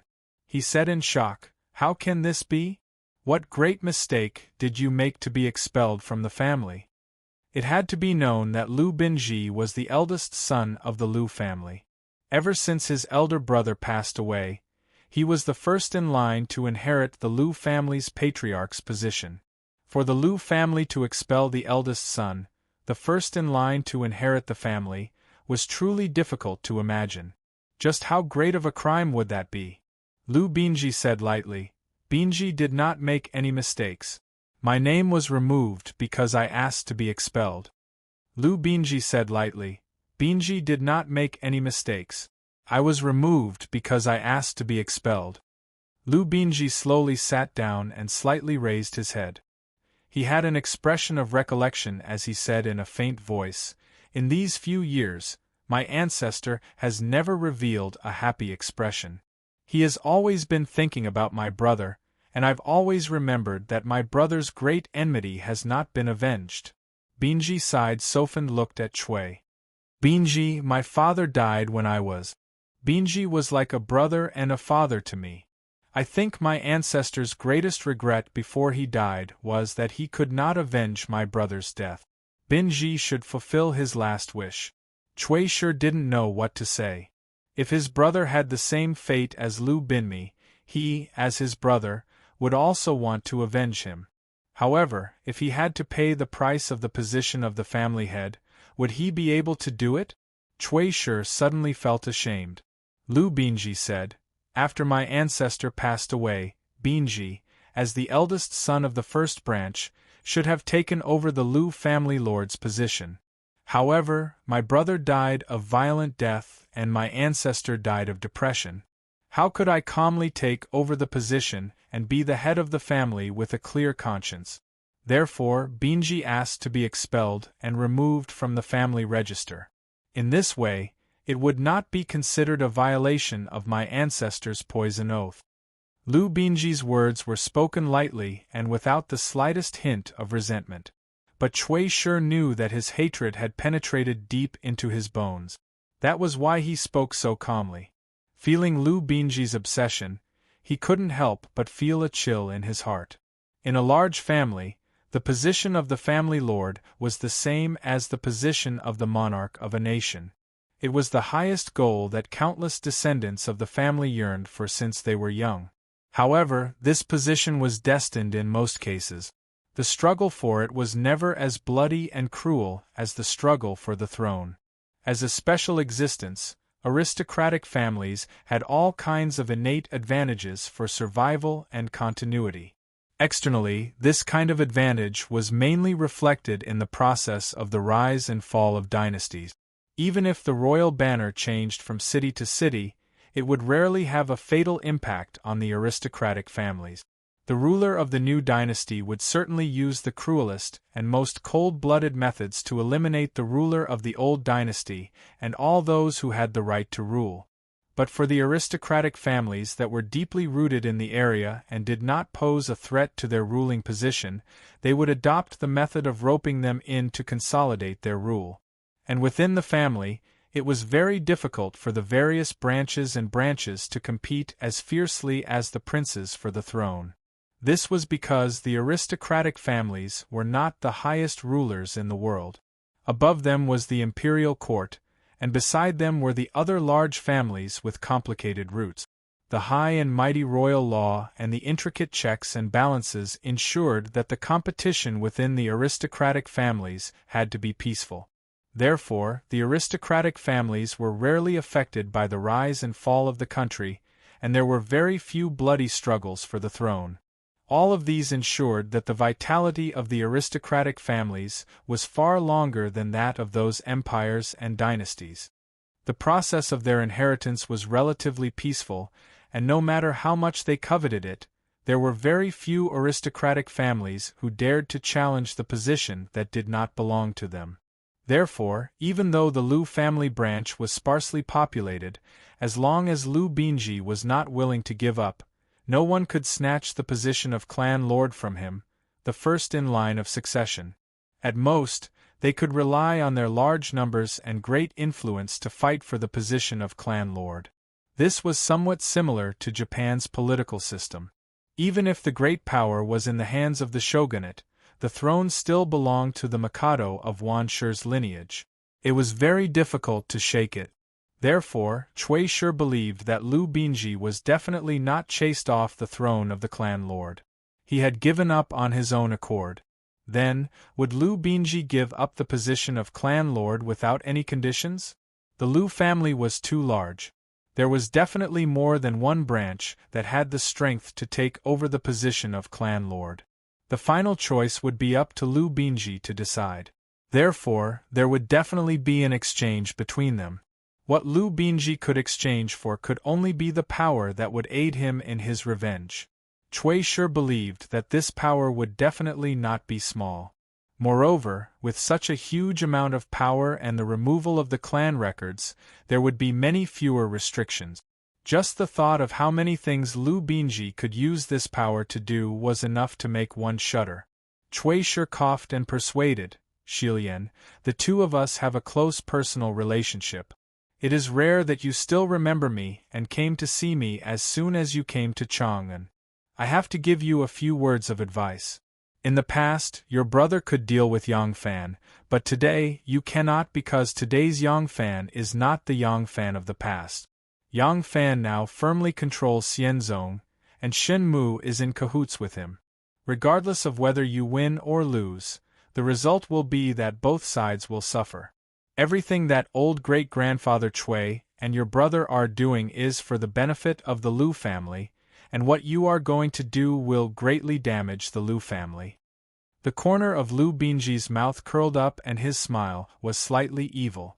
Brother Chunglon, I will not act rashly.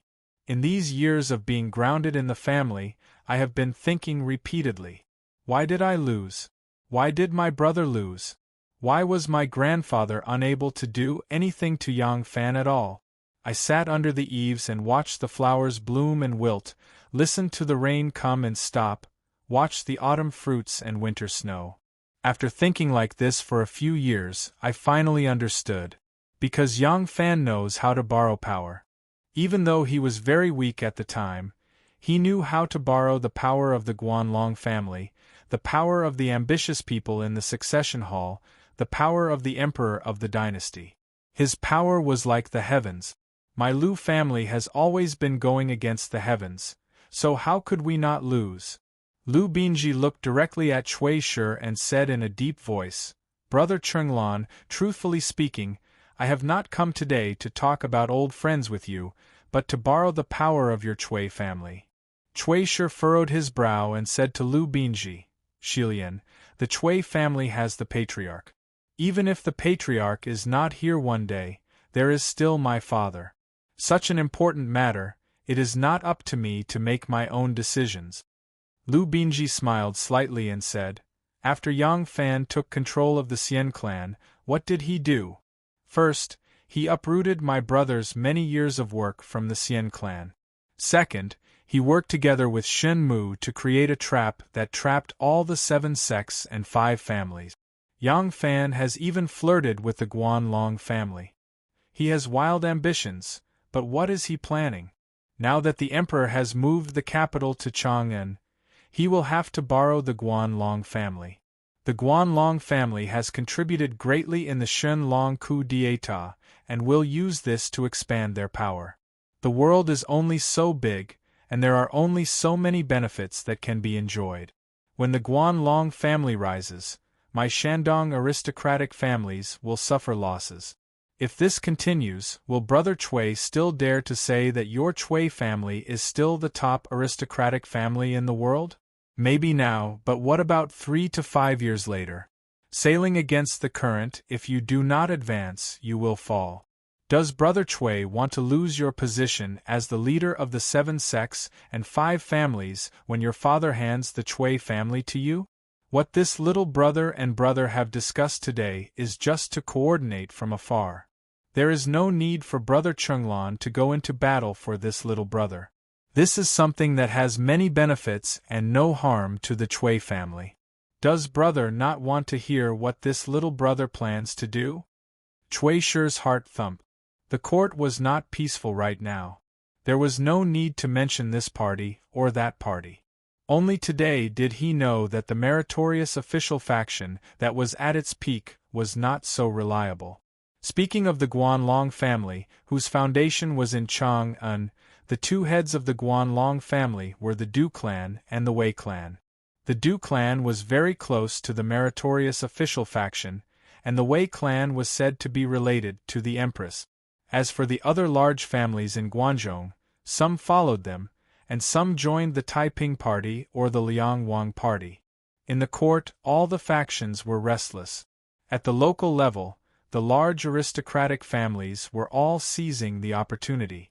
Because the Shandong aristocratic families had lost their location, they had indirectly lost the right time and people. They were already behind everyone else. How could they not catch up at this time, wanting to quickly join in and get a share? Great-grandfather Cui had already sent a letter urging Cui Shi to observe the various factions in the court and choose the strongest to join. It was for this reason that Cui Shi had decided to join the meritorious official faction. In the end, Jing Hui's sending him to King Liang as a spy was like a bucket of cold water on his head. Cui Shi suddenly realized that the position of the meritorious official faction was not stable. For a moment, he did not know what to do. Now that Lu Binji had come to Chang'an and said this to him, what was his plan? If it really was something that would benefit both sides, then what harm was there in cooperating with him? When he thought of this, Cui Shi's gaze suddenly sharpened. He stared at Lu Binji and asked in a low voice, "What does worthy brother Shilian plan to do?" Chapter 11-13.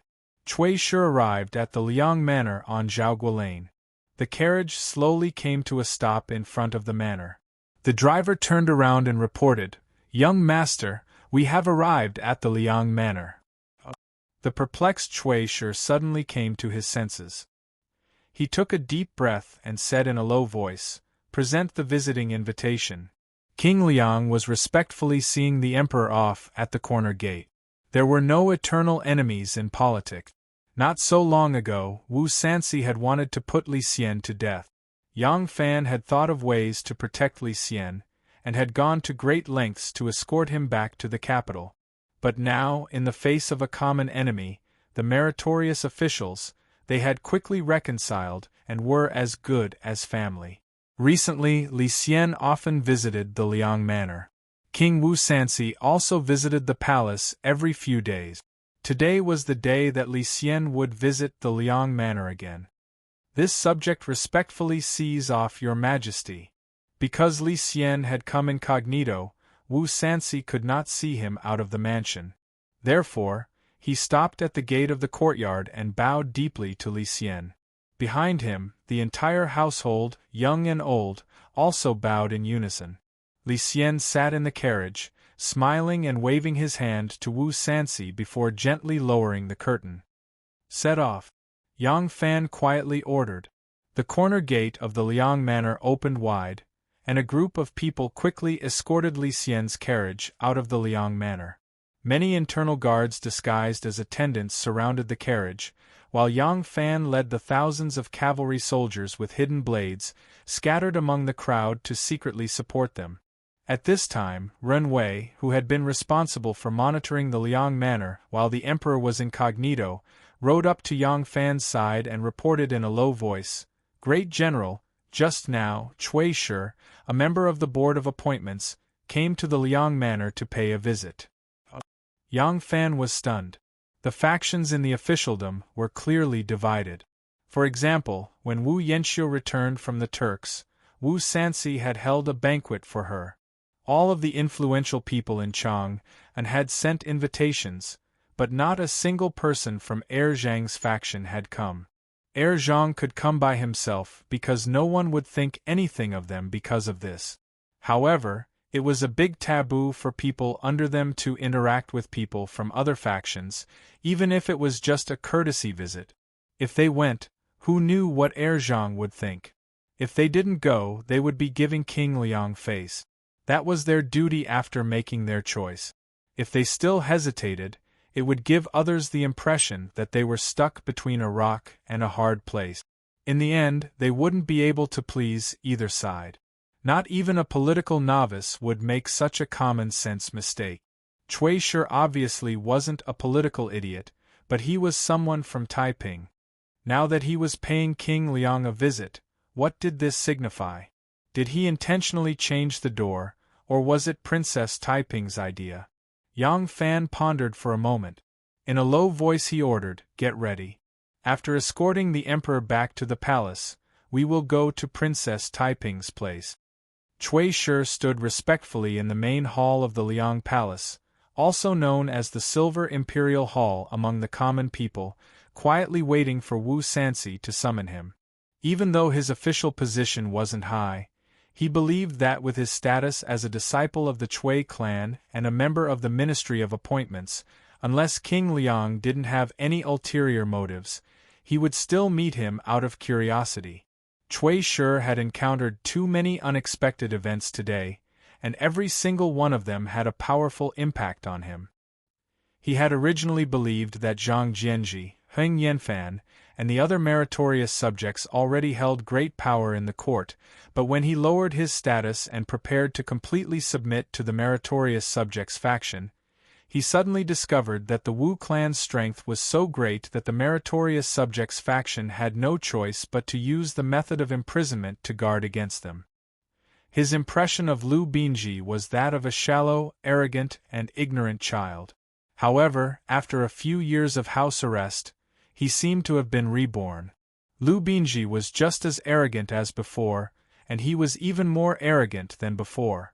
It almost made people think that his older brother, young Master Jiang, had possessed his body. However, what followed was that he seemed to have inherited even young Master Jiang's intelligence and ability. Young Master Jiang was admittedly arrogant, but he had the capital to be arrogant. He was the one who first proposed the idea of the succession hall, and he had single-handedly created it. Even though all of this ultimately went to Shen Mu and Yang Fan, time, luck, and fate still existed. Even if he failed and died, no one could deny his intelligence and ability. Among the younger generation of the 7 great clans, he was publicly acknowledged as the #1 talent. Young Master Jiang's arrogance was arrogance because of his talent, and Lu Binji's arrogance was originally due to his ignorance. However, a few years of house arrest had tempered his mind. Whether he completely possessed the talent of the former young Master Jiang was unknown to Cui Shi, but a few of his proposals had truly moved Cui Shi. Lu Binji's conditions were really generous. According to Lu Binji's conditions, he did not need to personally contend with Shen Mu and Yang Fan, this pair of difficult opponents. He only needed to coordinate with them from a distance, secretly cooperate, and then use the close relationship between the succession hall and the 7 great clans to reveal some information to Lu Binji. In this process, he would be in direct contact with Lu Binji. If Lu Binji failed, there would be no evidence to implicate him. As long as there were no witnesses or material evidence, even if Lu Binji revealed him, with his identity, no one could do anything to him. Moreover, with Lu Binji's arrogance, he would definitely not do such a thing. The Lu clans might be ambitious, or perhaps arrogant, but the Lu clans were not such despicable villains. The risk was very small, and what would he gain after succeeding? Desire was endless. With Cui Shi's identity and status, could he have nothing to ask for? If he persisted steadily, one day in the future, he would become the clan master of the Qinghe Cui clan.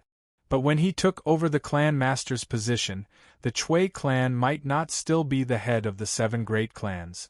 The ranking of the 7 great clans was not fixed. When young Master Jiang was alive, Cui Shi's grandfather once sighed that among the 7 great clans, the Lu clan would be the first. Now that young Master Jiang was dead, would Lu Binji, who claimed to be the second young Master Jiang, fulfill this prophecy again? Would the other great clans replace him? If he, Cui Shi, could not maintain the strong advantage of the Cui clan, would the other clans catch up? This was not an alarmist talk. Let's not talk about the distant clans. Take Wang Tongjiao for example. He was the son-in-law of the current emperor and the vanguard who responded to Zhang Jianji's coup. He had the double identity of the emperor's party and the party of meritorious officials. His future was limitless. If he could climb to the position of prime minister, the Wang clan of Taiyuan might be able to challenge the leadership of the Qinghe Cui clan. Moreover, the 7 clans and 5 families had a common enemy of the Shandong gentry clans, the Guanlong clan. Back then, Li Shimin used 20 years to suppress the Shandong gentry clans. When it came to Li Ji and Wu Mei, he used the Shandong gentry clans to deal with the Guanlong clan, and then used the Guanlong clan to deal with the Shandong gentry clans, causing both sides to suffer losses. The current emperor did not have the boldness and foresight of Taizong and Gaozong. It was very likely that he would use the Guanlong clan again. In 10 years, the Guanlong clan would have the power to stand up to the Shandong gentry clans. 20 years later, even if he was still the head of the Shandong gentry as the clan master, the Guanlong clan would still ride on his head. And these were all facts that he had to consider. These were all problems that he would have to face in the future. Therefore, he was convinced by Lu Binji. He felt that Lu Binji's words made sense. As a dignified descendant of the Cui clan, why must he wait for the general situation to become clear before choosing the strongest person to rely on? The benefits obtained by the icing on the cake would never be as precious as providing help in the hour of need. Why were Huan Yanfan, Jing Hui, and the others so glorious today? Wasn't it all because of their contributions?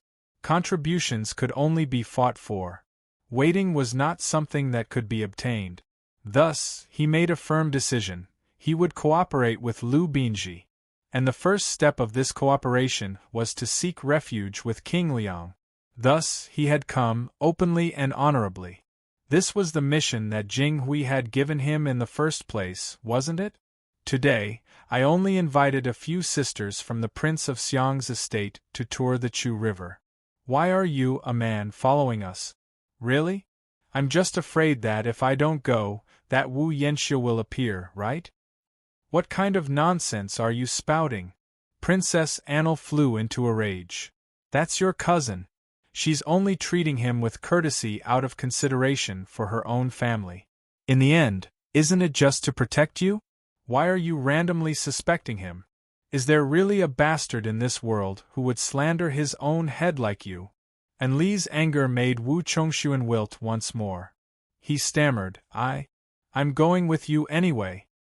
You're a mighty prince, yet you're always following behind a woman. What kind of future do you have? Scram. After sending off Emperor Li Xian and the crowd dispersed, Princess Annel became angry at Wu Chongxuan. The reason for this was that Anlu was going to attend a banquet on the Chu River. Even though Wu Chongxuan had heard that they were all women, he still insisted on going. The reason for this was that he had developed suspicions about Anlu and her cousin, Wu Yanxiu. The moment the handsome Wu Yanxiu, who could sing and dance, returned from the Turks, Princess Annel's eyes brightened. In terms of character and appearance, this cousin of hers was far superior to her husband's. Anlu had always been a woman who wore loose skirts. As she grew older, she gradually began to taste the pleasures between men and women, so she became even more restless in her room. In the past, she might have seduced men because she had a favor to ask of them, or because she simply wanted to see her beauty succeed in every endeavor. Now, it was to enjoy the pleasures of the bed, so she began to seduce Wu Yanxiu. Wu Yanxiu was not a good person. With such a peerless beauty throwing herself at him, how could he possibly be a virtuous man? Thus, he made a mistake that all men would make, and he made it again and again. Although the two of them acted in secret, gradually, rumors began to spread. Now, even Wu Chongxuan, who had already been a cuckold countless times, knew about it. Wu Chongxuan had personally caught Du Wentian, the adulterer, and naturally believed this rumor without a doubt. However, he had always been afraid of Princess Annel. After hearing about it, he did not dare to question or get angry. He could only watch them all day, preventing the two of them from having the chance to interact. Wu Chongxuan insisted on following, and Anlu really had no choice. This was her father-in-law's residence, so it was not good to make a move on her husband. Moreover, even if she did not bring Wu Chongxuan along, Wu Chongxuan could go by himself. Although she was not afraid of him seeing Wu Yanxiu, if he was there, it would not be good for her to be intimate with Wu Yanxiu in front of him, right? Thinking of this, Princess Annel was extremely vexed and said, "Forget it. I'm not going anywhere else. I'm going back to Longqing Square now. Don't follow me, I'm disgusted when I see you." Princess Annel angrily walked out. Wu Chongxuan knew that once he returned to his residence and left his father's sight, Anlu would definitely bully him even more fiercely. However, he still stuck behind Anlu and did not leave her by even an inch. Seeing this, Anlu became even more furious and walked faster and faster. At the Moon Gate, the steward of the Wangfu raised his hand and said, "Dr. Cui, please." Cui sure smiled and nodded. Just as he took a step, a delicate figure came out from the Moon Gate and almost crashed into his arms. Cui sure was shocked and knew that it was a member of the Wangfu. He hurriedly took a step back and cupped his hands in apology. Princess Annel raised her eyebrows and scolded, "You are so immature." Before she could finish her sentence, she had already clearly seen the appearance of the person in front of her. She saw that he was tall, elegant, and had a jade-like face and bright eyes. He was actually a mature and elegant handsome man. The anger in her eyes immediately turned into a pool of spring water, as charming as spring water. Chapter 11:14. Cui Shi was someone who considered himself to be romantic.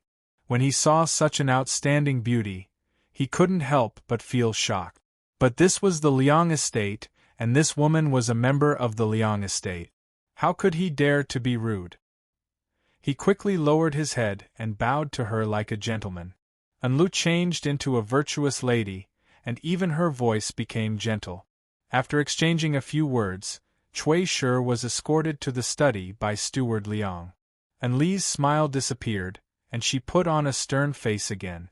She said to Wu Chongxuan, "Scoundrel, you almost made me lose face in front of outsiders." Wu Chongxuan smiled and said in a low voice, "I will accompany my wife back to the estate." Enlu waved her hand and said angrily, "I am not going back. If I am alone with you, it will be even more annoying. I will stay here for a few more days." Enlu flicked her sleeves, turned around, and walked towards the back of the residence. When Wu Chongxuan heard that she wasn't leaving, he immediately heaved a sigh of relief. If his wife stayed here, then there was no need to worry.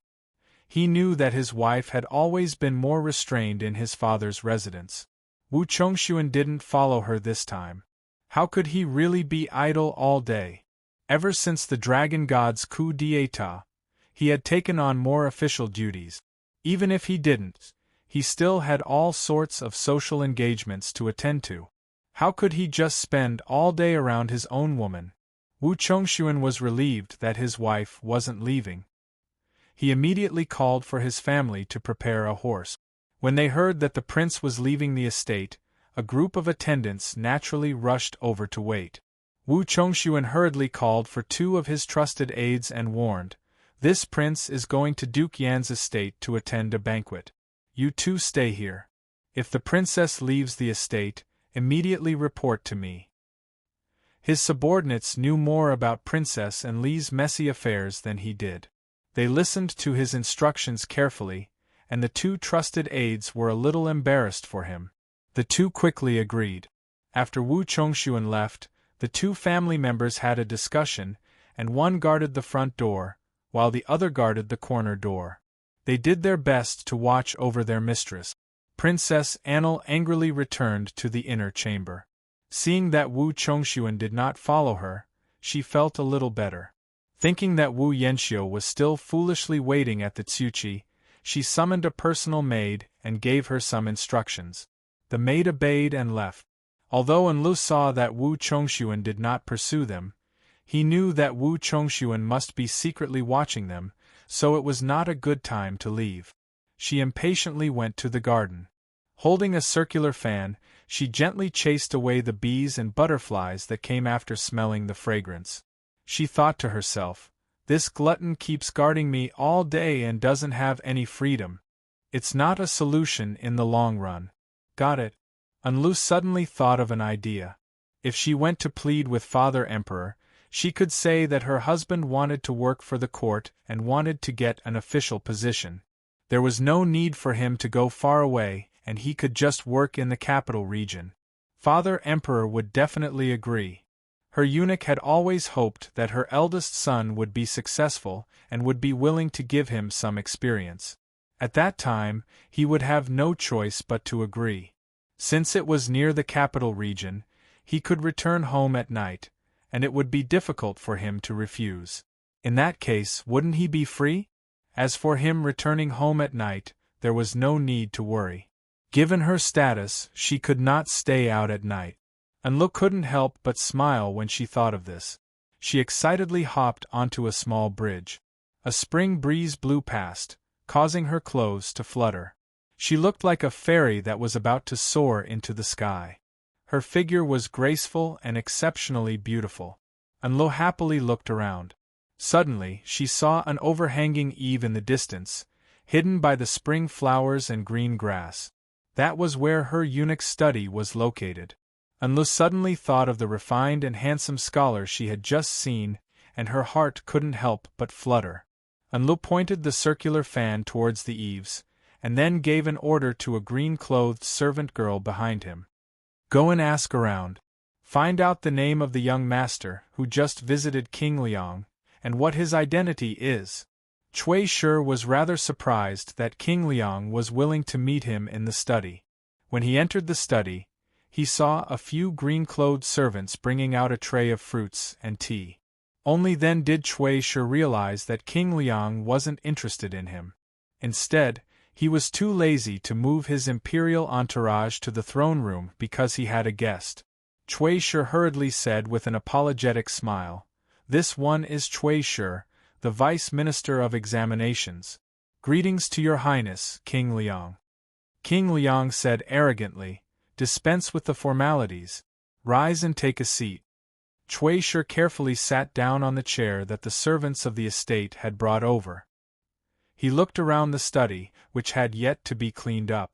He coughed and said, "So your Highness has a guest.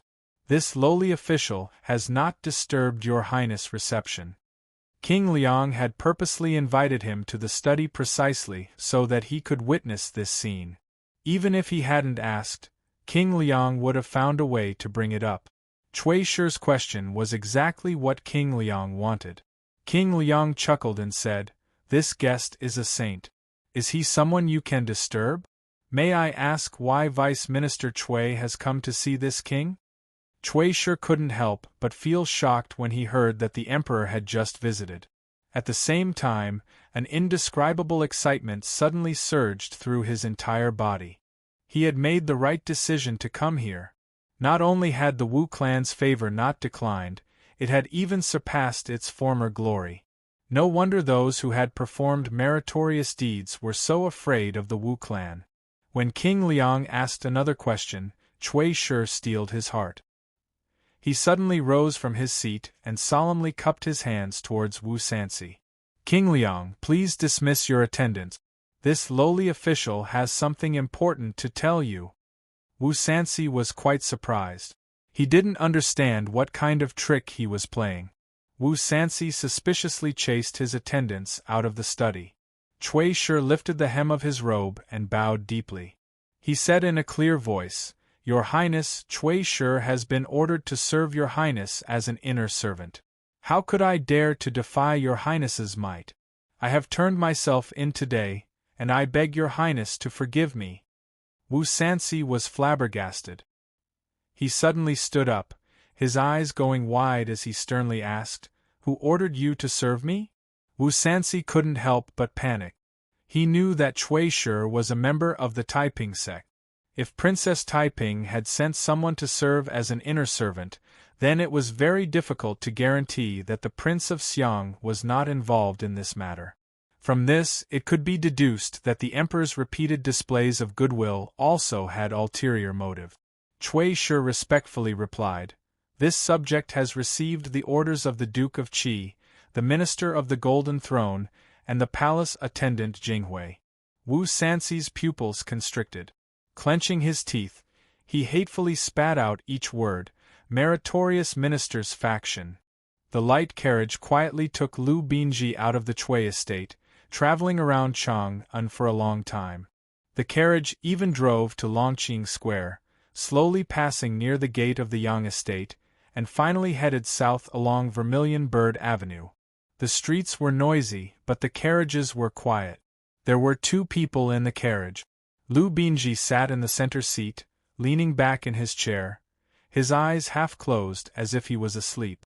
Even when the carriage arrived at the gate of the Yang estate, he did not open his eyes. To his side sat a middle-aged man of around 40 years of age, his cheeks fleshless, his hands on his knees the entire time, his posture extremely respectful. Only when a man hurrying by the carriage quickly sent a message into the carriage did the thin middle-aged man listen to the report. Lu Binji indifferently asked, "What is it?" The thin middle-aged man turned his head and said, "Young master, Cui Shi has gone to the Liang estate."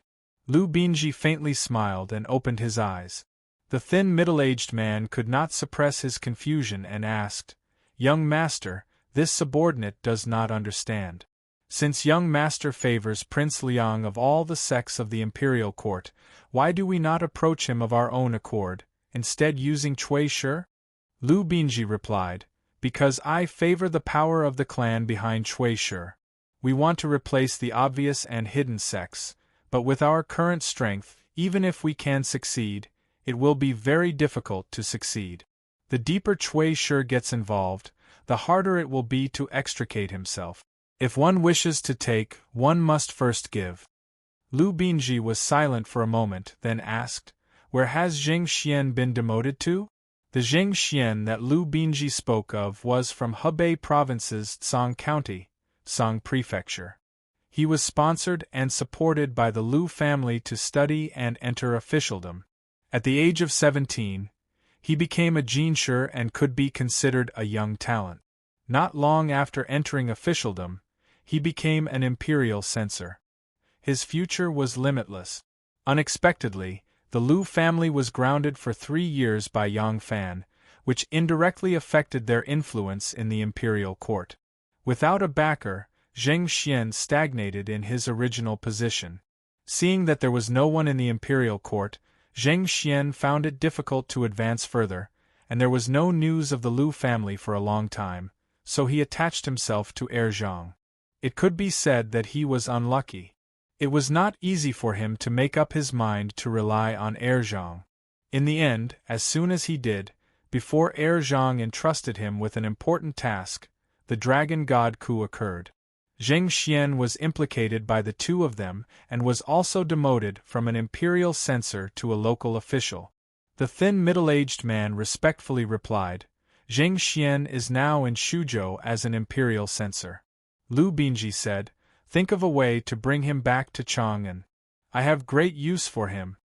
Lu Binji did not ask to be removed from the Lu family until his grandfather passed away. However, he had always been very clear about the situation in the imperial court. He had never relaxed his watch on the imperial court, especially on Yang Fan. All these years in Fanyang, his eyes had always been fixed on Yang Fan's figure. Wherever Yang Fan went, his eyes followed. Therefore, he was very clear about the situation in the imperial court. The carriage entered Tongji Lane in the south of the city and drove into a long narrow alley. It stopped at the end of the alley. Just a wall away was Chu River. The imperial bodyguard stepped forward and lightly knocked on the door knocker. The corner door of the house quietly opened, and the carriage quietly drove into the courtyard. Lu Binji got out of the carriage and walked towards the veranda. There was already a man in black standing in the veranda. When Lu Binji walked over, the man bowed in greeting. Lu Binji didn't stop and walked past him. That person immediately turned around and followed Lu Binji. "How is the matter on your side going?" Lu Binji asked as he walked, not even turning his head. The man replied, "This lowly one has selected a few people and is currently probing and contacting them. For the sake of caution, I have not revealed our goal or identity to them." Lu Binji's large sleeves fluttered as he walked with great ease. There's no need to be impatient for success. If half a year doesn't work, then 1 year. If 1 year doesn't work, then 2 years. If you can pull someone over in a month, I won't be so convinced. Dripping water can wear through a stone. Slowly work hard. The blue-clothed man respectfully replied, "Yes." Lu Binji turned a corner and continued to walk forward. Jinghui originally came from Taiping's school, while Cui Xianhui and Yuan Shuji originally came from the Prince of Xiang's school. Now they've established their own schools, forming a faction with Zhang Jianji, Huan Yanfan, and the others. Why did they betray their former masters? Because they wanted to pursue an even greater benefit. Pursuing profit is not a monopoly of merchants, but a human instinct. My brother nurtured so many people, but in the end, didn't they all betray him? It was only because betrayal allowed them to obtain even greater benefit. In the end, this is the choice of the human heart. Humans have the instinct to seek benefits and avoid harm. The succession hall has quite a few disciples of the branches and branches of our 7 sects and 5 clans who were unsuccessful in their ambitions. Because the succession hall gave them better prospects, they were loyal to the succession hall. When the situation is disadvantageous to them and we can give them even more benefits, they will naturally think of us. At that time, Lu Binji suddenly stopped and stared at the blue-clothed man, his eyes bright. Everything Yang Fan did to my brother, I will return in its original form,